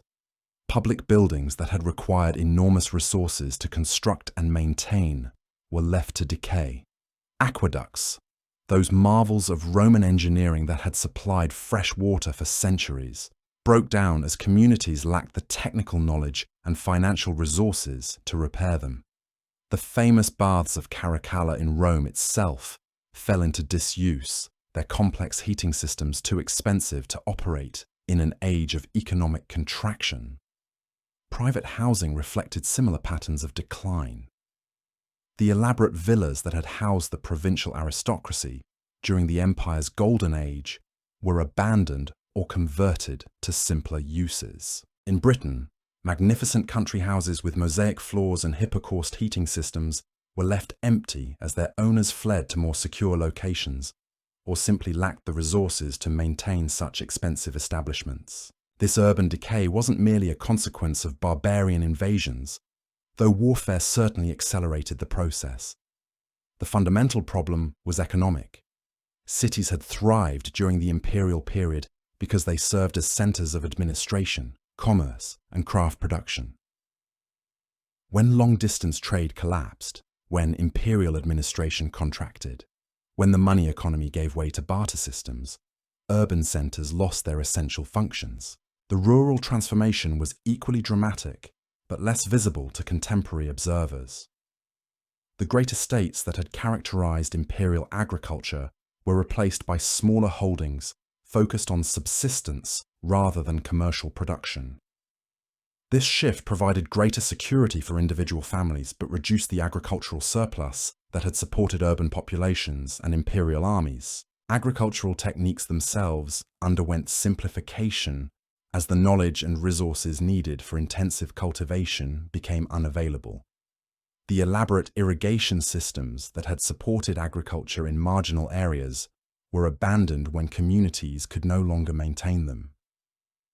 Crop yields declined substantially, contributing to the demographic collapse that characterized the late imperial period. The demographic evidence, while incomplete, points to catastrophic population decline throughout the western provinces. Some regions may have lost half or more of their inhabitants during the 4th and 5th centuries. This wasn't merely the result of warfare and disease, though both played significant roles. The economic and social systems that had supported higher population densities simply collapsed. Plague epidemics, which struck repeatedly during the late imperial period, found populations already weakened by malnutrition and social stress. The plague of Cyprian in the 3rd century and subsequent outbreaks created demographic crises from which many regions never recovered. Urban centers with their crowded conditions and poor sanitation were particularly vulnerable to epidemic diseases. The breakdown of medical knowledge and public health measures compounded these problems. The sophisticated medical traditions that had developed during the imperial period largely disappeared as the educational institutions that transmitted them collapsed. Folk remedies and religious healing replaced scientific medicine, contributing to higher mortality rates and reduced life expectancy. Birth rates also declined as families faced increasing uncertainty about the future. Why have children when the world seemed to be collapsing around you? This demographic pessimism, documented in contemporary sources, reflected a broader loss of confidence in the future that had once characterized Roman society. The monetary system, that fundamental infrastructure of any complex economy, underwent complete transformation during this period. The gold solidus, introduced by Constantine, provided stability for elite transactions, but the mass of the population continued to rely on debased silver and bronze coins that lost value constantly. This created a two-tier monetary system that institutionalized economic inequality. In many regions, money disappeared entirely from ordinary transactions. Archaeological evidence shows dramatic declines in coin finds during the 4th and 5th centuries, suggesting that most people had reverted to barter systems or payments in kind. This demonetization reflected not just economic decline, but the absence of political authorities capable of maintaining currency standards. The tax system adapted to these new realities through increasing reliance on payments in kind rather than money. The annona required farmers to deliver specified quantities of grain, oil, wine, and other products directly to government warehouses. While this ensured that the state received actual goods rather than worthless coins, it also bound taxpayers to their land and occupations in ways that limited economic mobility. Trade networks that had once connected the entire Mediterranean world contracted dramatically. The standardized pottery that archaeologists find throughout imperial sites largely disappears during the 5th century, replaced by locally produced vessels that show little standardization or technical sophistication. This transformation reflects the collapse of the commercial networks that had distributed manufactured goods across vast distances. The famous purple dye industry, which had supplied luxury textiles for the imperial court and wealthy elites, virtually disappeared from the western provinces. The complex techniques required for producing high-quality dyes were lost as craft guilds dissolved and their knowledge died with them. Similar patterns affected metalworking, glassmaking, and other specialized industries that had flourished under imperial protection. Transportation systems deteriorated as political authorities lost the ability to maintain roads and bridges. The famous Roman road network, which had facilitated both military movement and commercial transport, fell into disrepair as provinces lacked the resources and technical knowledge needed for proper maintenance. Rivers became increasingly important for transportation, but even waterways were affected by the collapse of port facilities and navigational aids. The educational transformation was particularly profound in its long-term consequences. The rhetorical schools that had trained Roman elites for public careers largely disappeared, replaced by Christian institutions focused on theological rather than secular learning. The curriculum that had once emphasized classical literature, philosophy, and history was replaced by biblical studies and religious instruction. Literacy rates, which had been relatively high among urban populations during the imperial period, declined substantially as educational opportunities contracted. The complex administrative systems that had characterized Roman government required large numbers of literate bureaucrats, but post-imperial societies had little need for such skills. Many regions experienced what scholars call a literacy collapse that wouldn't be reversed for centuries. The preservation of classical learning became largely the responsibility of Christian monasteries, which copied and transmitted ancient texts for religious rather than secular purposes. While this ensured the survival of many important works, it also altered their meaning and significance. Classical authors were studied primarily for their moral teachings or their compatibility with Christian doctrine, rather than for their intrinsic literary or philosophical value. Legal traditions underwent similar transformation. Roman law continued to influence legal development throughout former imperial territories, but it was adapted to serve very different social and economic conditions. The elaborate commercial law that had governed imperial trade became largely irrelevant in societies where most transactions occurred within local communities based on personal relationships. Criminal law became increasingly harsh and arbitrary as political authorities lost the sophisticated enforcement mechanisms that had characterized imperial administration. The presumption of innocence and elaborate procedural safeguards that had protected Roman citizens gave way to simpler systems based on ordeal, oath-taking, and community judgment. The concept of citizenship, fundamental to Roman political identity, gradually lost meaning as political authority became increasingly personal and territorial. People owed loyalty to specific rulers rather than abstract institutions, and their rights and obligations depended on their relationship to local strongmen rather than their status under universal law. Military institutions reflected these broader social changes through increasing emphasis on personal loyalty rather than institutional discipline. The professional armies that had defended Roman frontiers were replaced by personal retinues bound to individual leaders through oaths of fealty. Military service became a hereditary obligation rather than a civic duty, creating warrior castes that would characterize medieval society. Weapons and tactics evolved to accommodate these social transformations. The standardized equipment and coordinated formations that had made Roman legions so effective gave way to more individualized fighting styles based on personal prowess and small group tactics. Heavy cavalry became increasingly important as mounted warriors proved more effective than infantry at controlling scattered rural populations Fortification techniques adapted to new defensive requirements as centralized frontier systems gave way to local strongpoints. The massive linear fortifications that had defended imperial borders were replaced by smaller castles and fortified settlements designed to protect specific communities rather than entire provinces. These new fortifications reflected the fragmentation of political authority and the localization of defense responsibilities. The religious transformation accelerated during the 5th century, as Christianity became not merely the favored religion, but the only socially acceptable faith for most of the population. Pagan temples were systematically converted to churches or demolished, while traditional festivals were either Christianized or suppressed entirely. The rich mythological traditions that had inspired classical art and literature gradually disappeared from public discourse. Monasticism emerged as an increasingly popular response to worldly chaos and uncertainty.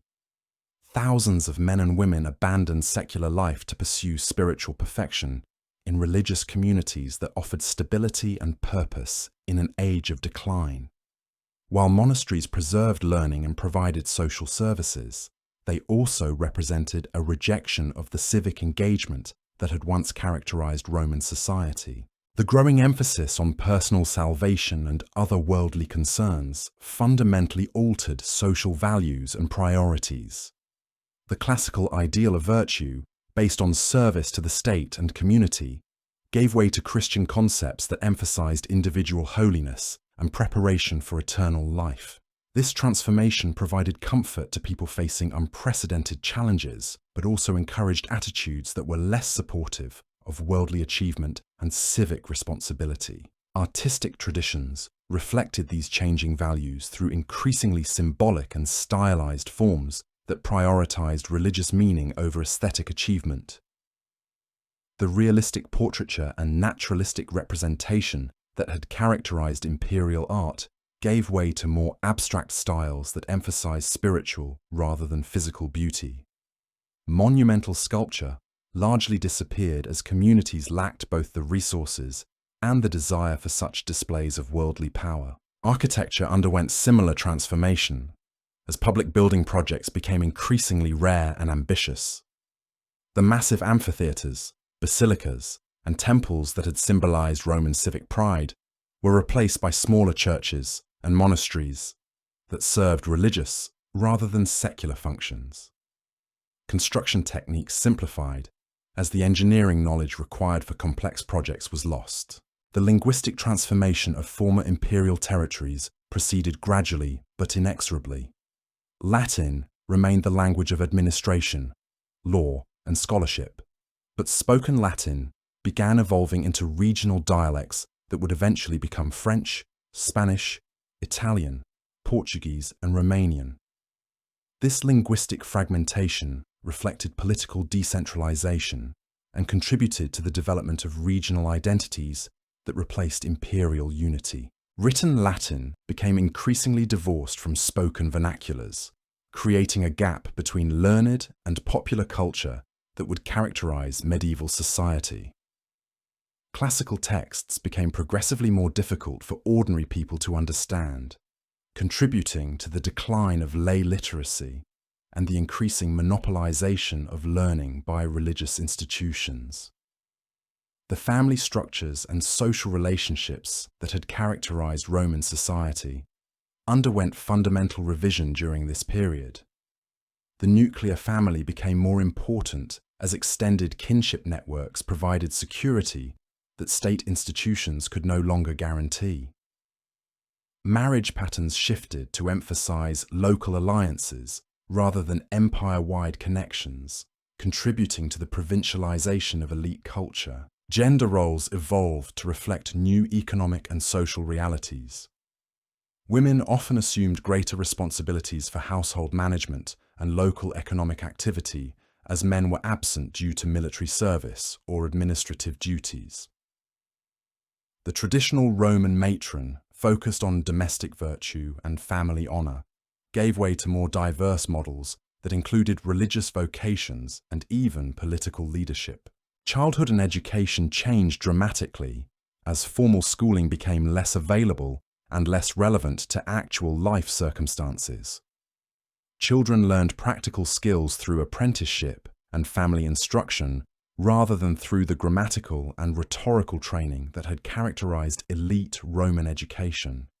This shift reflected broader changes in social expectations and economic opportunities. Social mobility, which had been possible during the imperial period through military service, political advancement, or commercial success, became increasingly limited.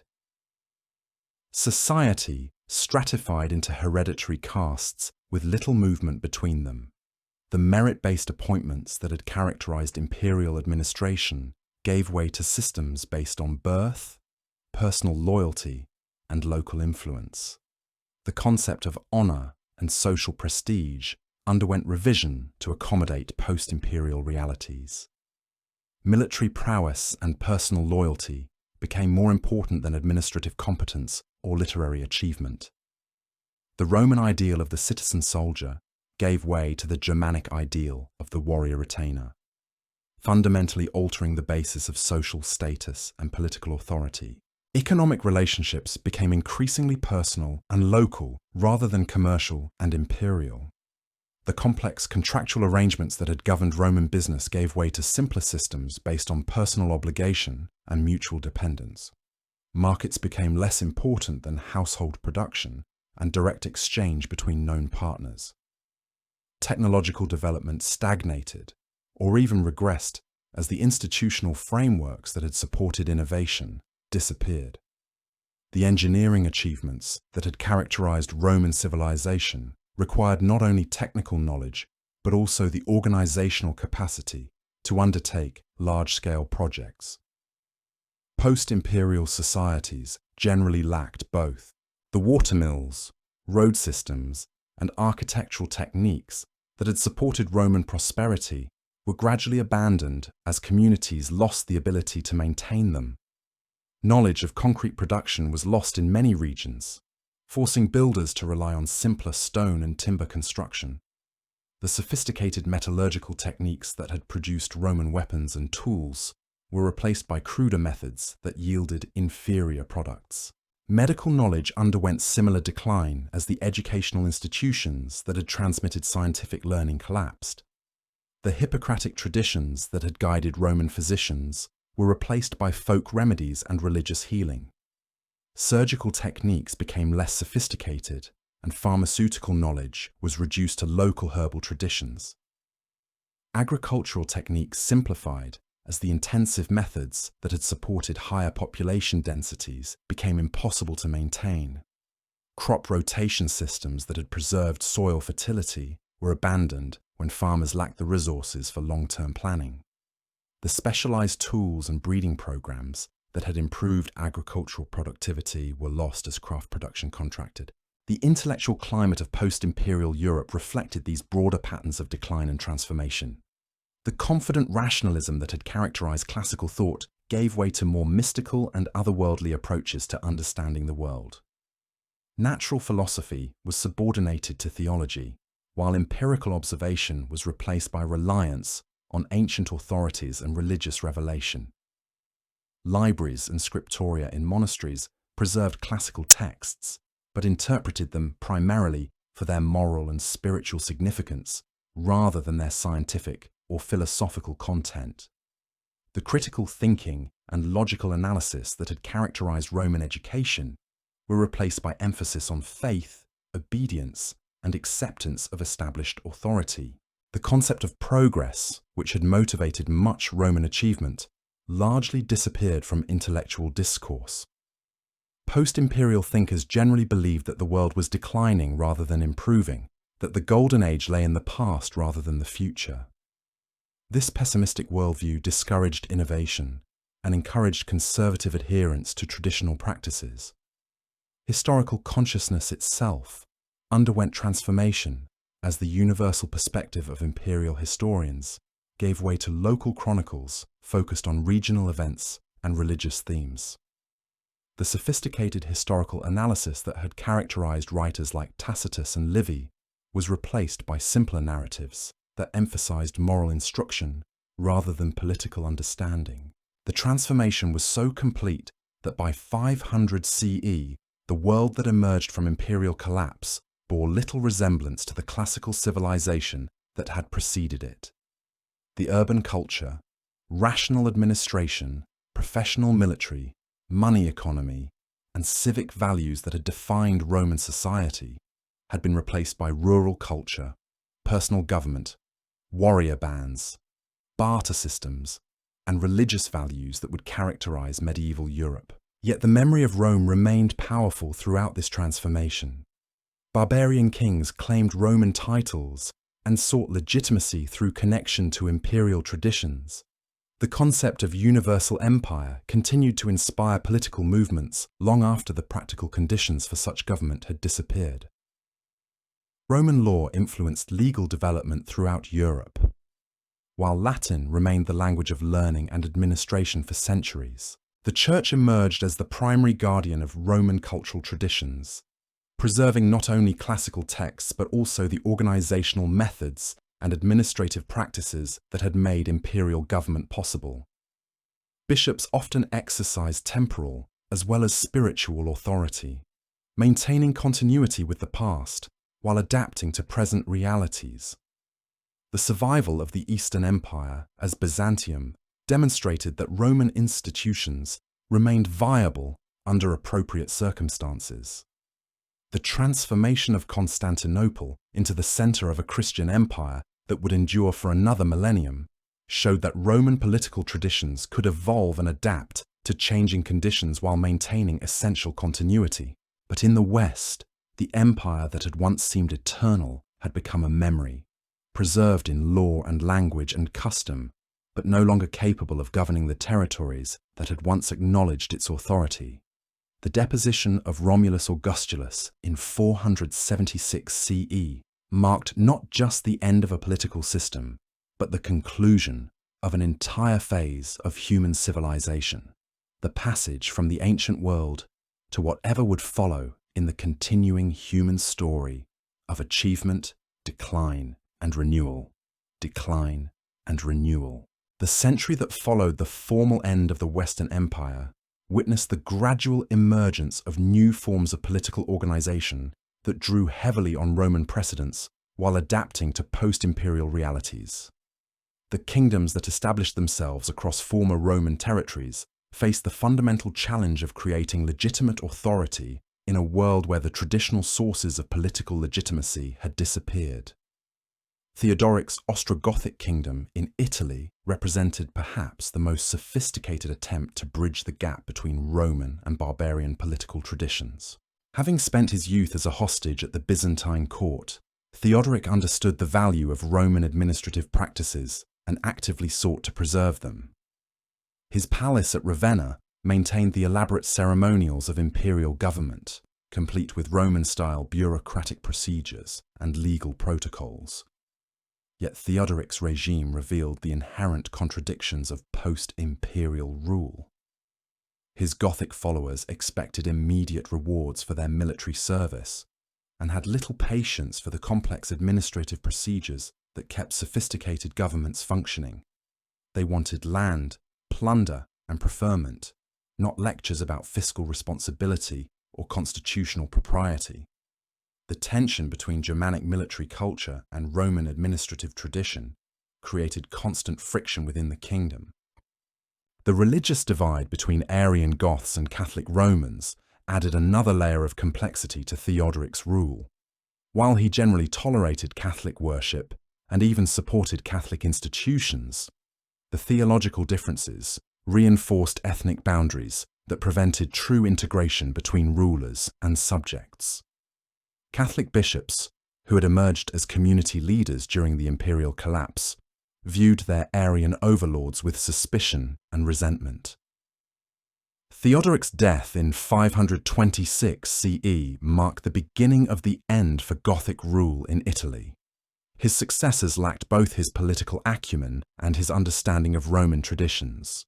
The kingdom quickly became embroiled in succession disputes that echoed the civil wars of earlier centuries. Gothic nobles, following their traditional customs, expected to participate in royal elections, while Roman subjects looked to Byzantine Constantinople for alternative leadership. The Gothic Wars that erupted when Justinian's forces invaded Italy in 535 CE devastated the peninsula more thoroughly than any barbarian conquest had managed. For nearly 20 years, Byzantine and Gothic armies fought across Italy, systematically destroying what remained of urban civilization. Cities changed hands repeatedly, their populations fleeing or dying as armies besieged, captured, and recaptured the same territories again and again. Rome itself, the eternal city that had once governed the world, became a prize to be contested between foreign armies while its population dwindled to perhaps 20,000 souls. The aqueducts that had supplied fresh water for over a millennium were repeatedly cut during sieges, forcing survivors to depend on contaminated wells and the muddy Tiber. The forums and basilicas that had symbolized Roman grandeur became battlefields where Goths and Byzantines fought among the ruins of classical civilization. The pragmatic sanction that officially restored Byzantine rule to Italy in 554 CE governed territories that bore little resemblance to the prosperous provinces of earlier centuries. Entire regions had been depopulated by 2 decades of continuous warfare. The sophisticated urban culture that had characterized imperial Italy was gone, replaced by scattered rural settlements focused on mere survival rather than cultural achievement. The Lombard invasion of Italy in 568 CE completed the destruction of whatever classical traditions had survived the Gothic Wars. Unlike previous barbarian groups, the Lombards showed little interest in preserving Roman institutions or accommodating Roman sensibilities. They conquered Italian cities systematically, establishing military settlements and reducing Roman populations to clearly subordinate status within their new political order. The Lombard conquest created a fragmented Italy that would persist for over 13 centuries. Byzantine forces retained control of Ravenna, Rome, and southern territories, while Lombard duchies dominated the north and centre of the peninsula. This political division prevented any unified authority from restoring order or prosperity to territories that had once been the beating heart of the Roman world. Similar patterns of decline and fragmentation affected other former imperial territories throughout the 6th century. Visigothic Spain initially maintained many Roman legal and administrative traditions, but internal conflicts and external pressures gradually weakened royal authority. The kingdom's elaborate law codes, based heavily on Roman precedents, proved inadequate for managing the complex ethnic and religious divisions that characterized Spanish society. The Vandal kingdom in North Africa had already fallen to Justinian's reconquest in 534 CE, but Byzantine restoration brought little improvement to the region's devastated economy and society. The complex irrigation systems that had made Africa the granary of Rome were never fully restored after decades of warfare and neglect. Agricultural productivity remained a fraction of its former levels, while Berber tribes raided settled areas with impunity. Gaul under Frankish rule experienced a different trajectory that nonetheless reflected similar patterns of transformation. The Merovingian kingdoms that emerged from Roman collapse maintained some imperial traditions while developing distinctly Germanic political practices. Frankish law codes represented sophisticated attempts to combine Roman legal principles with barbarian customs, creating hybrid systems that reflected the mixed populations of post-imperial Gaul.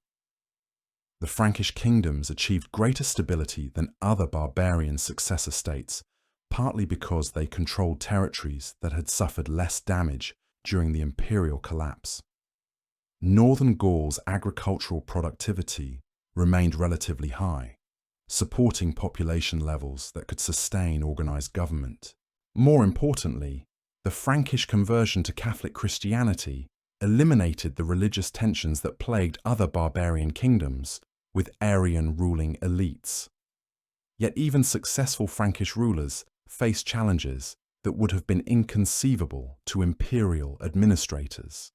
The money economy had largely collapsed throughout their territories, forcing governments to operate through barter systems and payments in kind. Professional armies were financially impossible to maintain, requiring rulers to depend on personal loyalty and temporary military obligations from their followers. The transformation of Britain illustrated the most complete break with Roman traditions among former imperial territories. When Roman forces withdrew around 410 CE, they left behind a Romanized population that had grown thoroughly accustomed to imperial protection and administration. Without Roman military support, British resistance to Saxon settlement quickly collapsed, and Germanic colonization proceeded with minimal organized opposition. The Anglo-Saxon kingdoms that emerged in Britain showed virtually no continuity with Roman institutions or culture. Latin survived only as the language of Christian clergy, while spoken languages evolved into Germanic dialects that bore little relation to the British Latin of the Roman period. Roman cities were systematically abandoned or drastically reduced in size, their stone buildings serving as convenient sources of construction materials for Saxon settlements. The archaeological evidence from post-Roman Britain reveals the dramatic scale of cultural transformation that accompanied political collapse. Pottery production reverted to handmade techniques that would not have seemed out of place in prehistoric times. Metalworking skills declined to levels not seen for centuries before the Roman conquest. Literacy virtually disappeared outside monastic communities, while the complex material culture of Roman Britain was replaced by much simpler Germanic traditions. The disappearance of Roman culture in Britain reflected broader changes in European society that made classical civilization unsustainable across vast territories. The urban-based economy that had supported Roman prosperity required levels of population density, technological sophistication, and political stability that no longer existed in post-imperial Europe. When these foundations disappeared, the elaborate superstructure of classical culture collapsed along with them. The survival of Roman law in various forms throughout former imperial territories demonstrated the practical value of Roman legal traditions, even when Roman political authority had vanished completely. The Corpus Juris Civilis compiled under Justinian preserved classical legal principles and made them available to medieval lawyers and scholars who would adapt them to very different social conditions. Germanic law codes throughout Europe incorporated Roman precedents, where they proved useful for resolving disputes and maintaining social order. The Visigothic Liber Judiciorum, the Lombard Edictum Rothari, and similar legal compilations represented sophisticated attempts to create unified legal systems that could accommodate both Roman and barbarian populations within single kingdoms. Yet the application of Roman law in post-imperial societies revealed how thoroughly social and economic conditions had changed since the classical period. Legal principles designed for complex urban societies with sophisticated commercial relationships had limited relevance in agricultural communities, where most people never travelled more than a few miles from their birthplace. The elaborate procedural safeguards of Roman civil law meant little in societies where local strongmen enforced their will through personal authority rather than institutional mechanisms. The Christian Church emerged as by far the most successful institution for preserving Roman traditions and maintaining cultural continuity across the imperial collapse. Bishops often exercised temporal as well as spiritual authority in territories where secular government had failed entirely. Their courts handled not only religious matters, but also civil disputes, property transfers, and commercial agreements that kept some semblance of legal order functioning. Monasteries served as centers of learning that preserved not only religious texts, but also classical works of literature, history, and philosophy that might otherwise have been lost forever. The scriptoria, where monks copied manuscripts, became the primary means of transmitting ancient knowledge to future generations. Without monastic preservation efforts, much of classical learning would have disappeared entirely during the post-imperial transition. The ecclesiastical hierarchy provided a model of administrative organization that barbarian kingdoms could adapt to their own governmental needs.